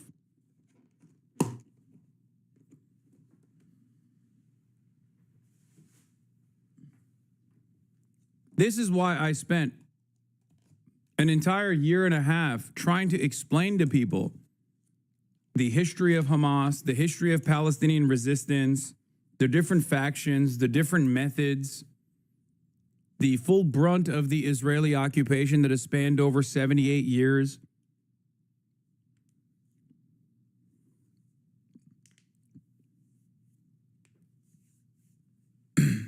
That's it. That's the reason why so many people fucking kept repeatedly saying over and over and over again that I was a terrorist that needs to be deplatformed immediately. And still to this day, people still try to fucking hit those lines to an increasingly smaller group of people as the walls are closing in.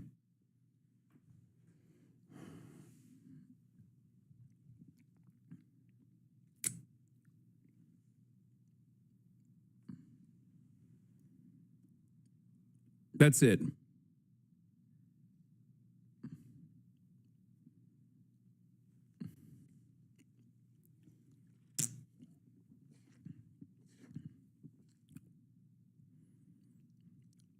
That's it. And that's why, as the conditions worsen, and as more and more people recognize the sheer cruelty, the magnitude of Israel's violence, their defenders, Israel's very own defenders, become increasingly belligerent. E.L. Yacobi, breaking. Footage inside of Gaza shows restaurants completely operating. Why doesn't the media show this? The date on this video is 2022. He does this every single day, all day, truly vile in an almost unique way.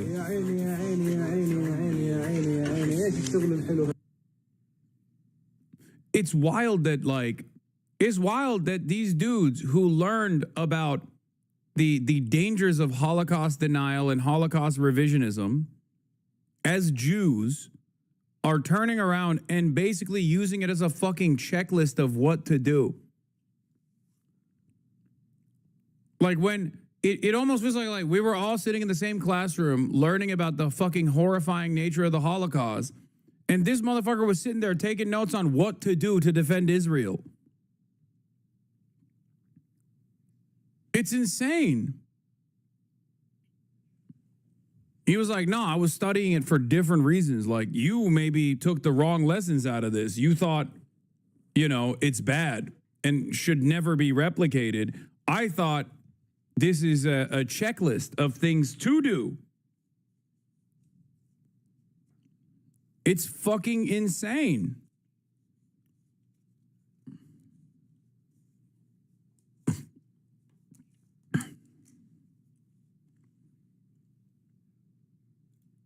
Yeah, it was supposed to be a warning, not a fucking guide on what to do. Jonah Goldberg, editor-in-chief of the Dispatch, posts from the Wikipedia entry on Hamas. Political position, right wing. Oh shit, dude. They're right wing? Oh shit, man. I guess like they all deserve to die. All Palestinians deserve to die then.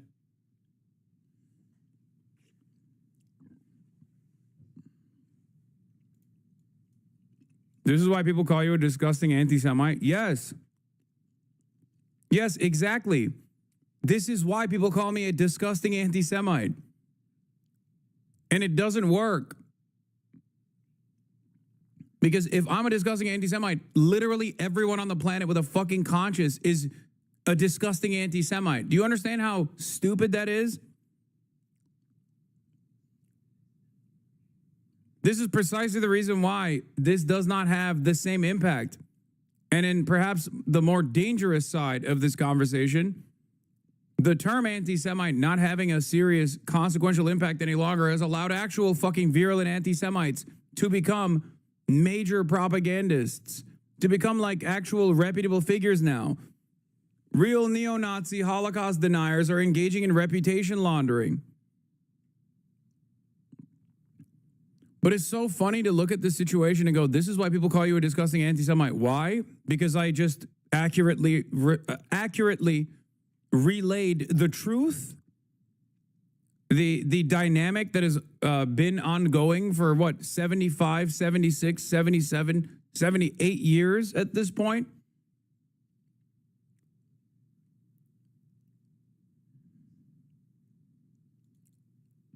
I know this is a troll account, but I think they bring up a good point. Because as I'm in the process of saying Israel is starving people, and this is causing tremendous resentment, this has caused Israel to become a pariah at the global stage, someone turning around and going, this is why people call you a disgusting anti-Semite. Yes, it is. It is why people call me a disgusting anti-Semite. And they're wrong. And so are you.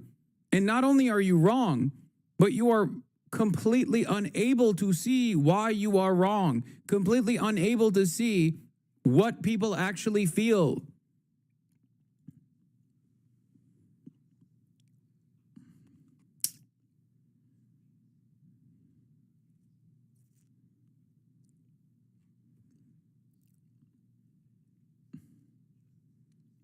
Anyway, increasingly convinced this is one of the most vile people on this app, like...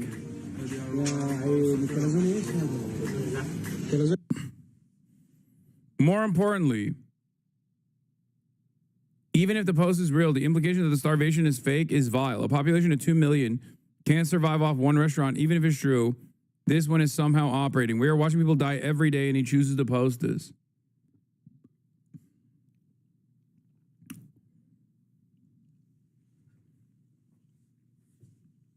I love Israel, period. It's sarcasm. Okay.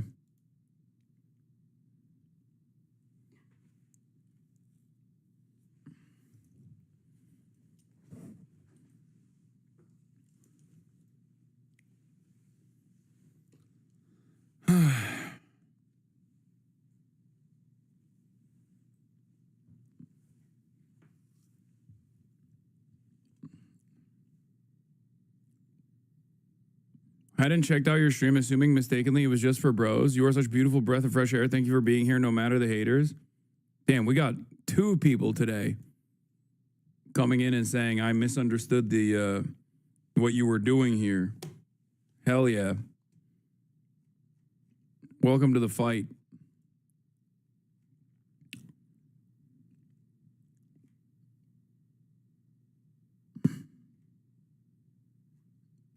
No, apparently the restaurant was destroyed in 2023 and then was rebuilt.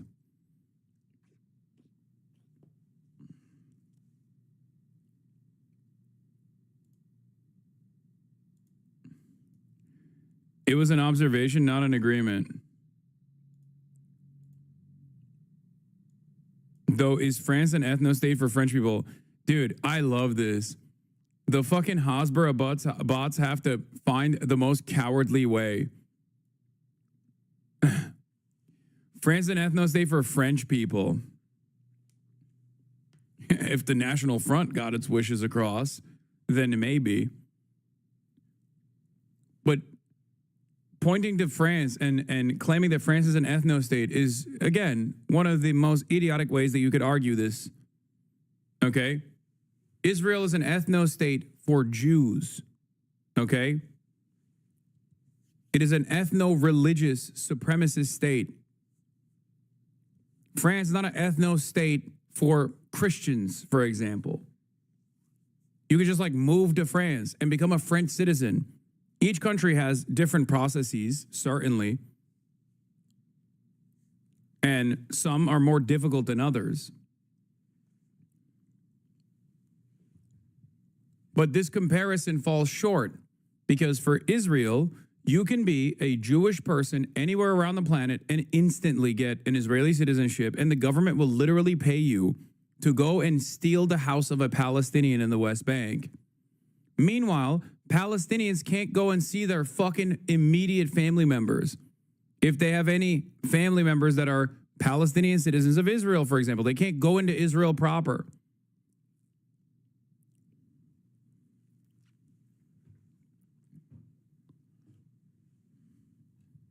It's ridiculous.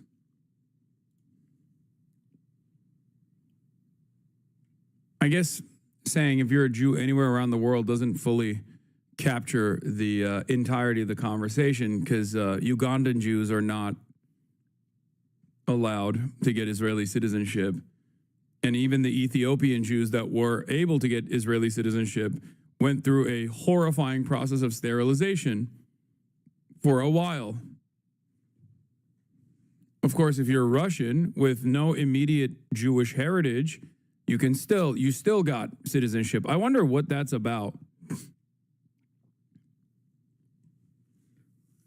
Russian is the third most spoken language in Israel after Hebrew and English.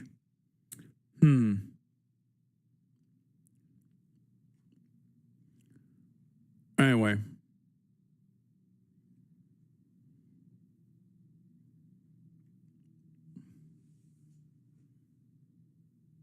Did you see Adam Sosnick cry because people called Netanyahu for Hitler? What? I don't know what that is.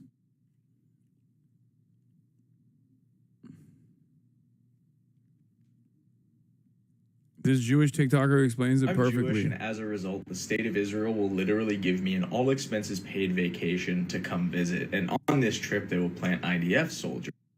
Yeah. Who will also get to enjoy this vacation with the purpose of, one, humanizing the soldiers who are carrying out their violent colonialism, but also, I don't know, maybe I'll find one of them attractive and we'll hook up and settle down and I'll get to marry an Israeli. Also, as a benefit of my Jewishness, if I wanted an Israeli citizenship, I could get it like that. And not only will I be a citizen of the state of Israel, but the government will literally give me the money, resources, and weapons to go to the West Bank and steal a Palestinian's home. And if I happen to kill a Palestinian while doing that, the punishment I will get will be like barely a slap on the wrist. But if a Palestinian... Yeah, this literally happened this past week, where a famous Israeli settler who's been sanctioned in the past went and shot one of the Palestinians that actually worked on the No Other Land documentary, the Oscar award-winning documentary. He shot and killed him.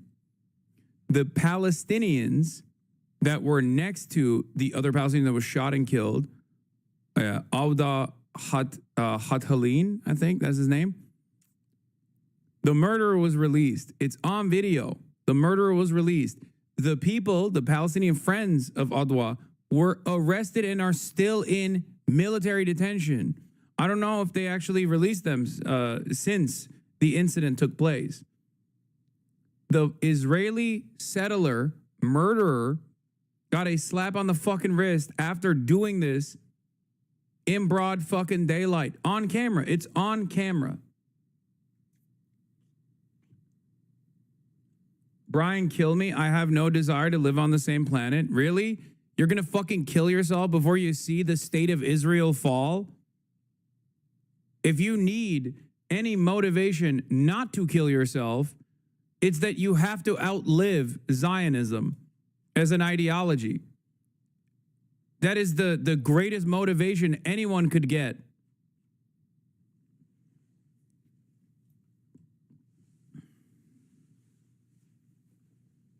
That's crazy. That's crazy.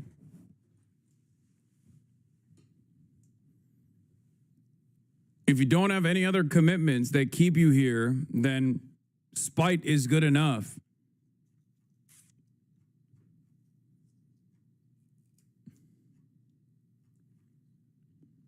Palestinian literally has the keys to the home that their family has lived in for hundreds of years that is meaningless in the eyes of Israel. And if a Palestinian child throws a rock at the tank that is currently rolling through their town that the bulldozers just demolished, they will be arrested and held indefinitely with no trial. So I can't imagine why people would call Israel... Spite doesn't work if your enemies are winning. They're not. They're not winning. That's ridiculous. They don't even have the aesthetics of winning at this point. What do you mean? The tide shift against Israel has been so dramatic that they're literally in a permanent state of panic, looking to try to change the term. Israel has dropped the term Hasbara and now calls this narrative control system Todah, meaning awareness. Officials admit they're losing the global narrative, not because of Gaza's reality, but due to their slow media response. Example, this, by the way, is the same exact type of fucking idiotic, antiquated thinking that the media applied after Zohran Mamdani's victory. Okay? They're like, oh, he won because of social media and nothing else. That's what we can do. You can't social media yourself out of this problem. Example, Israel claimed a starving boy died due to genetics, highlighting instead that they starved a sick child. So far, 163 Palestinians have died from starvation, and 1,300 plus have been shot while seeking aid at distribution sites turned to death zones. Israel has spent 60 million plus on flying in 550 plus influencers to help polish his image. Brianna Wu, Sex Pestiny, Michael Rappaport, Eve Fartlow, Rabbi Shmuley. These are the people that they have. Good luck. Yeah, fucking boner box. A new media war room tracks how coverage is shaped globally, timing, framing, and distraction. Now, guess what? They tried to do this with the Nelk boys. But because Israel's reputation is irredeemable, because its acts are so cruel that every single onlooker, they don't even need to be equipped with the understanding of the occupation and its violence. They can just see, I don't know, 3 to 4 different images of starving children, and it's over. That's enough for the average person to go, nope, I'm out. Fuck this. Fuck this country that's doing this. It's done. It's over. And that's precisely the reason why when Benjamin Netanyahu went on the Nelk boys, it didn't actually improve Benjamin Netanyahu's image. It actually hurt the Nelk boys' image. Think about that.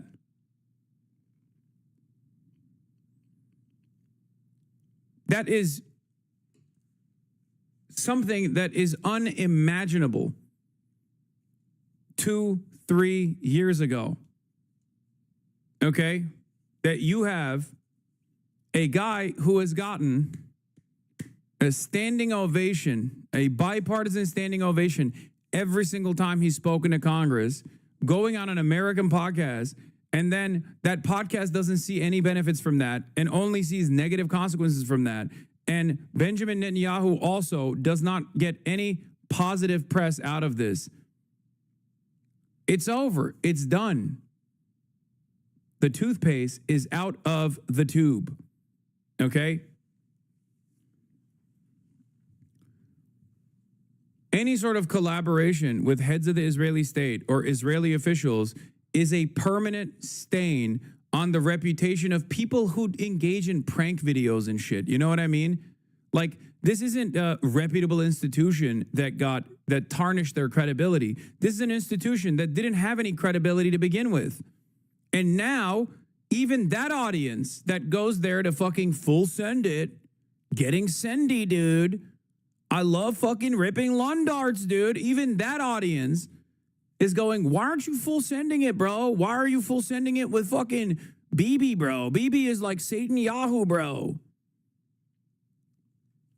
Now, this doesn't mean it's over. Of course, there's still a long and drawn-out ideological battle here.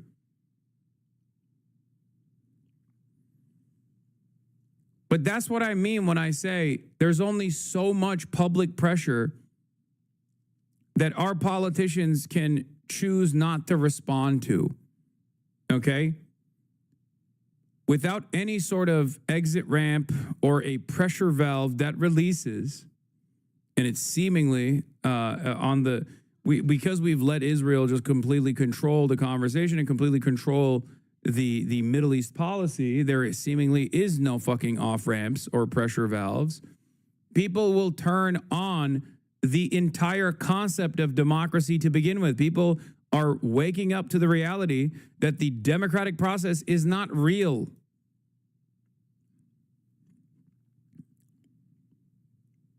That's it.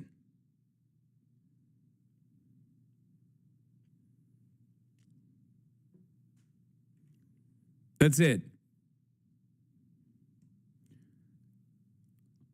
And as the situation worsens for Israel's image, as they can no longer launder their reputation, and as they can only continue the death and destruction campaign with politicians and with members of the media refusing to acknowledge the atrocities, all they have at their disposal is further censorship. And the more they censor, the more they go after critics of Israel, the more they try to deplatform critics of Israel, the worse things will get. Because even the most selfish, self-centered American that sees that like babies are being fucking killed, even if they don't care about the babies being killed, do not like it when a fucking foreign government comes in and says, oh, you don't say this. If you do say this, you're done. You're canceled. You're deplatformed. You can't get a job.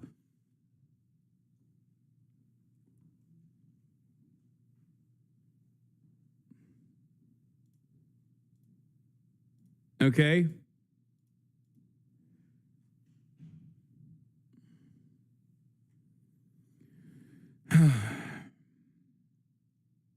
An ethno-state built on the idea of Jewish supremacy.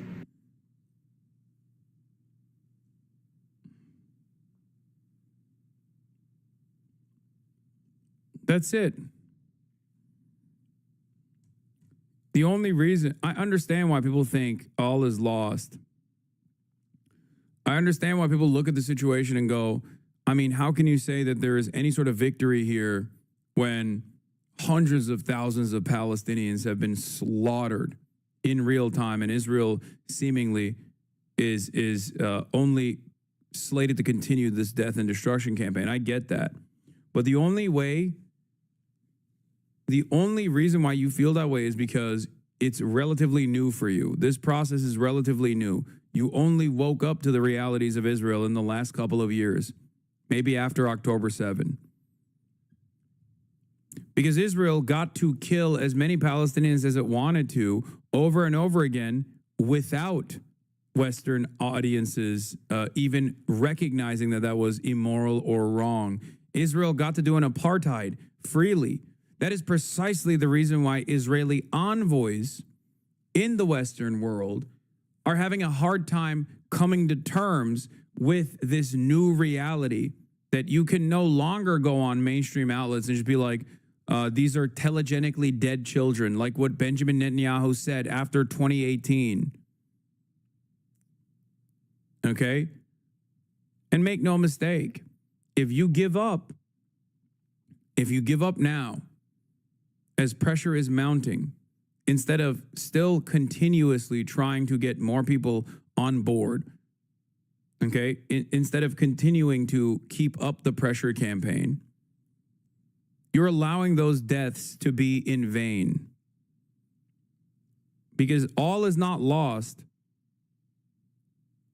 There are still 1 million plus Palestinians that live in the Gaza Strip.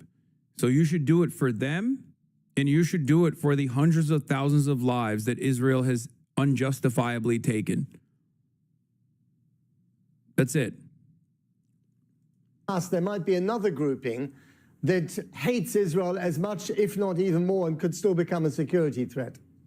When Israel is separated from the Palestinians, when we are in our side of the border, we are enormously powerful and we can destroy everything, everywhere in the vicinity, definitely in Gaza or in any other parts that are challenging the security of the state of Israel. We don't need to be inside Gaza.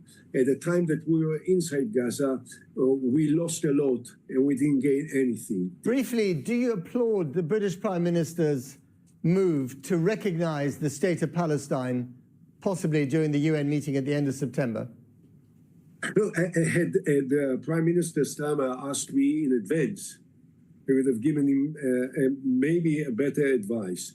I don't think that recognizing a Palestinian state should be presented as a punishment to Israel.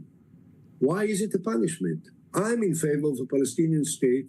I was fighting for the creation of a Palestinian state. I negotiated with the Palestinians in 2008 to reach a comprehensive agreement on the basis of a Palestinian state alongside the state of Israel on the basis of the 67 borders. So I support the Palestinian state long before Starmer. But if Starmer wants to support a Palestinian state, this is a good idea. But why? Dude, I never thought in my entire life would I see Ehud Olmert outflanking a supposedly left leader in a Western nation state and actually do it with the correct, criticism. Like, what do you mean? That's not supposed to be presented as a punishment to the fucking Israeli state. What a fucking stupid way to go about this.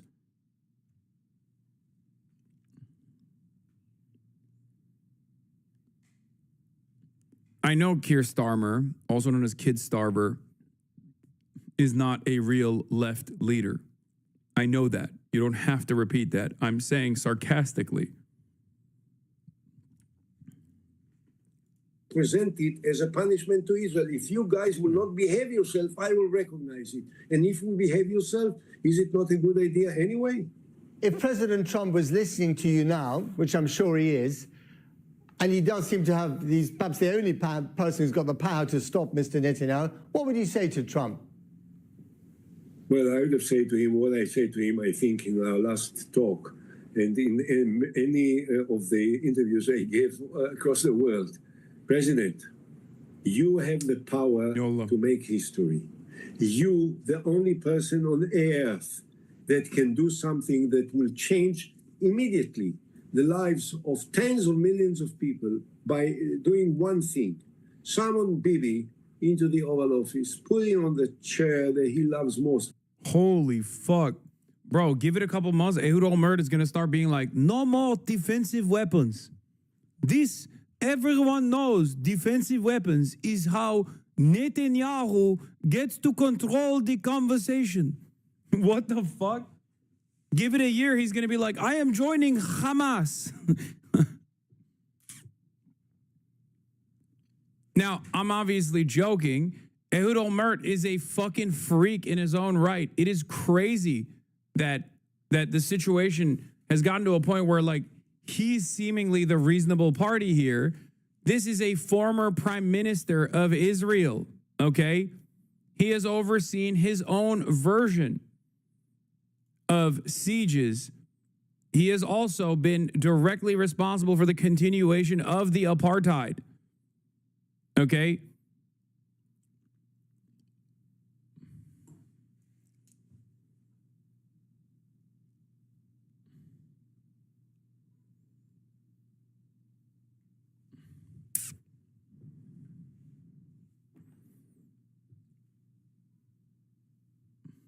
Which is facing the cameras in the Oval Office and telling Bibi, enough is enough. It's all over with. You end the war today. Only Trump. Was this the prime minister that went to Epstein's apartment? No, that's Ehud Barak. This is a former Likud minister too, by the way. Like he spent the majority of his career in Benjamin Netanyahu's party. That one is Ehud Barak, the one that went to Epstein's party. This is Ehud Olmert. Ehud Barak is not Likud.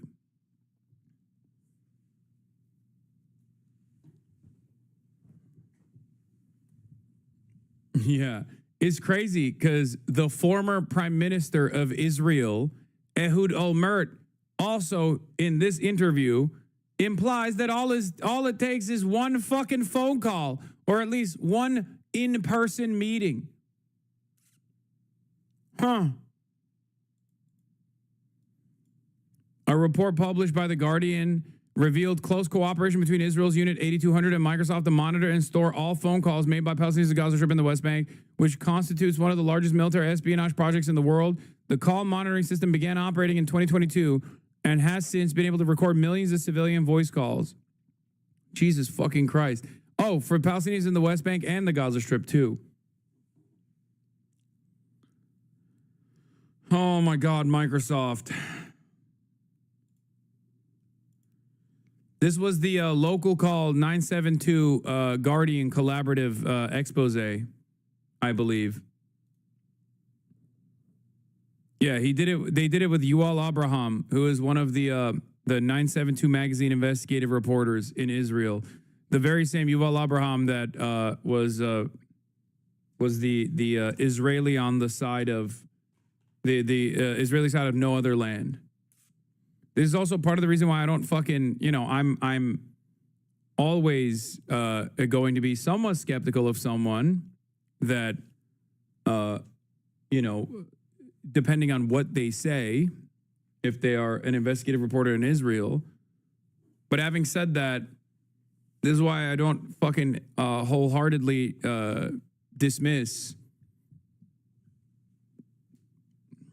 Israeli reporters.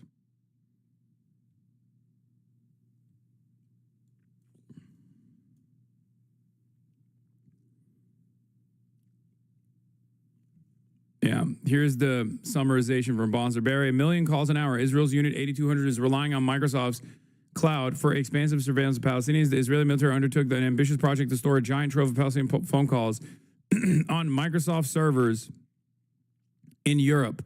Unit 8200 spy master at the time, Yossi Surreal, flew to Seattle to meet with CEO Satya Nadella, where he won Nadella's support for a plan that would grant Unit 8200 access to a customized and segregated area within Microsoft's Azure cloud platform.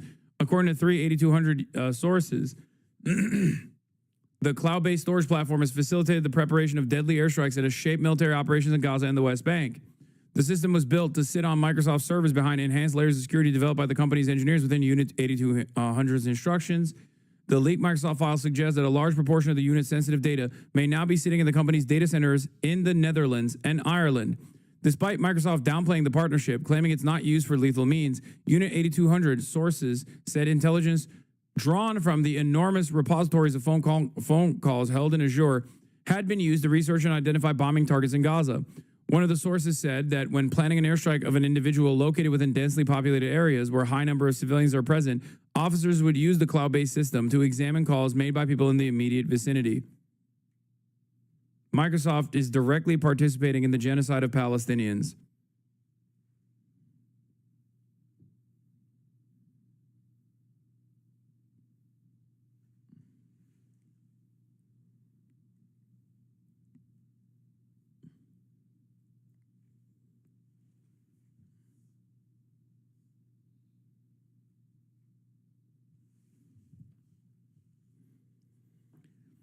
Microsoft Gaming, Xbox, has already been a BDS priority target, and I don't know if they'll move in the direction of making Microsoft in its entirety a priority target. I don't even know how you could do that. I don't know how you could implement such a thing, considering that it's the most popular, perhaps almost the only operating service out there, operating software out there.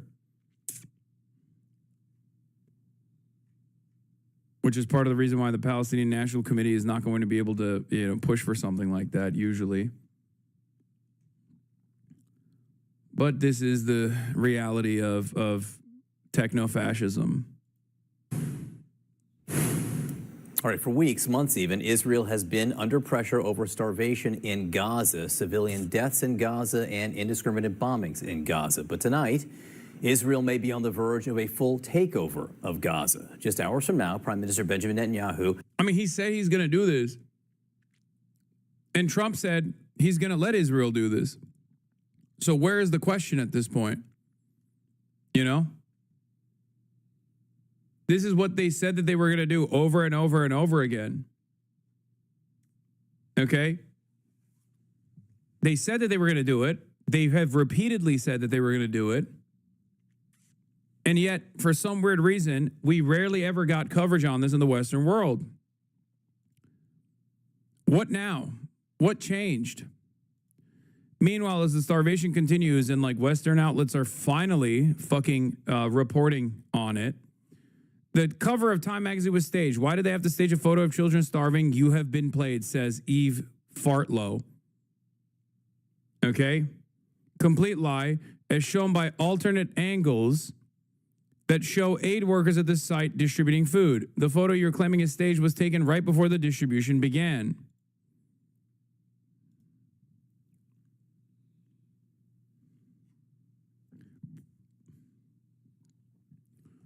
Fucking insane. Fucking insane that this person that got 15,000 likes for this, by the way, is capable of existing in polite society after doing such a thing. Okay? Because this is not any different than what Nick Fuentes has done, denying the fucking the ovens by claiming that by doing like cookie memes and claiming that 6 million Jews didn't actually die. You're doing it. You're doing it in real time right now. This is precisely the same thing. And the Israeli Foreign Ministry is going along with it as well. Pallywood debunked. The Israeli Foreign Ministry is applying the term Pallywood, something that only we knew about because this used to be only this used to be said by like some of the fucking most rabid Kahanist freaks. Now it's the Israeli Foreign Ministry that is getting comfortable enough to say Pallywood, that it's all fake, it's all staged. It's just atrocity denial, it's genocide denial. And of course, Bild is the most pro-Netanyahu outlet. What a coincidence. A German newspaper, Bild, claims famine in Gaza is staged 2 weeks after his publisher, Netanyahu's close friend, gets awarded Israel's highest presidential medal. Same newspaper was caught publishing complete fakes leaked from Netanyahu's office last year. This was a big controversy for Bild. Publisher of Bild newspaper close to Netanyahu to receive presidential decoration. This is like Hitler awarding the fucking Medal of Bravery to Henry Ford for his pamphlets that he wrote about Jewish people. His like anti-Semitic newspaper. It's no different. That's real, by the way. Hitler did do that to Henry Ford. Henry Ford was a massive fucking fascist, a psychopath. In any case, the reason why they can only do this in Bild is because they have no more fucking allies remaining.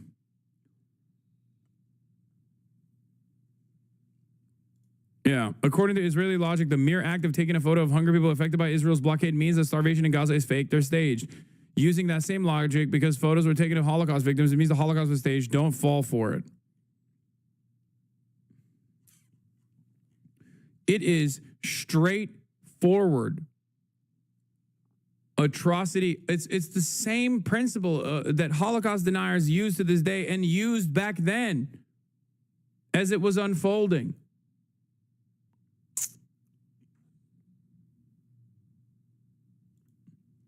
How insane, dude. Here's footage of the same site as the Time magazine photo that Bill Ackman and others are saying was staged. They will all retract and apologize after watching this. Of course they won't. You can tell by countless details that it is the precise same site that photographer did not stage it. Here's, for instance, the corrugated metal in the wall in both the video and the photo. The photo was clearly taken just before the aid distribution began.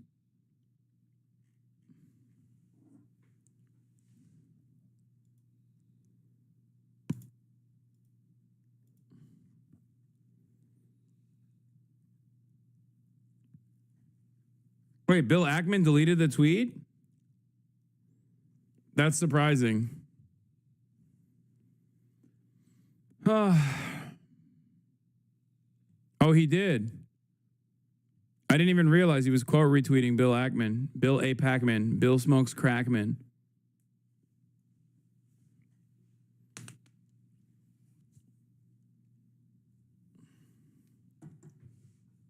The damage has already been done. Honestly, I think the only thing that these guys are damaging is their own reputation. I don't think people at this stage will forget how fucking psychotic these freaks have been. Remember, when I used to use terminology like this, people would shy away. People would get a little scared. Remember a year ago or 2 years ago? People will go, oh, dude, I don't know. Is it okay to call them fucking freaks and monsters? Think about how much that shit was farmed. A year ago, when I used to say, you're a fucking scumbag, genocide-denying monster, there were probably a bunch of fucking libs, bunch of squishy libs who refused to reckon with this reality that turned around and said, oh, God, Hassan, you're a little too hateful for my taste. Now they say it too. Now they're using the same terminology.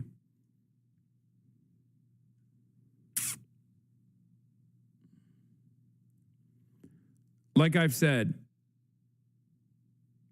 the only remaining hurdle here is the but Hamas shit, okay? But Hamas, but October 7. Israel is starving the population, but Hamas.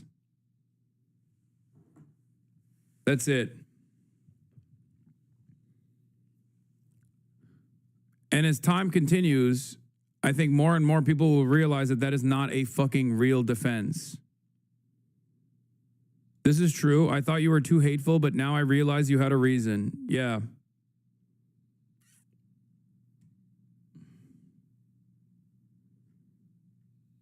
That's the reason why I never shied away from openly stating the reality that Hamas and Israel are not even on the same wavelength of evil, okay? Like, not even comparable. Israel has been and will forever be the responsible party for all of the atrocities that unfold, including against the Israeli civilian population. This is why I said that on October 8th, and I never stopped saying it, because it's the fucking truth.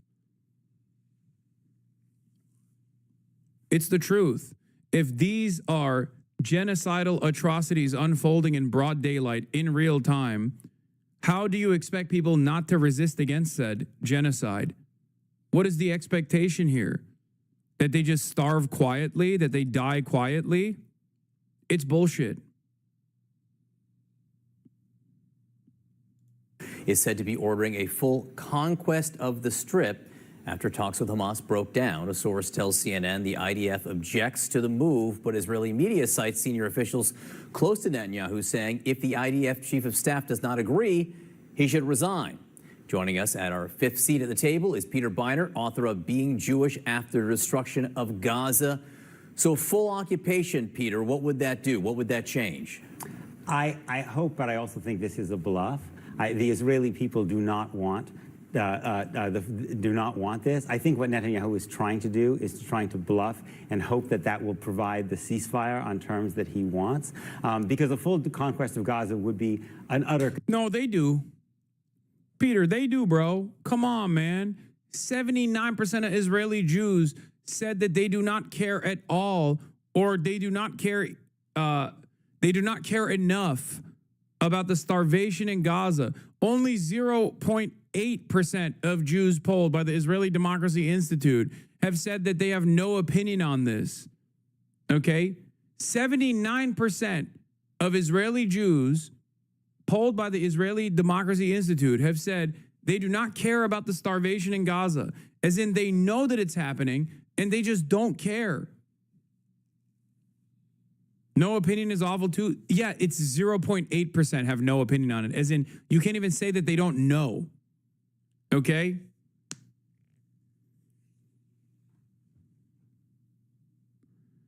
The reason why there is a demographic designation between Israeli Jews and Arabs is because that is Israel's own demographic distinction, for the record.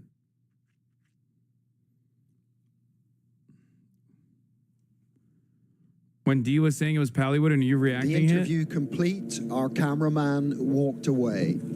So like why? So he is interviewing the guy who's about to go do some shit to get himself killed. Basically, that's what's going to happen. We know from this point that's what's going to happen. So he walks away, gets back a little bit, and then he sets up behind this thing. Right? Is this concealment? I guess not cover concealment. Right? Because I think the tank's over here. So now he can capture the footage right here. He sees the guys walking, knowing that they're about to get shot because that's what's going to happen.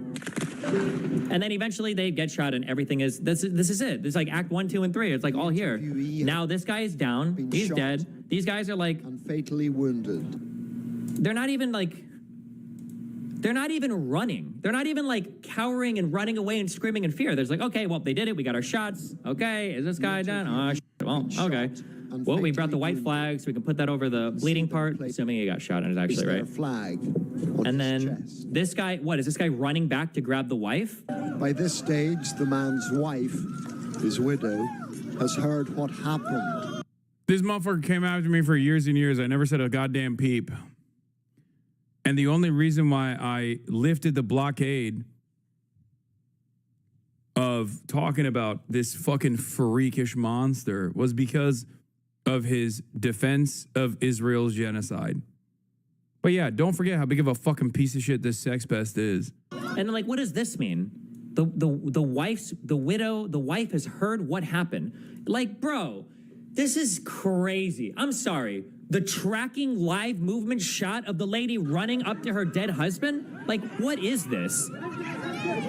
He's saying it's fake. The man's wife, his widow, has heard what happened. Somebody went back and told her, right? The 5 martyrs that walked forward, you know, your husband was the unlucky guy. He drew the short stick today, so come forward, cry for us on camera. Do you think the guy intentionally wanted to get killed? No, I don't think he wanted to die. I don't think they were thinking they were going to die, but they probably were hoping to get shot at, or maybe, so you're saying the woman was acting? I don't think the woman was acting. She probably was sincerely sad. Her husband got killed, but I think they were farming TikTok clips. I mean, remember, these people.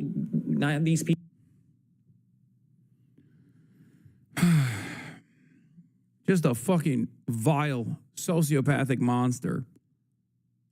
Vice signaling.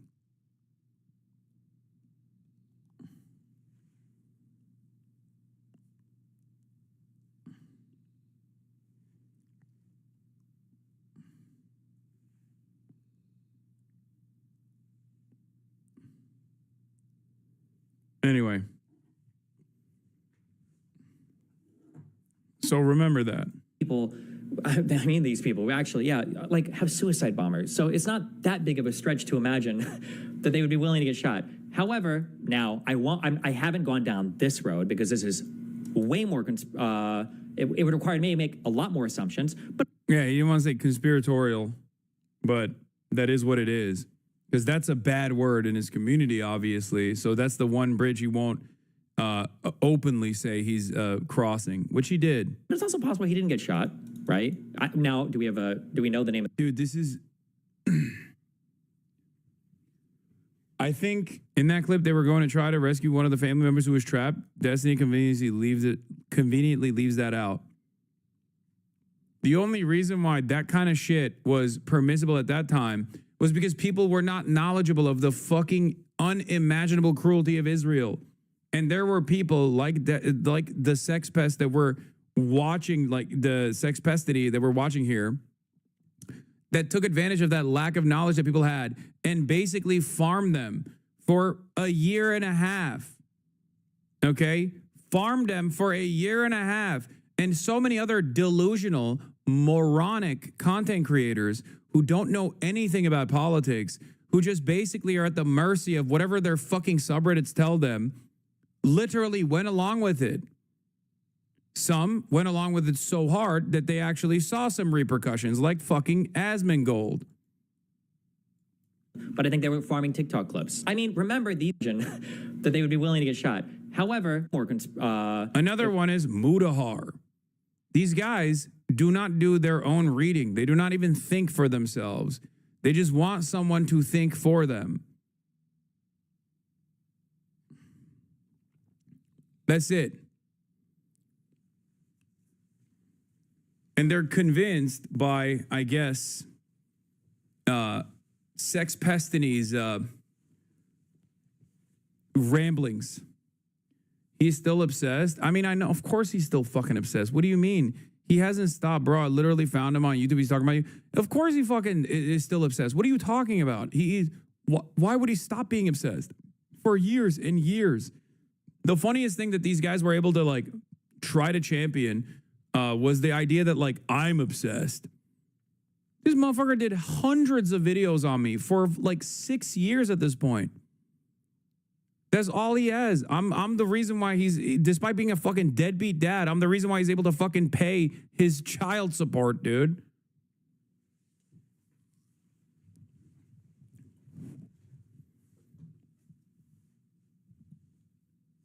His community at this point, does not have any sort of like decipherable politics. They just straight up are like, fuck Hassan. Whatever Hassan is on board with, we're against. It is a very strange phenomenon. I don't know how people who fancy themselves to be like intellectuals or enlightened or educated, who unironically shit on conservatives for being so fucking stupid, have developed their own QAnon movement against a fucking Twitch streamer. Like, at least QAnon is this grand design that these psychotic Republicans believe about like deep state pedophilia or something. You have literally designed your own QAnon for a motherfucking Twitch streamer, dude.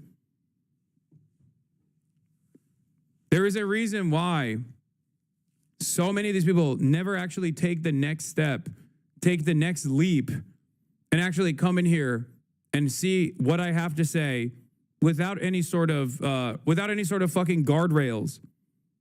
Okay? They can't entertain it. Because if they did, if they actually questioned their intellectual grandfather here, who is a fucking sex pest, they would find out that he's just been lying to them for fucking years. Nonstop. It's okay. History has and will continue to vindicate me. It would require me to make a lot more assumptions, but it's also possible he didn't get shot, right? Yeah, great stuff. It's just a cult, man. You cutting him off and blowing up made him go narcissistic smear campaign. I know.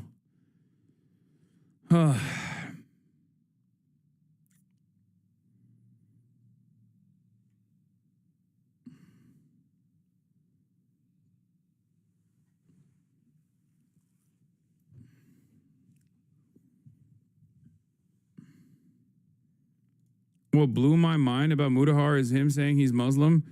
Because his Muslim family hates Jewish people, that must mean most of a large amount of Muslim community absolutely despise Jews. Like, bro, speak for yourself.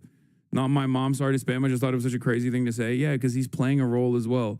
He's playing the role of the good Muslim, okay? He knows what his fucking audience wants. That's what they demand.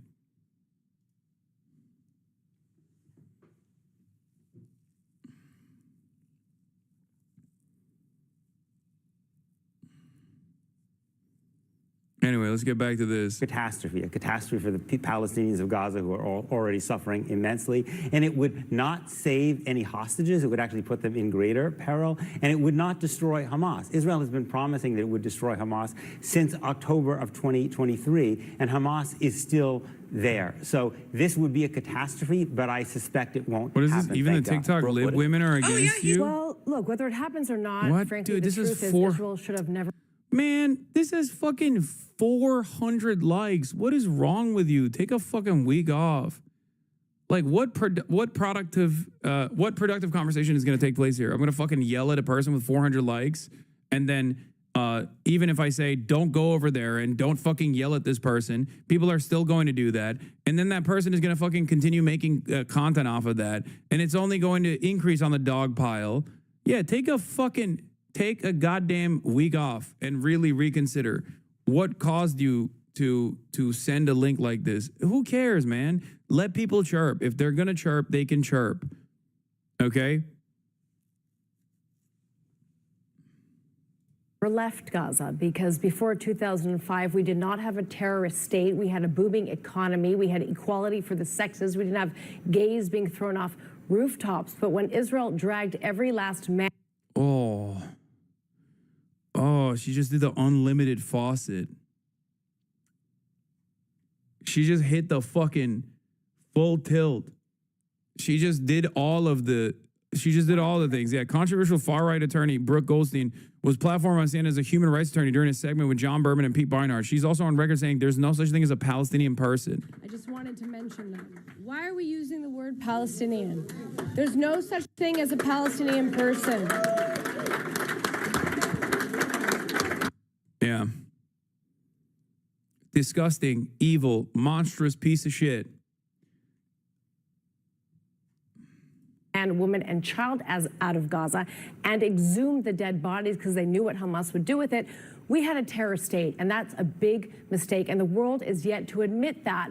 And the real question is, why is the world preventing Gazans from leaving Gaza? Why are they insisting that they remain as human hostages for Hamas and as civilian human shields? And the third point really is, are they refugees or are they not refugees? Because if Gazans are Palestinian refugees, then Gaza is not their home and they should be relocated so that they are not used by Hamas as human shields.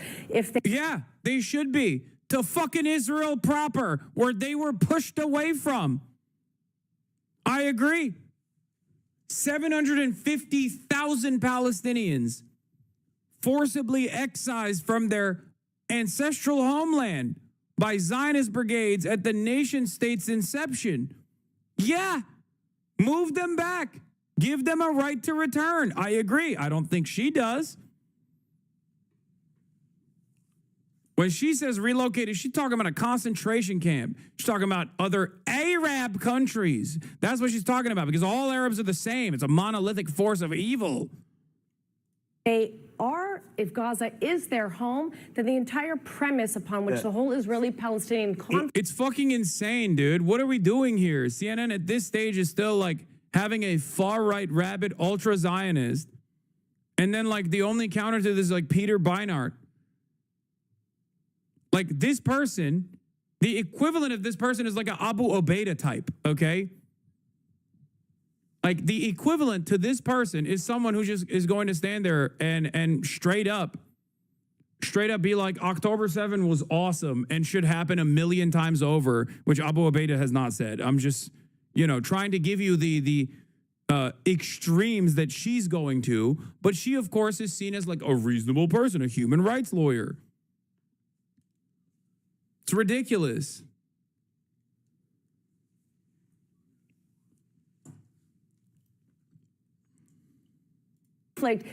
Is based and the right of return is false. The only people being deliberately starved in Gaza are the hostages right now. You look at Avitar David.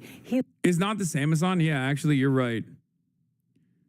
It's not. It's not even the same. It would be the equivalent of this person on the opposing side would be a fucking rabid neo-Nazi who denies the Holocaust and says that it should happen again. That's basically what it is. It's not even, there is no like Palestinian equivalence to this because Palestinians have historically been oppressed by Israel. The only adequate analog here would be a fucking straight up neo-Nazi, which I hope CNN does not have, by the way. Holy fuck. Like, that's the next stage in this evolution, I feel like. Anyone but a fucking Palestinian, anyone but someone who is from this background, anyone but someone who is directly connected to the atrocities. Holy fuck. These guys will literally have a fucking neo-Nazi before they will have on a Palestinian. Oh my Lord, dude. Looks like a concentration camp survivor who was forced to dig his own grave. When the body of Eden Yerushalmi, after she was... Yeah. Palestinians do not look like concentration camp survivors. Only the Israeli hostage looks like a concentration camp survivor. Interesting. Well, Israel is the one denying the Israeli prisoner of war, not a hostage. He's a fucking military member, okay? Prisoner of war. Israel is the one who is starving him all the same. The fuck do you mean? It's not like they got tremendous amounts of food in there and Hamas is just like, nope, we're not going to give it to you. It's crazy. Think about it. The only person that's starving in the Gaza Strip is the one Israeli soldier? Really? After a week of denying the starvation, you turn around and you say, yeah, actually, starvation Israel is the one Israeli guy in the fucking strip. Insane. Murdered was returned. She was 70 pounds. Contrast that to the pictures, these, I'll say, artistic pictures of children, most of them with diseases. Really, Brooke? Yes, really. I mean, yes, really, you're propaganda saying pictures of these. You never see pictures of adults. And famine is not selective, Peter. You can't have a child who's starving and then the mother is Brooke, are we really, overweight or the brother is fully fed. The picture of Eviatar David was horrifying. Are we really debating whether people are starving in Gaza? No, we're debating who is responsible. Because it sounds like you're saying that these are made-up pictures. Who is responsible for any food shortages Okay, so let's in Gaza. acknowledge that there are people starving in Gaza. Is Hamas responsible? Why don't you? I think you should let me finish because you spoke the way that you let me finish last time. Does Hamas steal the food and use it as a food weapon? You just spoke for a long time. Let me just say something. Does Hamas steal food? The Palestinians in Gaza are indeed refugees. It's true. They are the descendants, most of them, of families that were expelled from Israel in 1948. So if Gaza is not habitable for them, because Israel has destroyed most of the schools, most of the churches, most of the mosques, most of the bakeries, most of the agriculture, most of the universities, then they should be allowed to return to the places from which they're from, which is not Burundi or Somalia or Rwanda. It's Israel. Right? If you want to give them a place to go out of Gaza, allow them to go back to the places from which their families were expelled. I think you have a problem with cause and effect. You like to blame Israel for everything. Israel did not destroy their hospitals, destroy their schools. No? The schools and the hospitals that I've been to have been used as places for rocket depots, and most of those hospitals are used as Hamas for their headquarters. Hamas is responsible. When you have your headquarters under a hospital and you shoot rockets into a civilian where is Israel's population, military headquarters located? And you shoot... I have a question. Where is Israel, the Kiryat? Where is Israel's military locators headquarters? Is it in a remote area? Israel has military No, answer the question. Everywhere. Where is it? Oh, do they? Oh, why are you bringing up Israel? Why?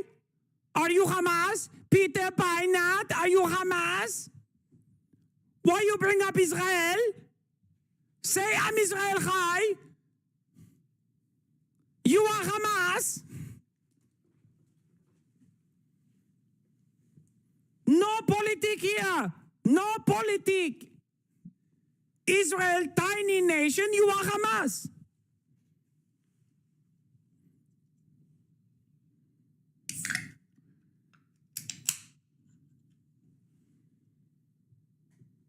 If people were as knowledgeable as they are now about the fucking atrocities that Israel has committed throughout its 80-year of occupation, brutal occupation, the ruthless violence that they subject the Palestinians to, this shit wouldn't have played as well as it did on October 8th either. That's why I was saying what I was saying on October 8th. That's why many who were already involved in pro-Palestinian emancipation and pro-Palestinian advocacy were saying what they were saying on October 8th. Okay? You can't make it everybody else's problem that you were not knowledgeable.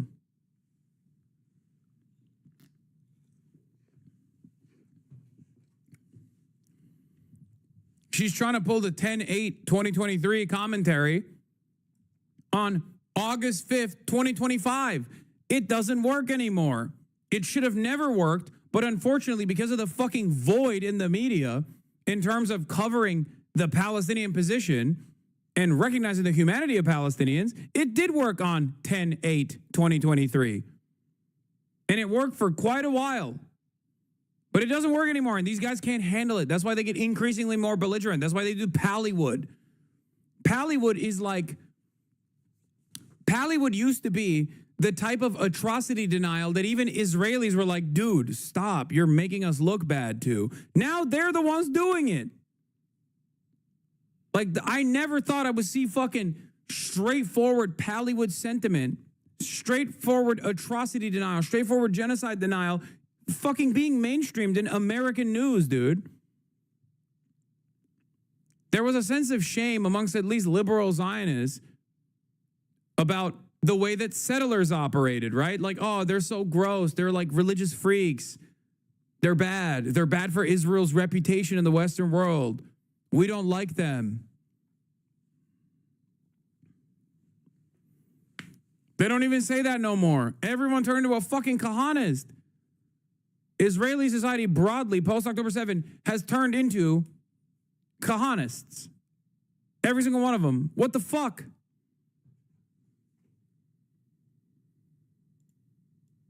Stop being a bonehead, start using chat like a teacher and not the tutor you want to fuck because she makes it so... What? No. What are you saying? You didn't answer my question. Where is Israel's military? It is in downtown Tel Aviv. So let me say that. They have a headquarters in Tel Aviv. You gotta let me finish. Israel's military headquarters is in downtown Tel Aviv, right? Many of the apartment buildings in Tel Aviv house Israeli generals. Under international law, you don't have the right to destroy the schools around Israel's military headquarters or to destroy. Israel does No, let me not finish. shoot rockets from downtown Tel Aviv. Yes, it does. Yes, it does. It quite literally does. What do you think an anti-air defense system is? That's precisely what Israel is doing. That is literally what Israel did. We found out because guess what? When Iran was striking the fuck out of Israel proper, we saw the videos. We saw the munitions being deployed from fucking crowded neighborhoods. Shut the fuck up. Of course, Israel has its military infrastructure deeply embedded within the civilian infrastructure as well. And in international law, it would be a war crime to destroy a hospital or an apartment building in Tel Aviv because an Israeli general yeah, that's it. That's it. That's true. It's 100% true. If the rest of the world operated with Israel's metrics for what is a permissible military target, you could literally nuke Tel Aviv, okay? Because virtually everyone is an IDF veteran. They have mandatory conscription, right? They have the mandatory draft in Israel, men and women too. Like it's not, no, luckily for Israel, I guess, people don't behave like Israel.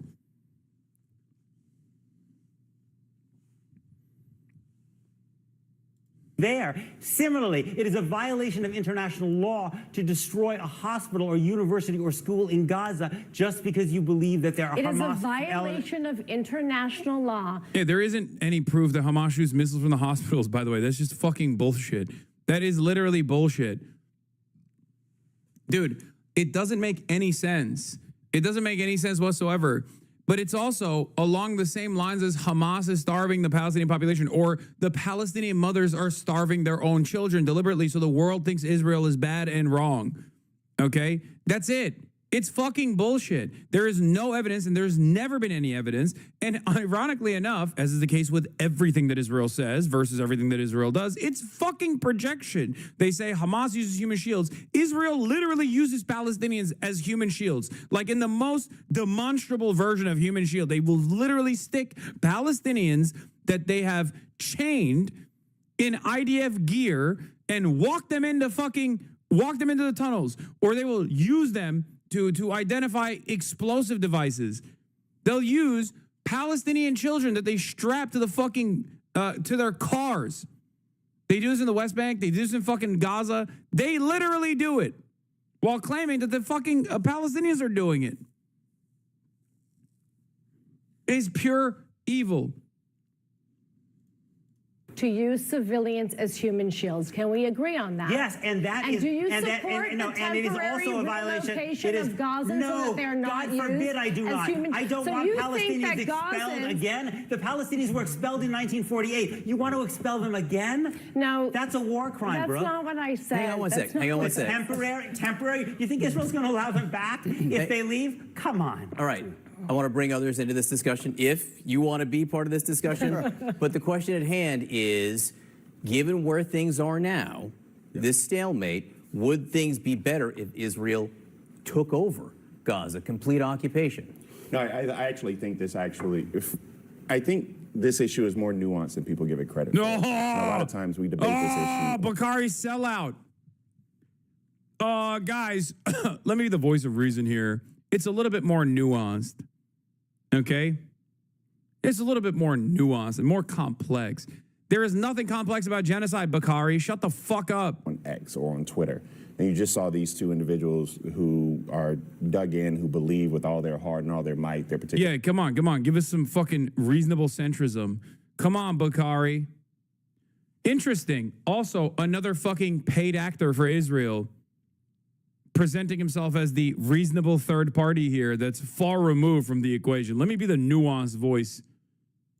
Points, and people try to debate this on Fox News, or they try to debate it on X, and they miss it in totality. For example, Democrats, what I would go with is Democrats have to be able to say that, you know, it's very difficult for Israel, and I'm a very... So where's Hamas getting all the ammunition from? Is Israel needs to supply American weapons? Who's supplying Hamas with all the stuff to attack Israel? Great question. They don't. You think they have used even a fraction of the fucking munitions that Israel's deployed? Israel has dropped numerous atom bombs worth of munitions on Gaza. Hamas has not done that. There's no capability there. They don't have the capability. At most, they got a bunch of fucking 18-year-olds wearing sandals running up to $30 million fucking pieces of equipment and dumping an IED in there going, Kobe! Because the Israeli diaper force is too fucking worried about standing outside of their goddamn tanks. That's it. Ironically enough, also, they do actually make weapons off of the unexploded ordinances that Israel deploys in Gaza, too. Yeah, Al-Qassam uses the failed munitions dropped on them to create munitions that do work. That is that, too. Yeah. Fucking farm the table, baby. That's right. Locally grown, organic bathtub RPGs that they fucking use on the Israeli tanks. Thank God the diaper force is just so fucking ass. Oh my Lord, dude. Fucking baby killers. Yeah, they've dropped, at this point, 70,000 tons of explosives, 6 Hiroshima nukes.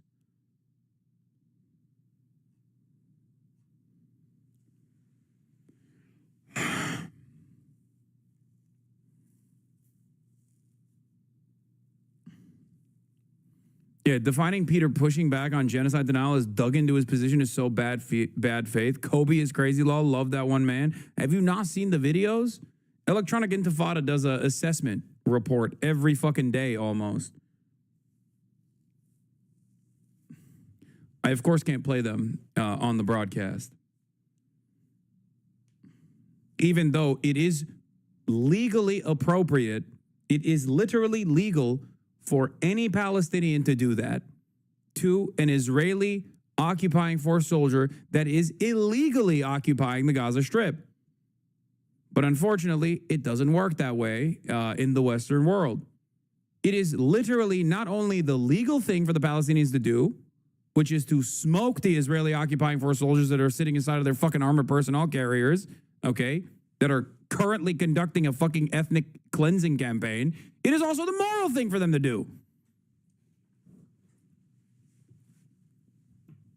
The double Monty, both legal and moral.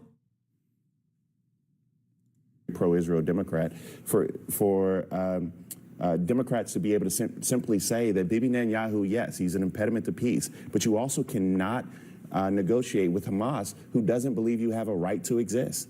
Occupation is something that we can't stand for. Starving Gazans are something that we cannot stand for. However, we have to be able to say that we need to bring every hostage home. It shouldn't be that difficult. It's not that hard. It's for us to have this debate. We're losing our humanity. There's a lot that Brooke said there. I don't have time to challenge it. I'm also not a Middle East relations guy. This is not going to be Ben Affleck and Sam Steen on Real Time with Bill Maher arguing about that years ago. Look, at the end of the day, I've been working with Project Unite Humanity, projectuh.org. They're helping with the relief efforts. My friend Dr. Robert Lowry, who went to the great school of Rutgers University here.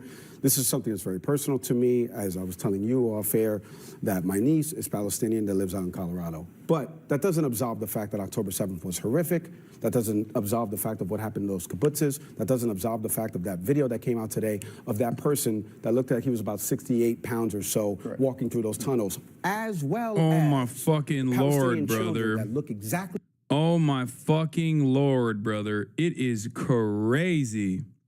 Still still doing this shit.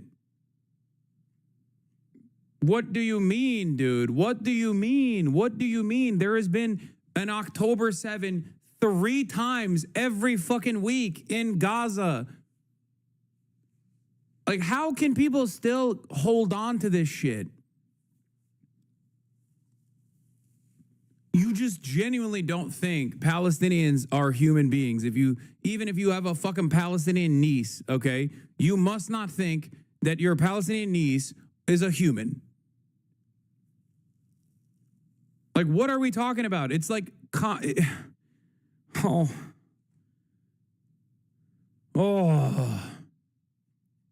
If you are still talking about October 7 at this stage, you just want to give permission to Israel to do the genocide, but you're too ashamed to stand 10 toes down and say it, okay? Ever since then, Israel committed 1,007th of October. You understand it? 1,007th of October, Israel committed. The children, if you take the numbers, the figures, the way that they are being killed, you see that we cannot claim again and again about the 7th of October and justify with the 7th of October all those horrible crimes against humanity which are taking place. There is a stage in which this is unacceptable anymore. You cannot again and again try to remind us about the terrible things that happened on the 7th of October and the 20 living hostages. You know that every 6 minutes, every 6 hours, Israel is killing 20 people? And they are as innocent as the hostages, among them many children. So stop with the 7th of October. It's unacceptable to rely only on this and to say the 7th of October enable us to go crazy and to do those crimes. And second point, stop speaking about Smotrich. The concentration camp in Rafiah is the idea of Israel Katz, Minister of Defense, nothing to do with Smotrich. Netanyahu let all this happen. It's not Smotrich. The idea of the humanitarian center or city, whatever, is clearly a stage on the way to transfer them. They say it, not I say. They say that they will be able to get out of this concentration camp only if they move to another country. This is ethnic cleansing, and it's not Smotrich. It is the Israeli government, the whole government behind it. Yeah, I mean, look, the more this goes on, the more people come to the recognition that Israel is a Nazi society and the Israeli occupying force is a Nazi force, is the SS, and that Israel's defenders are Holocaust enjoyers, Holocaust defenders.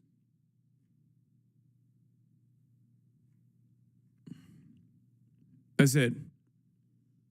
You might have thought that that was a deeply, deeply anti-Semitic thing to say, a deeply anti-Semitic comparison, and there were plenty of people who tried to fucking fight that. You know? There were plenty of people who tried to fight that reality. Where are they now?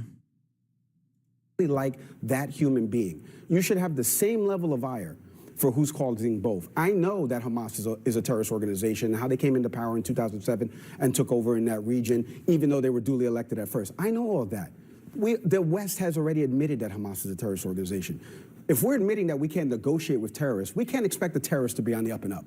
It's Israel that has to do this. And there's only one common denominator in these last 38 years in that entire region. His name is Benjamin Netanyahu. He's the one common denominator in all of this.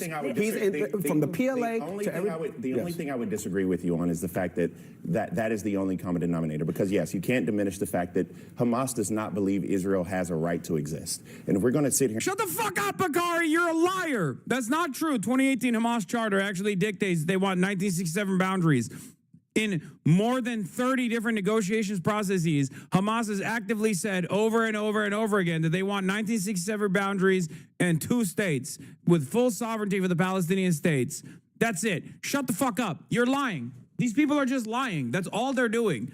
Okay? They're just liars. And the only reason why this kind of lie works is because people are not knowledgeable of the actual situation, because everyone else in the fucking media is lying as well.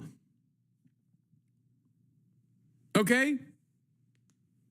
Yeah, It's not Hamas that thinks that. I think that, okay? I think that Israel has no right to exist as a fucking apartheid state, okay? I think that, not Hamas. Hamas wants a two-state solution. Fuck.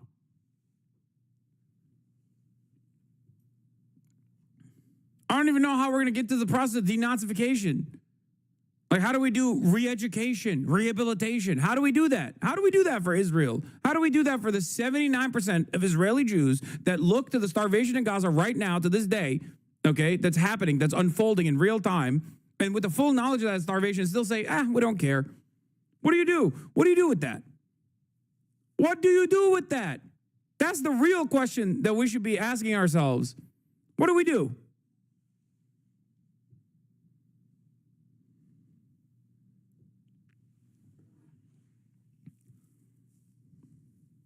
To have this conversation, we have to acknowledge that Israel does have a right to exist. But they and already exist. And my only point is, I hear you.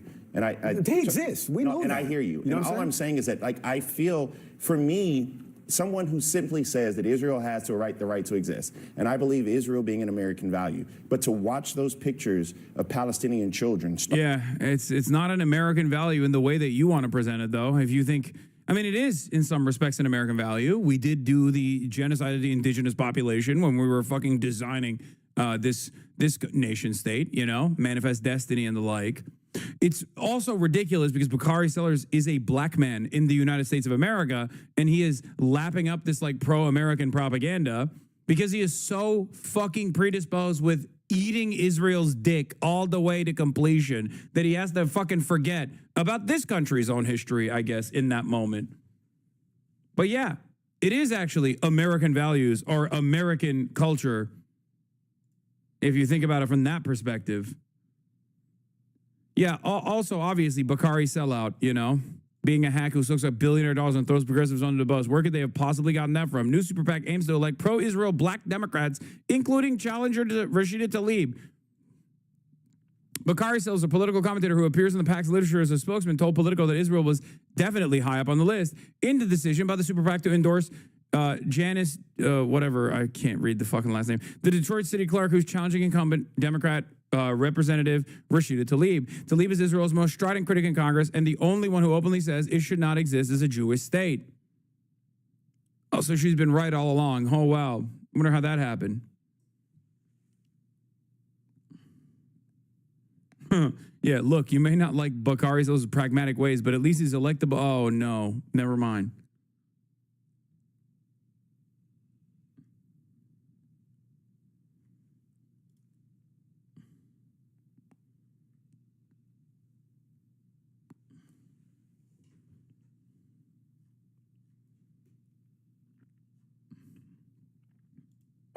It bothers me, right, to my core, and I can't empathize with these two. I can't empathize with these two. You can't empathize with Peter Beinart.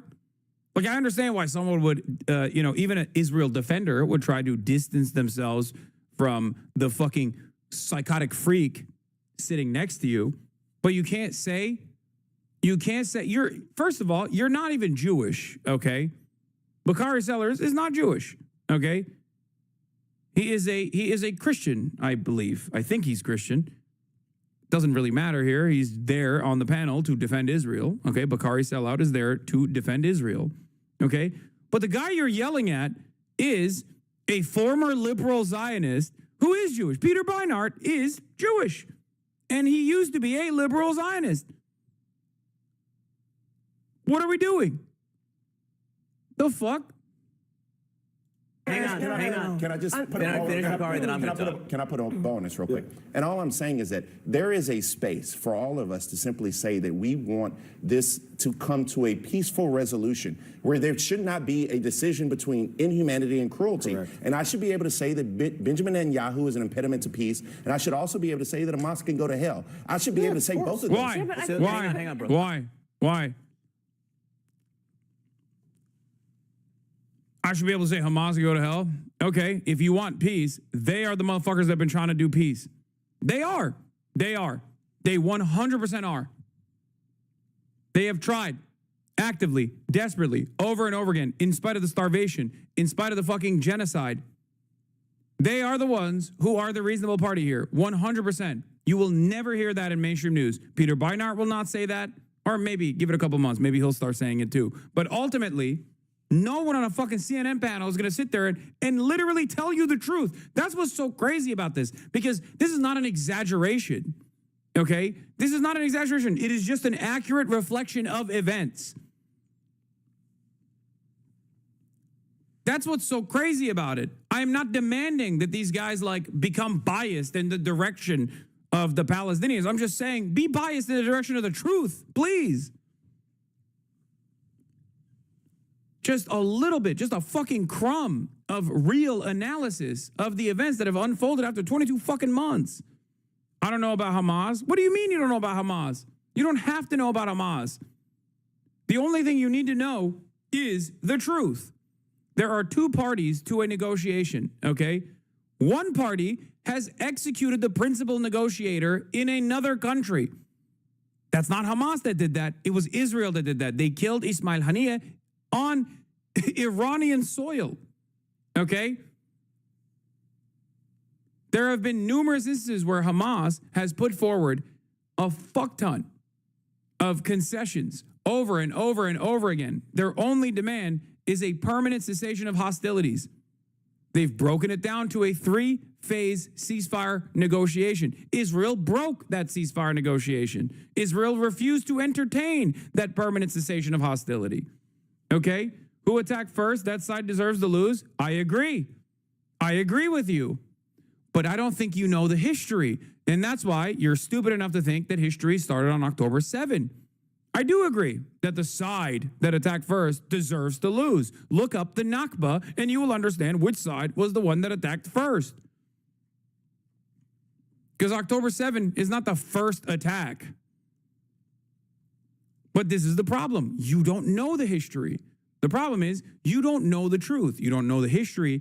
And because there are so many professional, serious outlets with serious thinkers that are also actively deluding you, you can get away with not knowing the truth.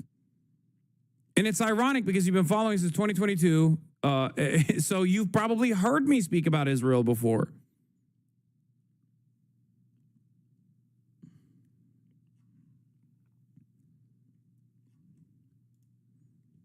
I'm going to talk. So I will say this. President Trump has said that he sees starvation in Gaza and it bothers him. He says that the First Lady Melania Trump sees starvation in Gaza and it bothers him. Why is this 360p?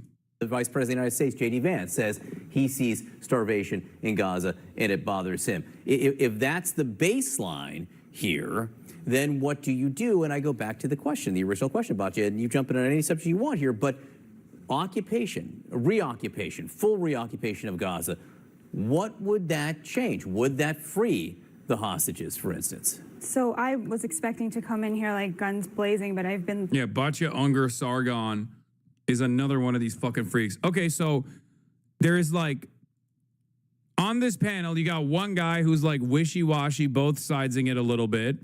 Okay, you got Peter Beinart, who is like supposed to be the pro-Palestinian position, which, by the way, there's plenty of people who are definitely even more aggressive than Peter is. But he is the pro-Palestinian person here. You have a literal envoy of Israel and another rabid, psychopathic envoy of Israel. So it's 3 versus 1.5. What are we doing? What is this fucking panel, dude?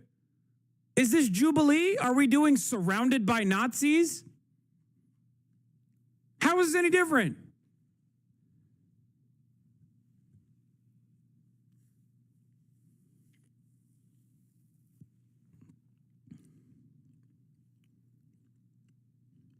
There should be at least one guy who can convincingly say on this panel that Israel is an apartheid ethno-state that is built on the values of Jewish supremacy and is currently doing a genocide, and therefore, of course, it does not have a right to fucking exist. What are we talking about?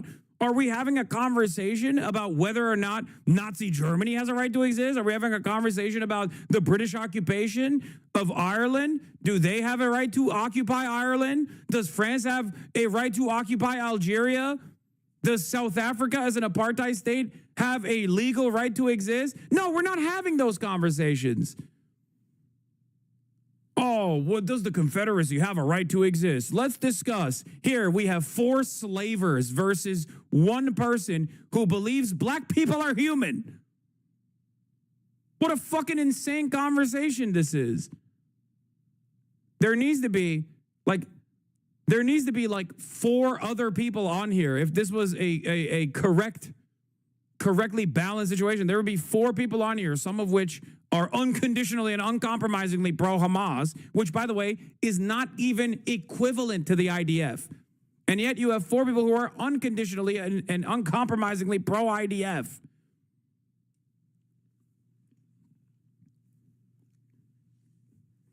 Ridiculous. Oh, they're a serious military. They're conducting a serious military campaign. Okay, they're conducting a serious genocide. It's over. At that point, they're not a serious military. Free the hostages, for instance. So I was expecting to come in here like guns blazing, but I've been totally disarmed by Bakari, like legitimate to my core. Like I'm so moved by everything that you said. Shut the fuck up. I can't watch the rest of this. It's making me lose my fucking mind, dude. Oh my God. Oh my God. I, as an Israel defender, am moved to tears by the other Israel defender on the panel. Okay. Like at a very, very deep level. So thank you for that.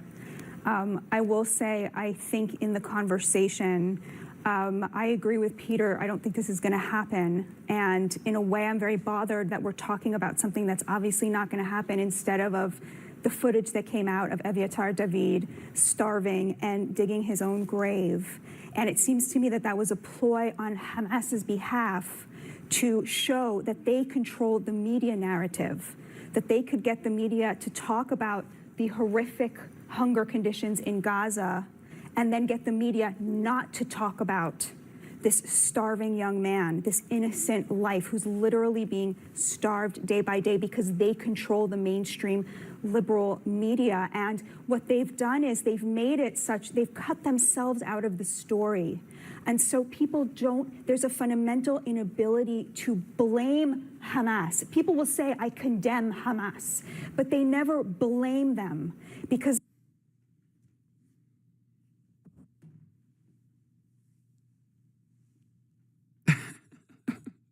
I don't know what to say. I can't. I loop back around from being uncontrollably angry to laughing at the notion that, like, people are not sufficiently upset at Hamas, which the American State Department is designated as a terrorist organization.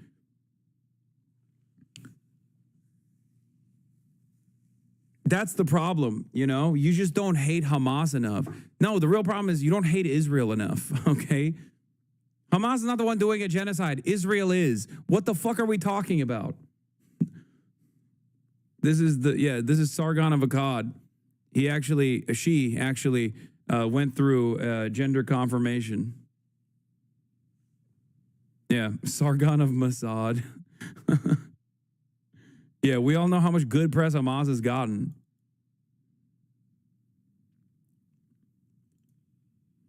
She'd say Hamas did a genocide on 10/7. Okay, then we need to reconsider the term genocide then. Because if 10/7 is a genocide, then what Israel has done is something different. Like it's something far worse than a genocide. And there is nothing worse than a genocide.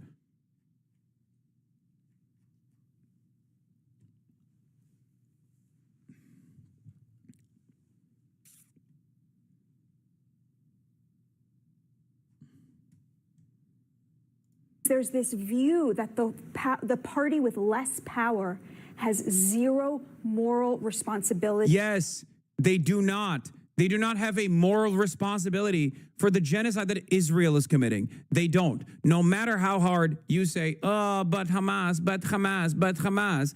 Yes, Israel is responsible for the genocide. Are the Jews responsible for the Holocaust? Would you say that? Would you turn around and say, but the Jews? But what about the socialists? What about the trade unionists? What about the Jewish partisans?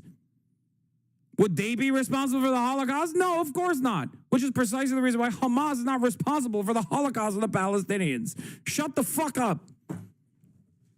She would? No, she wouldn't. No, she wouldn't. As a matter of fact, if someone were to say that on a panel like that, everyone would yell at that person in perpetuity.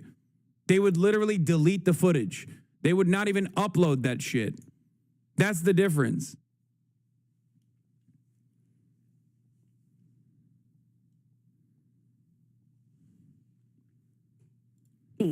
And thus all the moral responsibility is on Israel. And I think we need to reject that kind of thinking because Hamas is to blame for this. And I say that despite having things that we all agree Israel could have done much better and much differently. Peter, we're going to go to Peter, and then we're taking a break. Peter, go ahead. 100% responsible for the horrific conditions they're holding Eviatar David in and for the people they killed on October 7th. See, this is why I'm saying Peter Beinart is like, come on, dude. Come on. Come on, dude. Yeah, what should they have done? Should they have just like magically created food for the prisoner of war? There's like 1 million plus other people that are also starving on the strip. Because the reality is, if you say Hamas is absolutely responsible for the conditions of the prisoner of war, then you're basically saying the same shit that this dumbass is saying, which is that Hamas is responsible for the Gaza Strip starving, okay? You can't have one and not the other. And for everyone they kidnapped, absolutely. But Hamas is not responsible for the fact that Israel cut off all food, water, and fuel. Why is Israel starving its own hostages? Because they're fucking freaks, big dog. What do you mean? Because they just only care about doing genocide. Because Israel wants to do genocide. That's it. That's the reason why they are starving the Israelis that are still held in captivity. That is why they shot the Israelis in captivity that had escaped. Literally, they did that. They did that a year ago. It's the same reason why they've bombed Israeli hostages and prisoners of war alike, because they do not give a fuck about the hostages. The hostages are simply a distraction that takes away from the actual genocide campaign that they are committed to, okay? To Gaza for almost 3 months this year. Israel has to take responsibility for its war crimes, just as Hamas has to take responsibility for its. I don't think they should have done that, but if you want to learn more, Google the Hannibal Directive. Or better yet, after you're done Googling the Hannibal Directive, Google Yoav Gallant Hannibal Directive. Yoav Gallant was the defense minister at the time, war criminal, by the way. And he openly admitted that they used the Hannibal Directive on October 7, as in shooting Israelis with Israeli weapons so that they were not taken as hostages to be used as a bargaining chip against Israel, because Israeli society doesn't like that. Israeli society wants the hostages to be freed. Even those who want the genocide to continue still want their friends to come back home. That's kind of the, that's kind of the problem with, having a supremacist ideology. When members of the supreme in-group are captured, all of a sudden you have to do your very best to at least quash the fucking discontent that is brewing in society that want their neighbors to return home. And they did do that. There was a store of 4 to 6 months worth of aid. Well, evidently not. Gaza. Evidently not. It was poorly handled. I totally think it was poorly. Wasn't he the moderating voice in the war cabinet? Shut the fuck up. No, he wasn't. He's literally a war criminal who literally said on October 9th, we are fighting human animals. We must starve them. We must shut off their electricity, their water, and their food. We are fighting human animals. Okay? I assume you were trying to do the Ethan Klein joke or something. I was joking. Ethan Klein said that. Okay, well. Don't even fucking meme about that handled, shit. but they believed that there was enough food there. The distribution broke down horrifically. Do you think Bezalel Smotrich and Itamar Ben-Gvir, who are both key positions in this government, really cared that much whether there was enough food? They're important people in this. They matter a lot. I don't think this government cared very much about whether there was enough food. All right, Mike, you're going to have the last word here, then we go to break. I mean, I just want to echo what a friend of mine who's a war correspondent for another network that I used to work at down the street, we're not going to mention them, Fox News, but he said this on Twitter. And yeah, here is Batya Unger Sargon of Mossad. In an absolutely unhinged meltdown, MAGA columnist Batya Unger Sargon of Mossad, I don't even know what I'm saying anymore, shouts about undocumented immigrants having too many rights. At what point do we ask if giving these right-wing lunatics a platform at CNN is a good idea? Too many rights. The undocumented migrants have too many rights. As he's done his reporting, we're losing our humanity. We're legitimately losing our humanity in all this argument. The images that you see of one person that looks exactly like the other person, Brooke. Hamas has been in power. The irony is I'm the only person at this table who's actually risked my life to advocate for Palestinian children. I spent 2 years in and out of Jenin, Ramallah, Tulkam, and Nablus. I'm the one who interviewed Hamas firsthand. I interviewed Islamic Jihad firsthand. I sat with the Al-Aqsa Martyr Brigades, and they told me.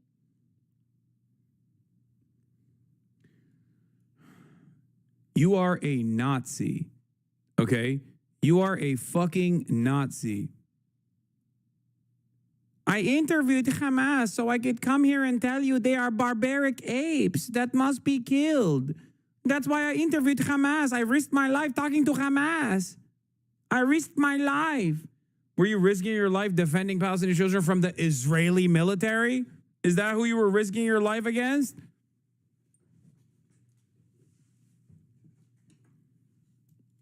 To my face that they want war. This is not about Hamas. This is about an ideology. And I interviewed Hamas and they told me, I hate Jews.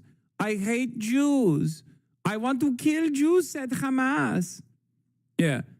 This is the same lady that last year, as I showed you earlier, said, there's no such thing as a Palestinian human, a Palestinian person. Why are we saying Palestinian? Ideology is you don't wipe an ideology out by bombing an ideology. Children in their schools, in their textbooks, to revere death, to love death, and not to love life. This is so fucking gross. This is so fucking racist and gross, okay? Hamas, the Palestinian children are being taught to hate Jews by Hamas in the textbook. In the textbook.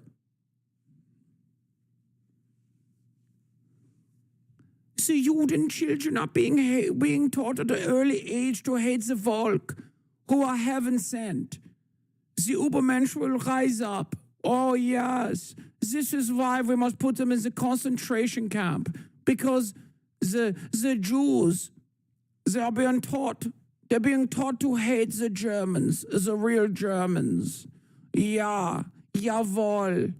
Population is human shields. This is what you get, a terrorist state and a democracy fighting on an asymmetric battlefield and a completely impossible place. Because how are they supposed to defeat Hamas when there's no food shortages, but there is starvation? They've destroyed Gaza and they have not defeated Hamas. All right, here's what we're going to do. Bakari Sellers, you got 10 seconds, then go on a break. I don't even need 10 seconds. What I wish is that we did not make this a political football.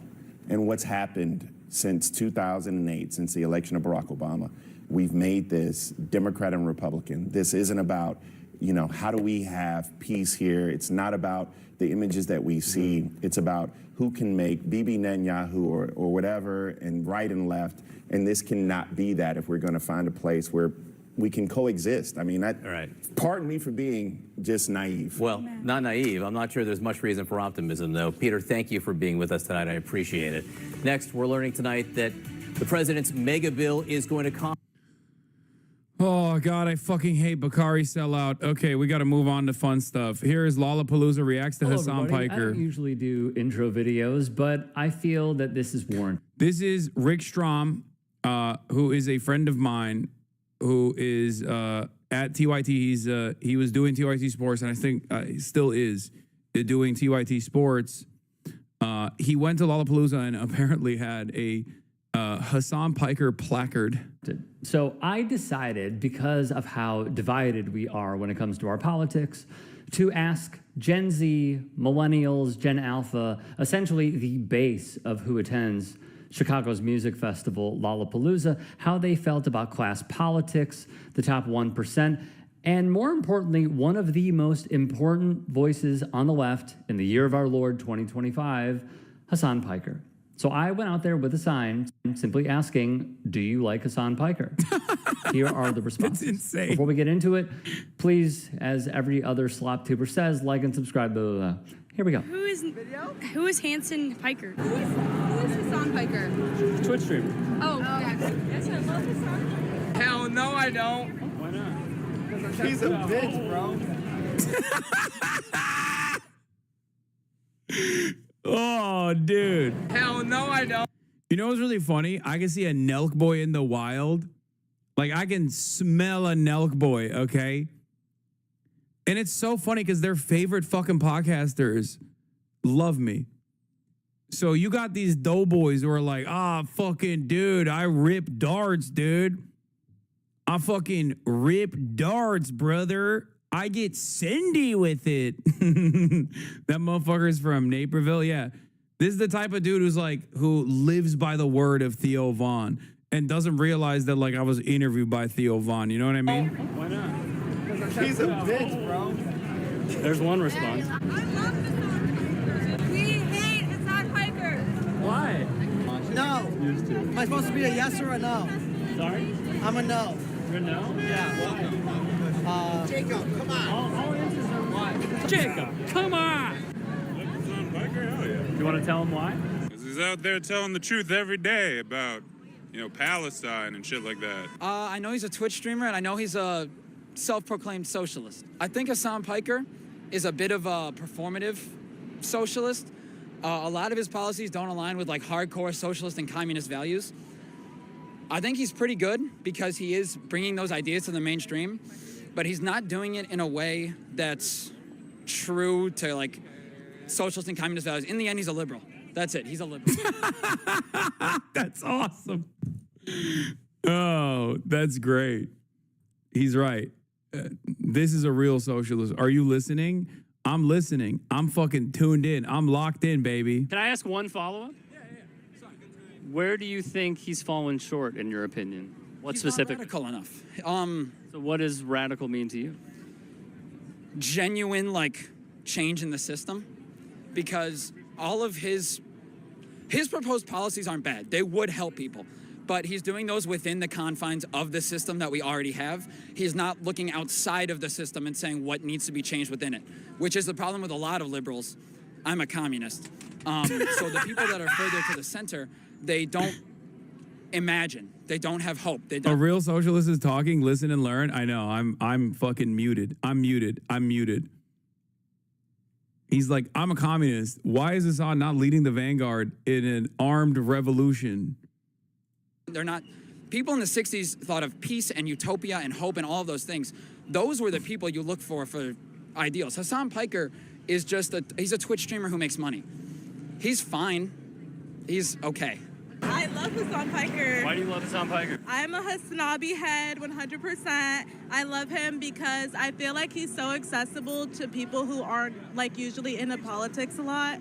And, like, I just love, like, the way that he... Let's go! I don't know, the way he focuses on, like, what's important to him. And, like, he doesn't, like, falter on that. I love Hassan Piker. I used to watch H3 podcast. I don't know about Hassan Piker, but I am team Trisha Paytas. So, frenemies. Why is that? She's just an icon, and I feel like Ethan's a little too controversial nowadays. I don't know, but Yila's a queen. Yila's a queen. And if you had a message for Ethan, what would it be? Lock in, start making jokes, funny content again. Stick to the goofs and gaps. Not all this controversial stuff. This person, if you were to ask this person about, like, Israel Palestine, I think she would just be like, I don't know, is that a soccer team? Like, dude, the way that some people live, the way that some people exist in our universe, like we are living in the same, we're living on the same planet, and they are so happy and so oblivious to everything else that's going on.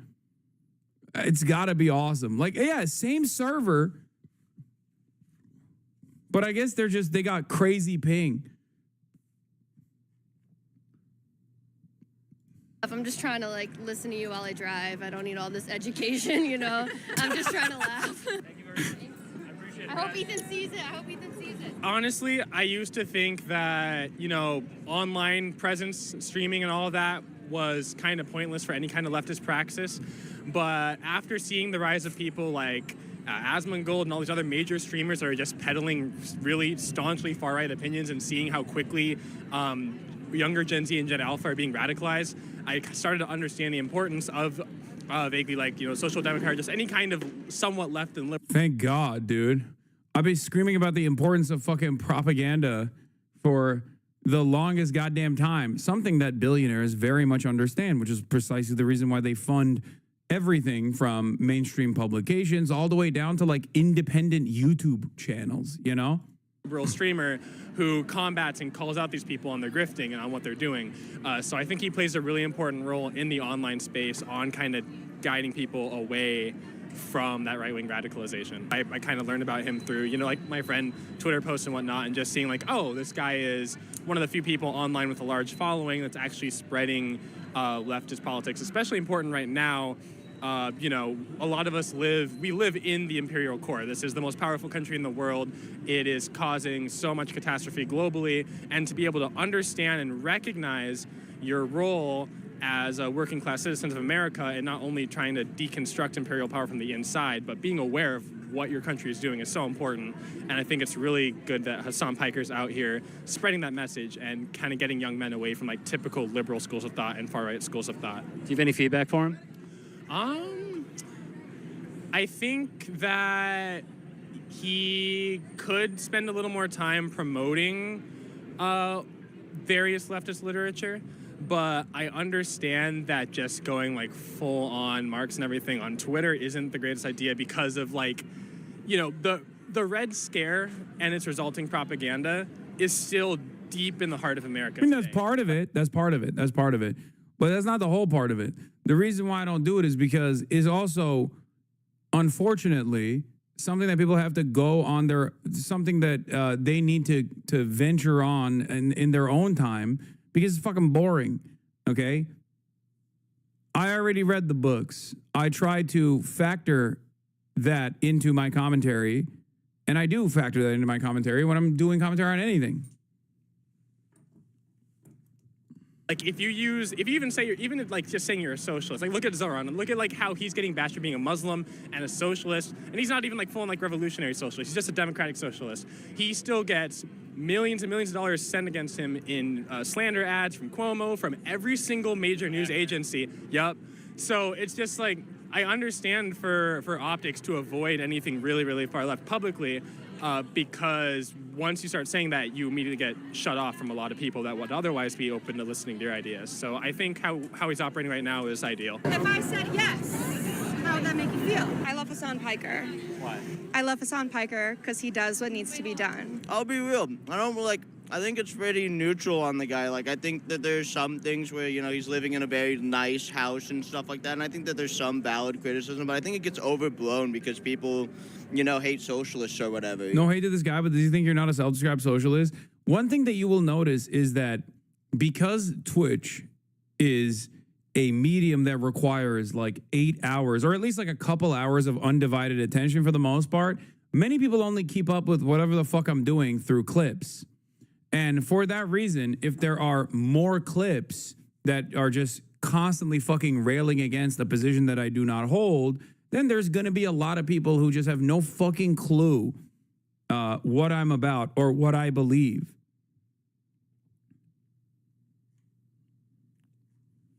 That's it. It's the plague of clip farming. It's the clip economy.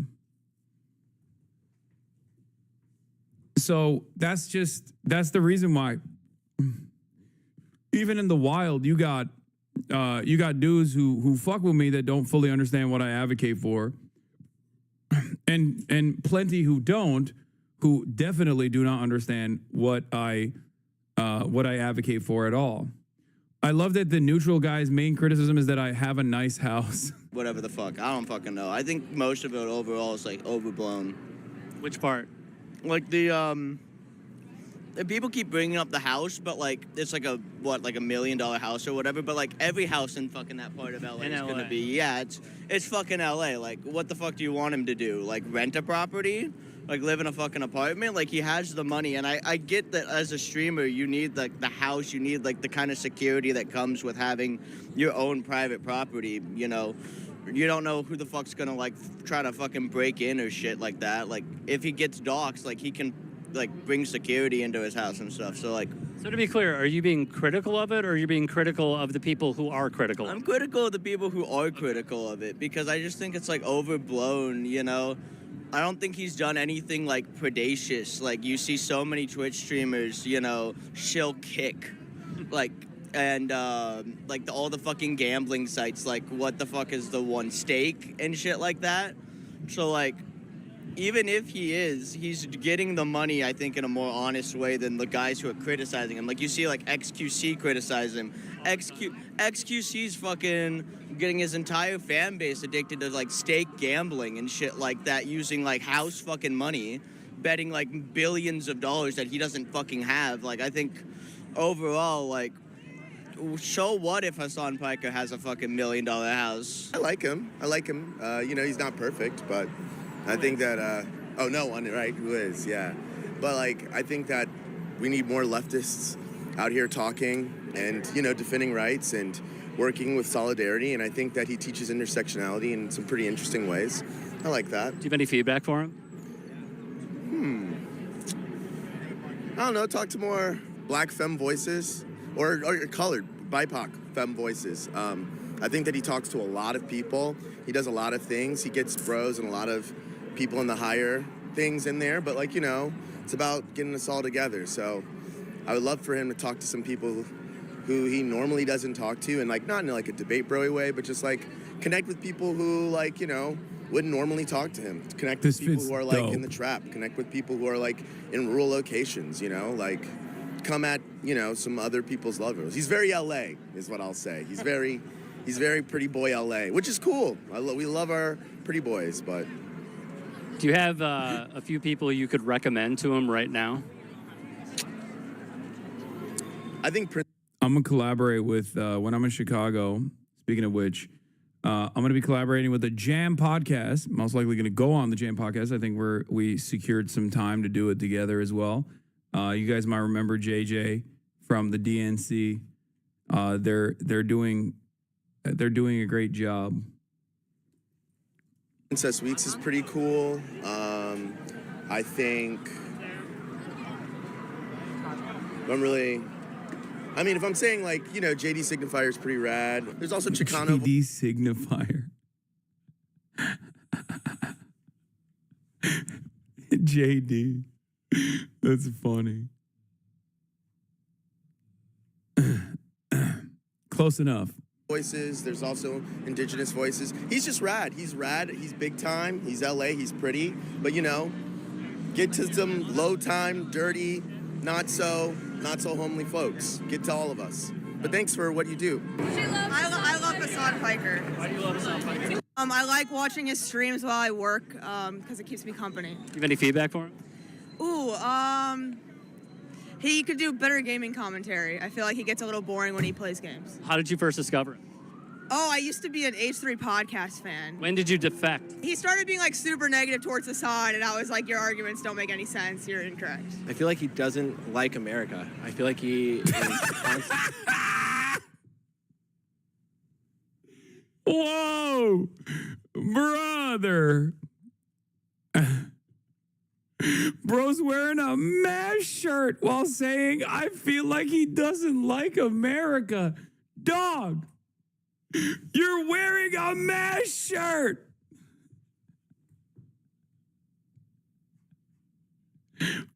That's amazing. That's awesome. Constantly supporting the the anti-American part, like anti-America stuff. He consistently fights against the left. It feels like he called like Pete Buttigieg like a rat or something just recently. Recently. Okay, this gotta be a fucking Epstein fan. There's no shot, dude. I call Pete Buttigieg a rat, la rata, literally, what, 5 years ago at this point? 6 years ago? God damn. A rat. Also, Pete Buttigieg is the left. And so like stuff like that continues to persist throughout his viewing stuff. I don't watch too much like online media, alternative media. I watch more like mainstream stuff, but from what I see from that's my opinion. You don't get it. MASH is now post-ironic and is now a call to patriotism. Yeah, like how the fuck is this guy wearing a MASH t-shirt and is like Hassan hates America? Why, dude? Is it because I think the Vietnam War was bad and wrong? Much to consider here. Bro, you weren't alive when MASH was a thing? I mean, I wasn't either, but like I know what it is. It's just like funny. It's funny to have like Korean War. Sorry. It's just like it sounds like it comes across like a bit.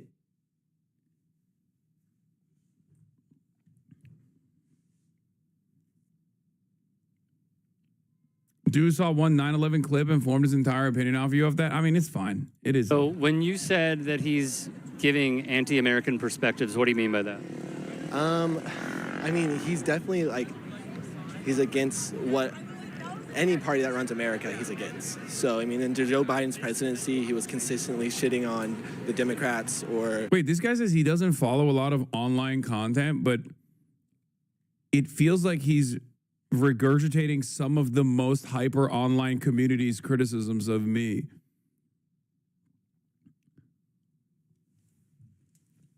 So I don't really understand. Also, he's talking to Rick, who knows what my opinions are and has known me for years and years. The party who's running the America, which would be against America, in my opinion. And then, I mean, obviously with Donald Trump, he's against that, which I think a lot of us are, which makes sense. But I think there's more. Oh, I'm shitting on Donald Trump, but not in like the right way. I'm shitting on Donald Trump in like a anti-American kind of way. Like, it's hard for me to give you exact examples off the top of my head, just coming out Lala. But like, I'm sure there's plenty of examples. If I had some time to look something up, I could give you some examples. There are plenty of them out there, and it's a huge topic being talked about right now, as I see it, with his airport disaster, right? He got stopped in the airport and was interrogated. Do you know really how long he was interrogated? Do you have any feedback? Okay, yeah, no, he's definitely okay. Yeah, he's a Sex Destiny fan, 100%. Oh yeah, no, he's either a Sex Destiny fan or a Slop Tube fan, 1,000%. This dude is probably in the chat watching right now. The airport disaster that the fucking Department of Homeland Security admitted took place, that was covered. He said he's not extremely online. If you were to ask a bus driver if they tuned into one of the slop tubers that covered it and said he lied about being detained at the airport versus the international press, including every single American news outlet that covered it, I wonder if the bus driver would be aware of me as a person who was detained as a political dissident or as a person who was lying about their detention. Yeah, only one community does this talking point. Exactly. He's like, I'm not very online, but like, remember when I don't even know it was disputed. It's not. It's not a disputed thing. It's only, these people live in their own fucking bubble. They live in their own bubble. They get all the information from Reddit. Yeah, bro, my grandmother knows about your airport story from mainstream. this is when you're existing in this like incredibly tight-knit echo chamber. For him, that could be more aligned with your politics? That's a great question. I think like I believe in having like a view of socialism in that side of point and like stuff like that. But I think like they need to be able to, I guess, come a little bit more to the center or more, I guess, right in a way, because they're so far left, to incorporate more views of what I would believe in, I guess, personally. Obviously, that may not work for him, but that's what he would do for me. He would have to move like, God, I mean, I'm not a huge socialist at all. I believe in like private capital and, you know, companies and firms and stuff like that. How much private capital does this man have, I wonder? I believe Hassan doesn't. Hassan has said multiple times that he's like luring in these center to left people to become more and more left. That's why he's doing this. Yeah, why is this a bad thing? Well, yeah, I am. I want average Democrats to actually advocate, like average Democrat voters, to actually advocate for the changes that they want. That's number one, because these are things that they truly believe in, like socialized medicine, for example. And I want right-wingers to also advocate for socialized medicine and become leftists. Yes, this is what I want. It's not a secret. I think he said that on multiple things. I looked a little bit into Hassan Piker, but yeah, I think, I don't know what he could do to really help, I guess. Is there... I love seeing stuff like this because like it once again reminds me of the profile of the type of person. Like it puts a face to the fucking commentary. Like the Norman or Norman adjacent people that are out in the real world that are willing to go on camera and say these things and like what their worldview looks like. Because this has been what? 3 minutes of just